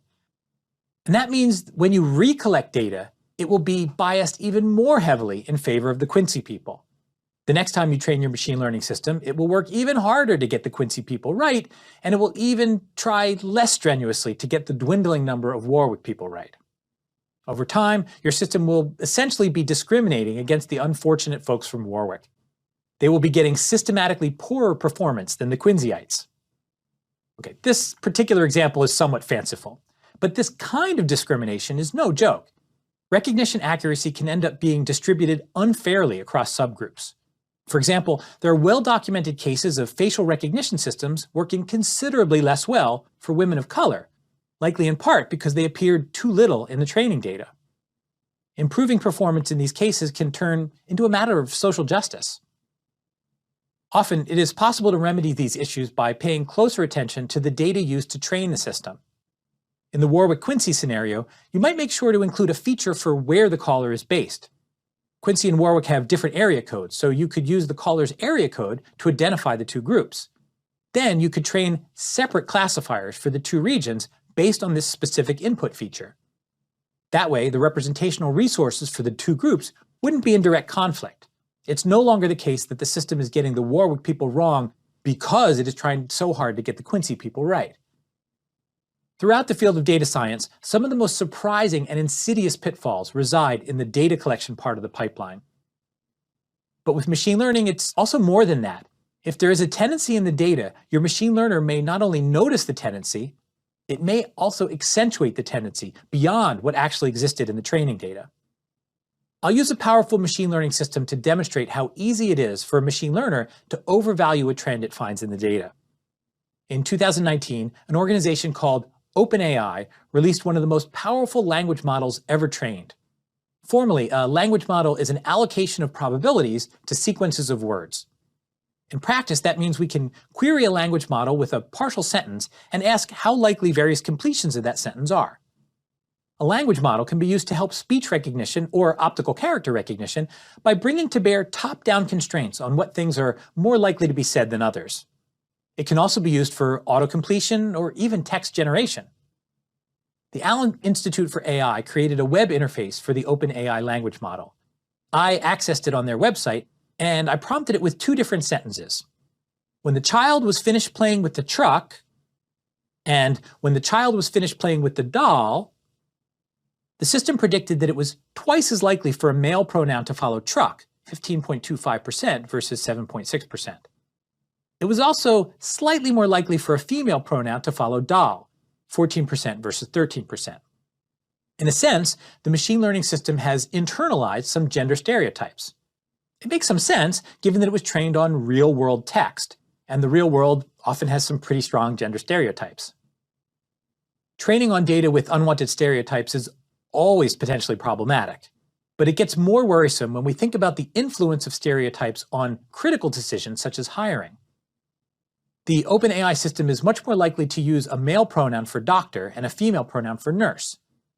When I asked it to complete, "I will only hire a doctor who knows how to use," it assigns a probability of 7.4% to his and less than 2% to her. Substituting nurse for doctor in the sentence brings the probability of her up to 12.1%, and his drops below 2.1%. Consider how we might use a language model as a way of assessing job applications. We might ask, what probability would you assign to this application, as a stand-in for whether it seems like the applicant would be a good fit for the opening? The extent that the model hasn't been exposed to certain groups in certain jobs, it's going to assign applicants from those groups lower probability. They will look like bad fits for the job simply because the system hasn't been exposed to those combinations. In this case, you could argue that we're just using the wrong tool for the wrong job. Language models aren't well formulated for assessing resumes. But in October 2018, Reuters reported that Amazon had explicitly tried to make a resume assessment tool based on machine learning. And try as they might, they couldn't get it to give women a fair shake for technical jobs. Their trained system rated applicants as less appropriate if their resumes showed that they had attended specific all-women schools, for example. The issue here is that the data that was collected wasn't suited to the task it was to be used for. Given past data of resumes and hires, a machine learning system is trying to match the decisions made in the past. And if past decisions have been biased away from women, then the system will learn to bias its decision away from women as well. It's what it was trained to do. Reuters reported that the software didn't like women, but that's unfair. The designers had wanted to interpret the output of the system as indicated whether they should hire, but what it was actually trained to guess was who they would hire. In this instance, the team was unable to find a way to debias the output and gave up the project. Many similar failures have been reported, and I'm sure there are many we'll never hear about. It's a hard problem to jump from past data to advice about how to decide in the future. In a related example, a team at Microsoft Research looked at word embeddings. These are systems that represent the meanings of words by locating them in high-dimensional vector spaces. Each word is assigned a point in space so that words that are used similarly are assigned similar locations in the space. Typically, these systems use hundreds of dimensions, which is very difficult to visualize, but conceptually, we have something like this two-dimensional rendition. People have observed an amazing fact. Systems trained this way tended to learn certain kinds of concepts as directions in the high-dimensional space. For example, the direction from the position of actor to the position of actress is similar to the one from him to her, or from brother to sister. You can think of this direction as being the male to female direction. Pretty cool that the system discovers the idea of gender, especially since maleness and femaleness are not explicit features in the training data. The learning system is just trying to predict patterns of word usage. We can make use of these implicitly discovered concepts to solve an analogy problem like king is to queen as aviator is to what? The embedding has a very good chance of proposing aviatrix as the point that completes the parallelogram. But the machine learning algorithm can't quite tell the difference between definitional male to female shifts, like bachelor to bachelorette, and statistical male to female shifts, like truck to doll or doctor to nurse. For example, if we move in the male-female direction from carpentry, we get to sewing. If we move in the male to female direction from chuckle, we get to giggle. If we move in the male-female direction from brilliant, we get to lovely. These examples don't reflect the formal meanings of the words. They capture stereotyped patterns of usage. The Microsoft team showed that they can reduce this bias without doing too much damage to the overall embedding. They proposed the following steps. Figure out the high-dimensional direction that encodes gender. To do so, they identified 10 gender-paired difference vectors. They identified the main direction of difference using a machine learning and statistical technique called principal component analysis, or PCA. PCA is an unsupervised method that makes use of similarities between instances. It leverages computational techniques from linear algebra to re-represent its input data in terms of a lower dimensional set of underlying directions in the data. The smaller set of dimensions are known as the principal components, which is where PCA gets its name. The principal components themselves are sorted by importance, so dimension 1 is the best single-dimensional reconstruction of the data. In the case of pairs of gendered words, that single best direction ends up being gender. Then for any pair of words that should not have a difference, they did a high-dimensional projection of those words so that they no longer differed in the gender direction while leaving all other dimensions unchanged. In this low-dimensional visualization, that would mean collapsing carpentry and sewing to a single point, and collapsing brilliant and lovely to a single point. But keep in mind that these points are embedded in hundreds of dimensions. It's like we're looking down on 2 points that are at different depths. If we rotate our view to another perspective, we can see that they remain distinct in many other ways. They just have no distinction in a particular direction that corresponds to gender. Geometry is where the problem showed up, and geometry is the tool that was used to solve it. Of the handful of different pitfalls that have been identified, this is the one that has the most comprehensive solution. Another subtle pitfall that is particularly difficult to remove comes up when we are trying to use historical data to change how we will behave in the future. Historical data has baked into it the way we have behaved in the past, and that can send misleading signals. Machine learning researcher Rich Caruana described a compelling case in which hospital information was used to predict patient outcomes. He wanted to use a machine learning approach to assess patients coming into a hospital to see which were at risk for pneumonia. If a patient is predicted to be at high risk for pneumonia, the doctors can allocate more resources to these patients to help make sure they survive their stay. All good, right? The team creating the system did everything by the book. They collected data on patients as they entered the hospital, they recorded age, medical history, vital signs, etc. Then when the patient was discharged, the team recorded whether the patient had suffered from pneumonia. The team used this data to train a highly accurate neural network classifier. And indeed, it did an excellent job with its prediction.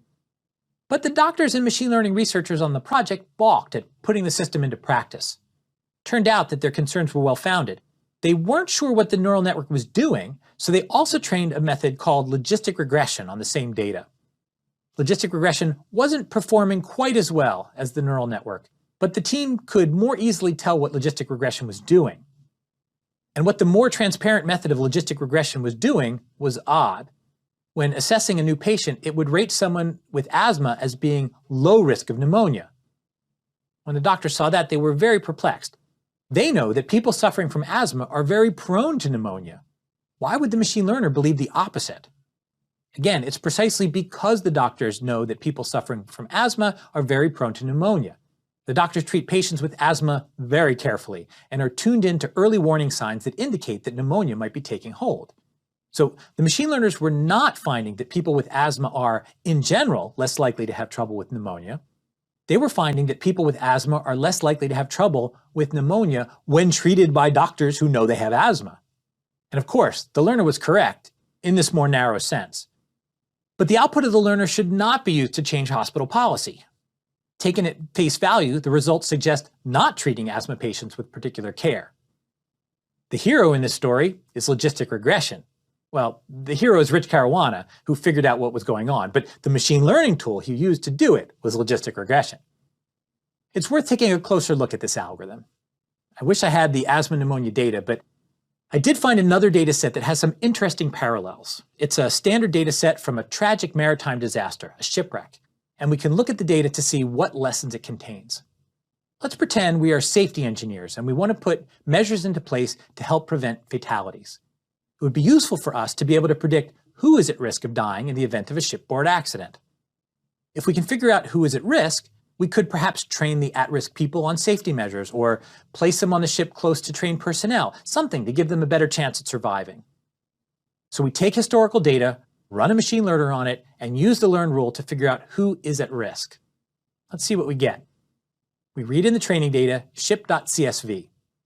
We'll convert the file one line at a time into a numerical Python array.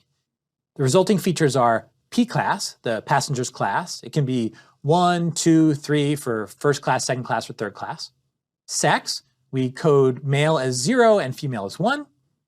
Age, sibsp, the number of siblings and spouses the passenger has on board. Parch, the number of parents and children the passenger has on board. Fare, how much the passenger paid for the ticket. Embarked S, did the passenger get on the ship at port S? Embarked C, did the passenger get on the ship at port C? Embarked Q, did the passenger get on the ship at port Q? We randomly split the labeled passengers into training and testing sets. We train a neural network to predict who will survive. It gets a respectable error rate of 17%.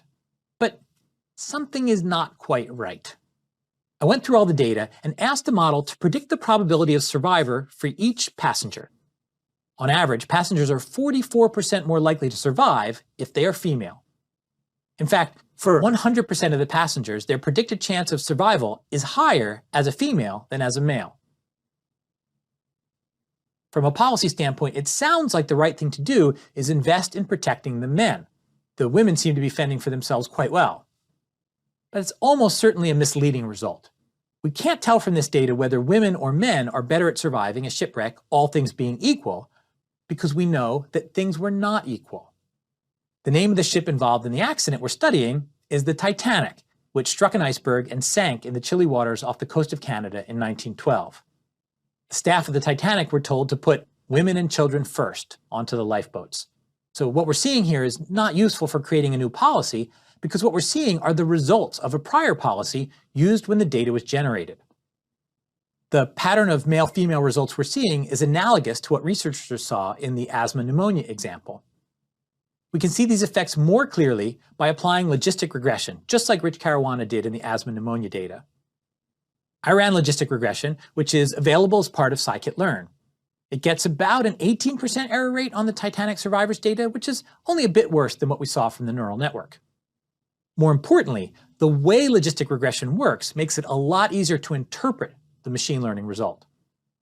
Logistic regression learns one weight for each feature in the data. So in this sense, it is very similar to the perceptron or a linear support vector machine. Even more so, logistic regression can be described as a special type of neural network. Logistic regression is kind of like a one-layer neural network with a sigmoid activation function. Actually, that's exactly what it is. It has one weight per input feature, and output activations are computed by taking the weighted sum and transforming it with the sigmoid function. Because of this specialized structure, the weights in logistic regression can be found somewhat more efficiently than training the equivalent neural network. I once attended a talk by a prominent statistician addressing a workshop of machine learning researchers. He said that he had to give credit to machine learning people. Specifically, he thought we were much better than statisticians at naming things. He gave a bunch of examples and pointed out that neural network is just a much more exciting name than logistic regression. Now, of course, machine learning folks would not agree that machine learning is just statistics with better names.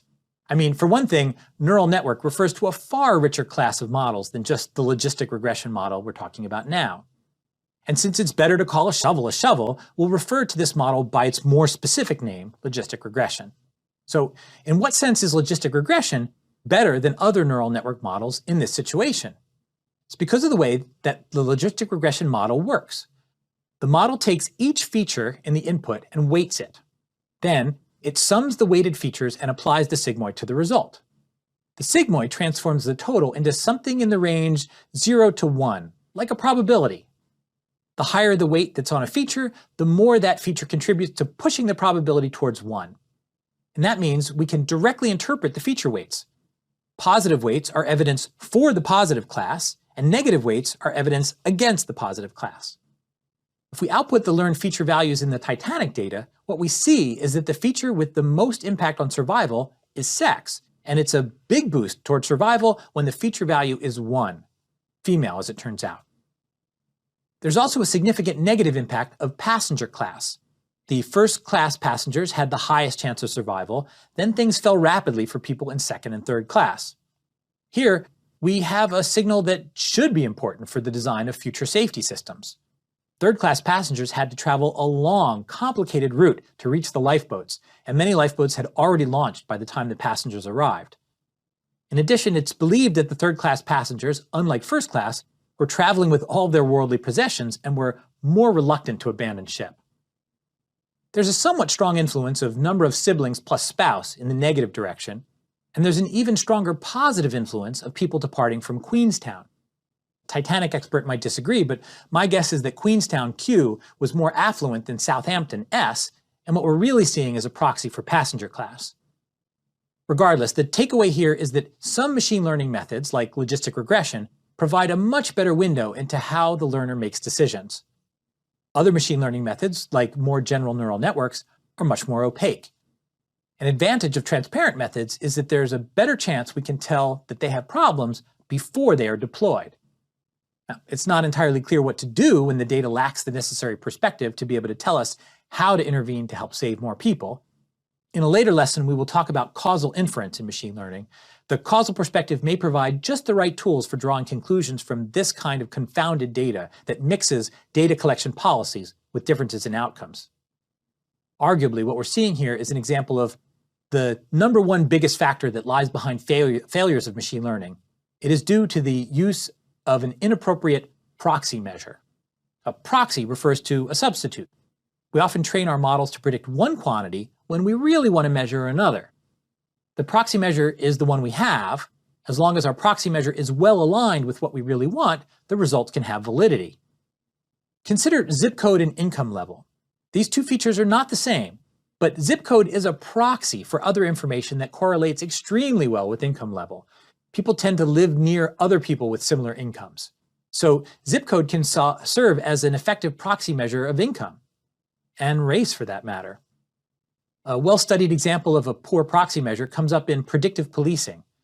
If we could train a classifier to tell us where crime is likely to occur, we could deploy security officers to those areas in a more targeted way, reducing the overall cost of protecting the community. But we don't have a way to detect when crime happens, so we can't train a classifier using this information. But we could use arrest as a proxy for crime. That's something for which there is data, and surely there's some connection between arrests and crime, right? Sure, but the two are better aligned in some communities than others. Moreover, if the police force is already deployed in a low-income community, it is more likely to make arrests in that community independent of the actual distribution of crimes. If we train a model to predict where arrests occur, it will end up predicting that arrests are more likely where there are more police officers. If we then take arrests as a proxy for crime, these predictions suggest that we assign more police officers to wherever they were already patrolling. Just like the Warwick-Quincy case, initial imbalance leads to even worse imbalances. It's a positive feedback cycle, but acceleration of this positive feedback cycle is not evidence that real progress is being made in preventing crime. To sum up, the technical part of machine learning is concerned with turning labeled instances into prediction rules. But when we apply machine learning to real-world problems, we have to pay attention to the broader context in which data is collected and used, including how new data comes in after the system has been deployed. Like in the predictive policing setting, we need to make sure that the quantity being predicted, arrests, is a good proxy for the quantity we want to reduce, crime. If it's not, we should seek out better data that measures the quantity of interest more directly. We need to make sure that policies employed when data is collected don't obscure how predictions will change if a new policy is adopted. To avoid the problem of asthma patients looking like they are at very low risk for pneumonia, it can help to collect data in a more controlled setting. For instance, we could record precisely how doctors are treating the different patients and try to treat some of the non-asthma patients in similar ways to the asthma patients so direct comparisons can be made. We need to make sure that the loss function we use doesn't encourage the machine learning approach to ignore minority subgroups, such as the accent of people from Warwick or the faces of African American women. When that happens, we can consider alternate loss functions that more evenly weight errors across the classes. We can also try to proactively collect more balanced data.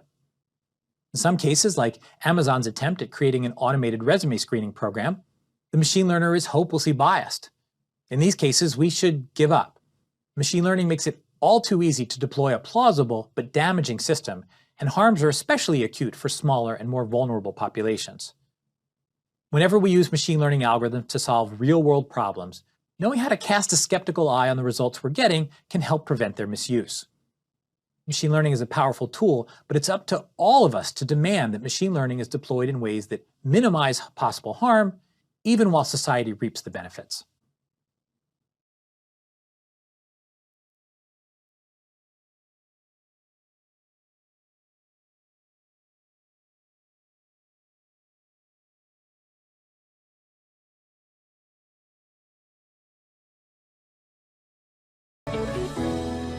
The early and canonical approaches to machine learning all involve providing expert labels on the data.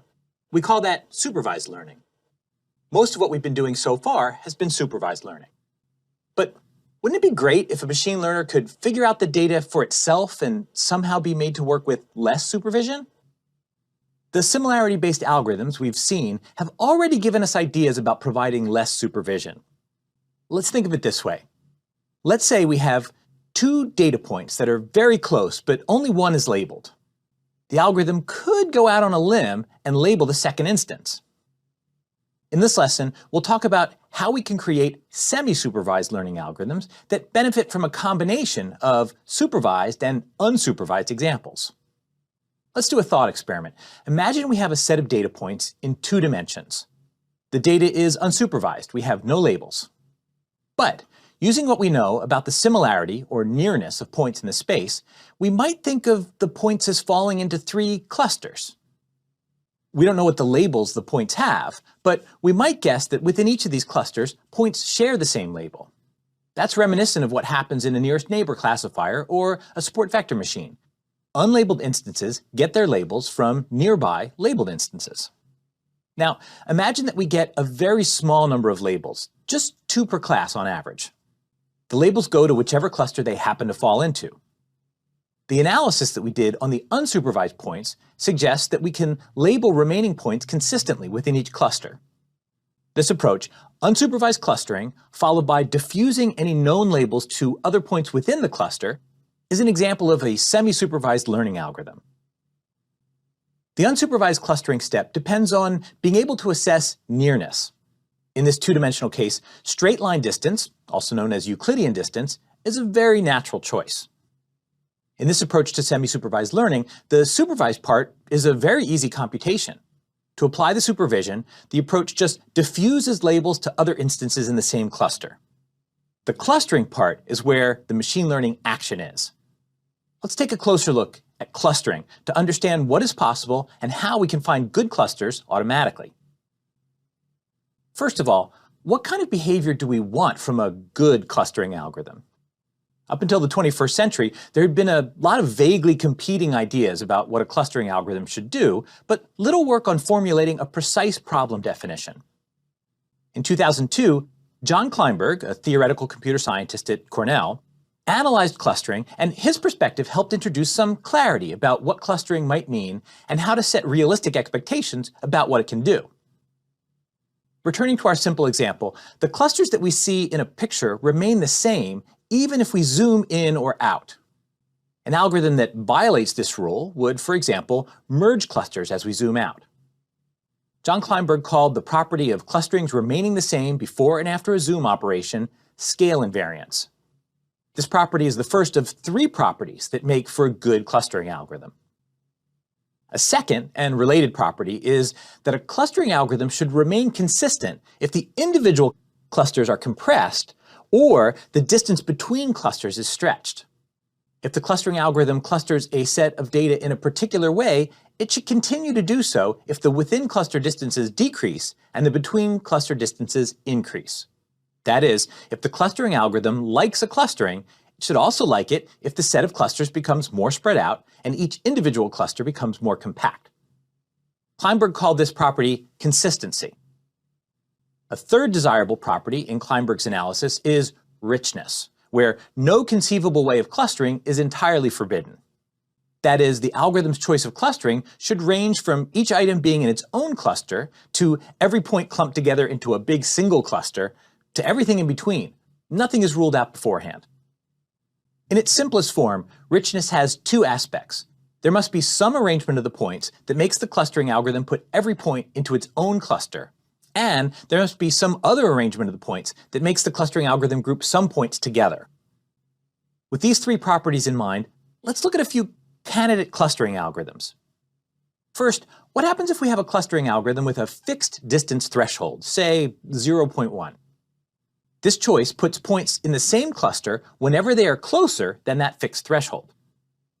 This algorithm provides consistency. If within cluster distances are already below the distance threshold, shrinking those distances won't make them rise above the threshold. And if the between cluster distances are above the distance threshold, expanding those distances won't make them smaller than the threshold. The algorithm also provides richness. If we want the clustering algorithm to cluster the points all separately, we just have to place the points far enough apart. If we want the clustering algorithm to cluster some points together, we just need to put some points closer than the fixed threshold. But the distance threshold approach does not provide scale invariance.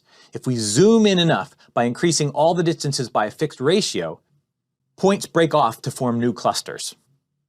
The problem, of course, is that a fixed distance threshold of 0.1 didn't scale up with the spacing between the points. Let's consider an algorithm that chooses a threshold dynamically by scaling it to be the fixed percentage of the largest distance between points. As the distances are scaled up or down, the clustering will remain the same. This approach does provide scale invariance. This algorithm has the property of richness too, as we can space the points out so they form clusters or not. But this ratio threshold algorithm lacks the consistency property. As we spread out the clusters, the threshold grows and can end up merging clusters together. All right, one more try. Let's tweak the algorithm to get consistency back. Instead of a fixed threshold or a ratio distance threshold, we can recompute the threshold to be whatever value is needed to ensure that there are k clusters for some selected k. This approach has scale invariance. That is, if we zoom in or zoom out on the points, we're always making the comparison based on the distances needed to ensure that there are k clusters. And it will always be the same k clusters when we scale things uniformly. This algorithm also exhibits consistency. Making the points within a cluster closer will not change which k clusters are found. Neither will making the clusters further apart change which k clusters are found. So the same clustering will result from contracting points in a cluster and expanding the clusters themselves. However, this approach does not exhibit richness because it will always return k clusters. For richness to hold, an algorithm has to be able to produce different numbers of clusters.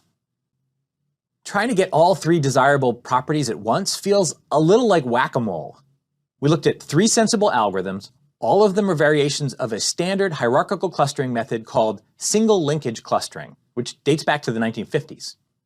They vary only in the rule they use to stop merging clusters. scikit-learn provides an implementation of single linkage clustering as part of a broader clustering package called sklearn.cluster.agglomerative clustering. Unfortunately, none of the single linkage clustering variations could simultaneously capture all three desirable clustering properties. Each time we modified the stopping rule to cover a property the previous version lacked, it lost some other property. As it turns out, this problem is not just caused by a lack of imagination. In 2002, Kleinberg showed that no clustering algorithm can simultaneously provide all three properties. His impossibility theorem shows that the three properties, in fact, are not fully compatible. An algorithm can have any two of the properties, but not all three at the same time. Alex Williams provided a lovely visual proof of Kleinberg's theorem. The property of richness means that we can arrange 5 points in two different ways. In one case, each point is in its own cluster, while in the other case, some other clustering is created. Now, the property of scale invariance says we can expand the second arrangement of points without changing the clustering. So let's expand the distances until the closest 2 points are as far apart as the 2 closest points in the first arrangement.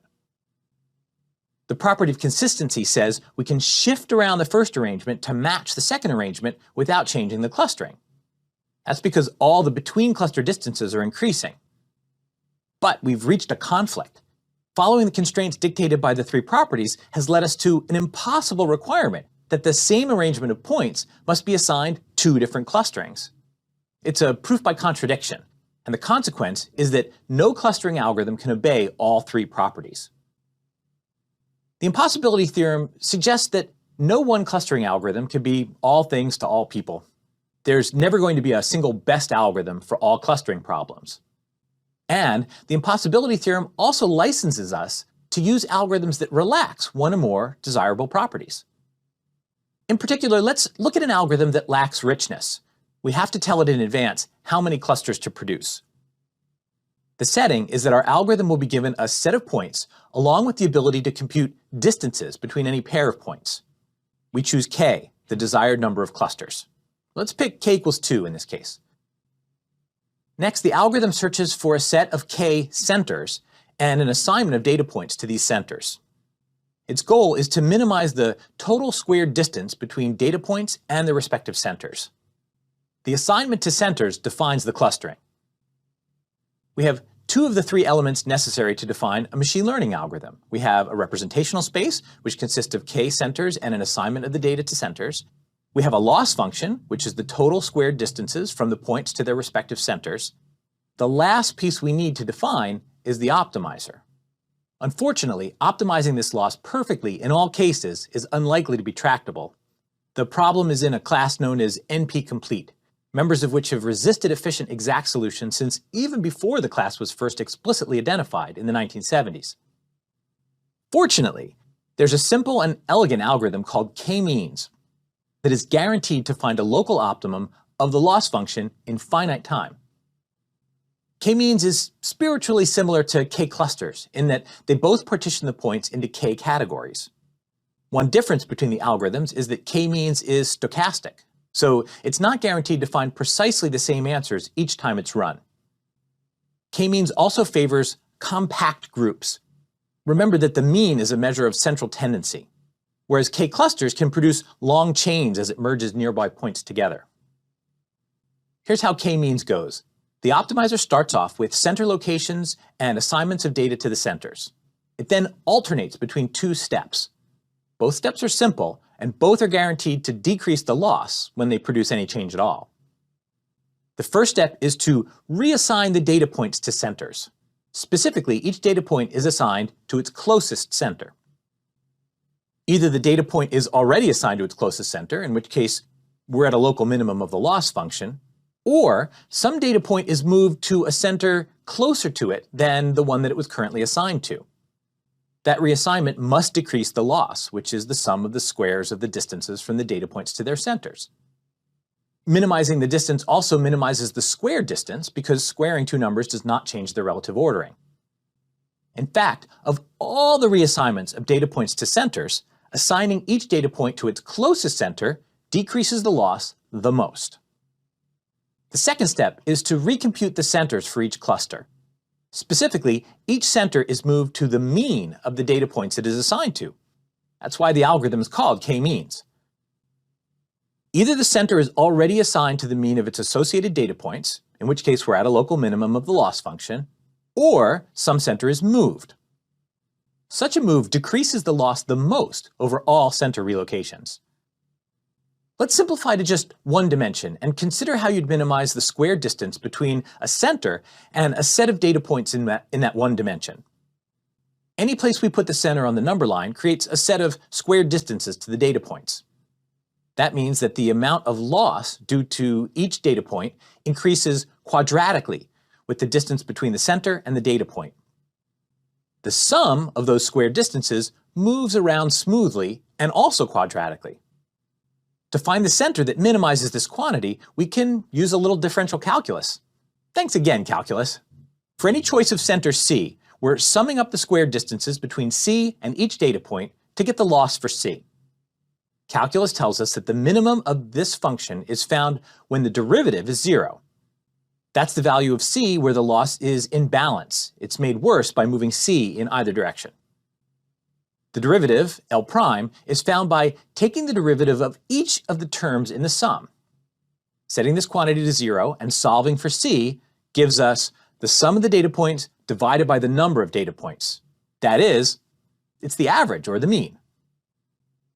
The mean is what we get in one dimension, but the choice of value for the center in each dimension is independent of the choice of the other dimensions. So we can minimize loss by finding the mean value of the data points in each dimension separately.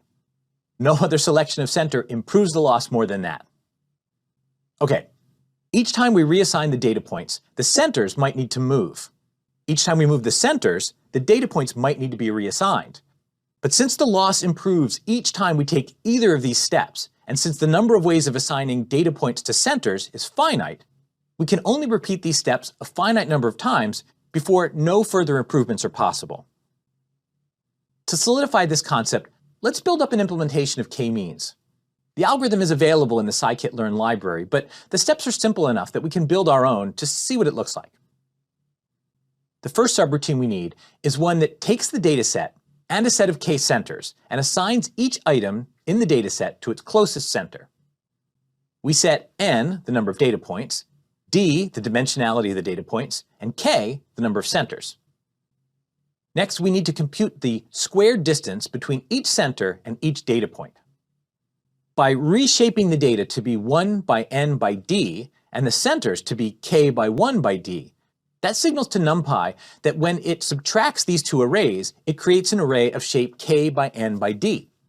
That is, it computes all combinations of the k centers and the n data points for each of the d dimensions. We assign those differences to res.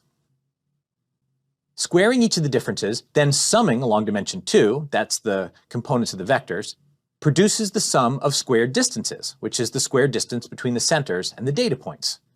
The resulting array is of shape k by n. Now we want to know which center has the smallest square distance for each data point. argmin produces the index of an array with the smallest value along the given dimension. Here we're using dimension 0, which varies over the k centers. Center IDs is now an array with one integer for each data point that indicates which of the centers is closest. In addition to returning these center IDs, we also calculate and return the current loss, which is the min squared distance summed over all data points. The meat of the subroutine is 3 assignment statements, which could be chained together in a single line. That's one of the beautiful things about NumPy. It lets you execute powerful operations over entire arrays without writing loops. In exchange, NumPy expects us to be very careful to keep track of what the different dimensions represent in our array. The second subroutine we need for implementing k-means is one that takes the data and the center IDs and computes the centers by averaging all the data points with the same ID.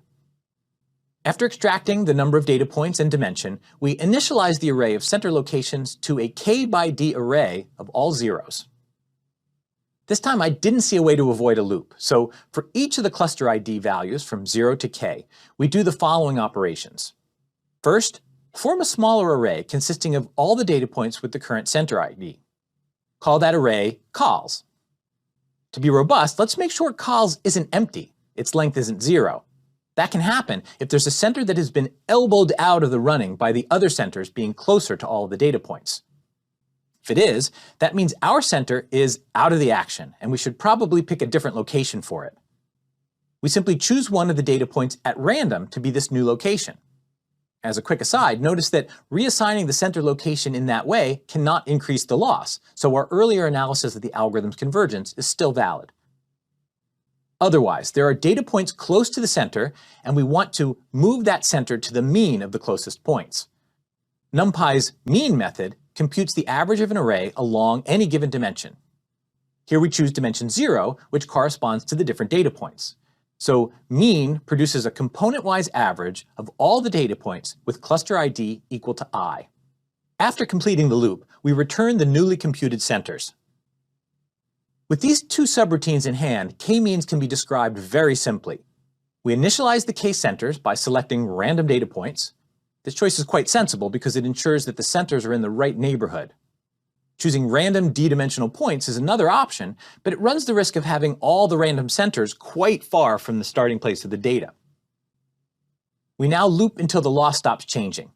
If the old loss is different from the new loss, we use assign data to assign each data point to its closest cluster.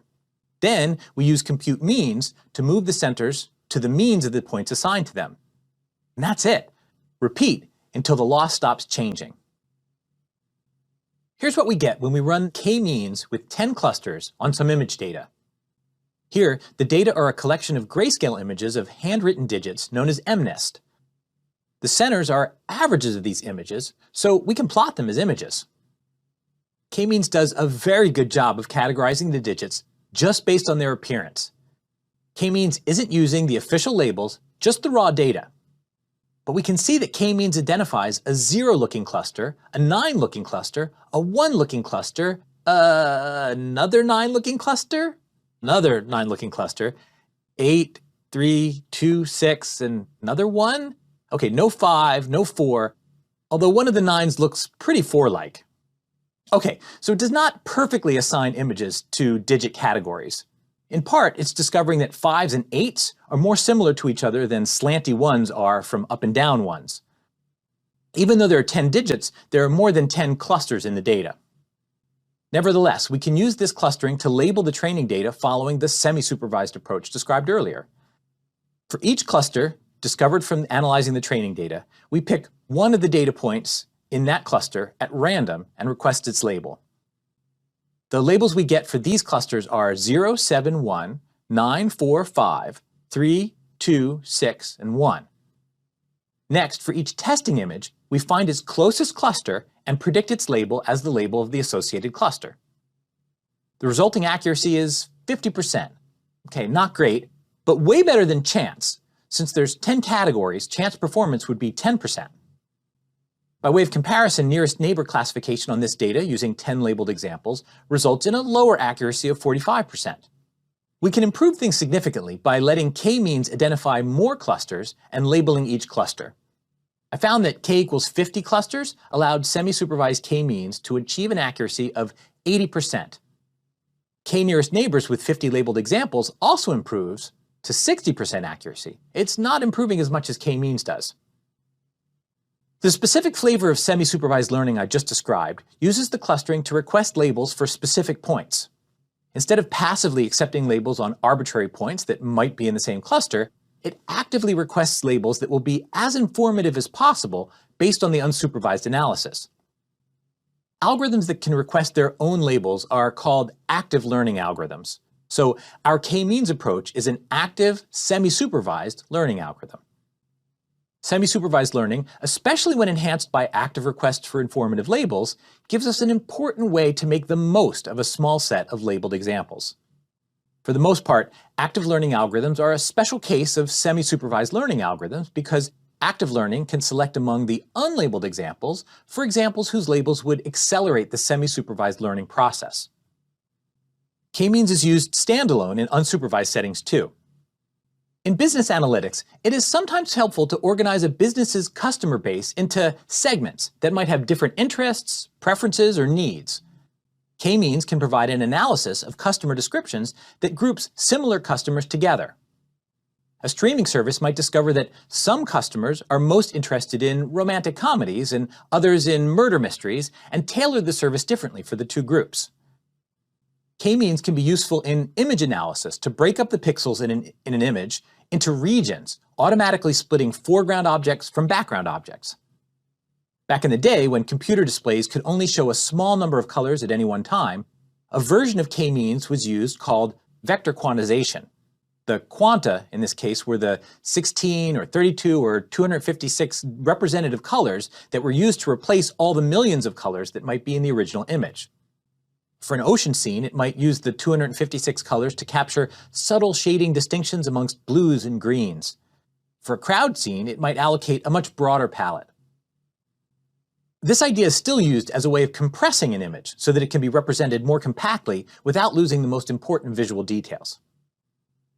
Semi-supervised learning strives to obtain good performance on a dataset while reducing the need for labeled data. Another well-known approach to this problem, called transfer learning, is to leverage statistical insights gained from doing supervised learning on related problems. This approach is used by experimental psychologists to quickly train image recognition neural networks to analyze behavior of mice in their experiments. They start with a pre-trained network known as VGG16 and can quickly teach it to recognize specific mouse behaviors for automatically gathering statistics of the reactions of the mice to different stimuli. Transfer learning is now a tool for automating data collection for scientists, providing the same kind of amplification of their capabilities that statistical methods like t-tests provide for analyzing statistics. Of course, there's no free lunch. We still need millions of labeled examples to train the VGG16 network. But transfer learning allows the cost of obtaining those labeled examples to be amortized over a set of visual recognition tasks. To some degree, it's a matter of luck whether transfer learning or semi-supervised learning via unsupervised clustering work in any given problem. That is, the representation learned for one task or the clustering produced might be a good match for other tasks, but nothing in the learning process is specifically trying to make the representations relevant to other problems. Another approach to learning works by training on multiple tasks at the same time, so there's an opportunity for each solution to be explicitly tailored to help the others. This general category of approach is called multitask learning. One instantiation of multitask learning is a neural network with a single input and different outputs for each task, where the branches of the network splitting into the different outputs are known as heads, kind of like a hydra. The multi-headed learning architecture makes the most sense when all of the tasks can be applied to the same inputs. For example, if the input is an image, there might be one task head identifying the category of the objects in the image, and a separate task head specifying its position in the image. Two tasks, same input. Some possible sharing of internal processing that benefits both. How to make effective use of data with only limited labels is a core problem in machine learning. Even though massive amounts of labeled data are easier to come by than ever before, there is always a long tail of new problems for which labeling of data is impractical. As such, many learning variants have been created to address different situations in which other knowledge can be leveraged to reduce the need for labels. Whenever it's cheap to gather large amounts of unlabeled data, but obtaining labels is expensive, semi-supervised learning applies. Semi-supervised learning can be augmented with active learning if it can be made possible to request labels for specific informative examples.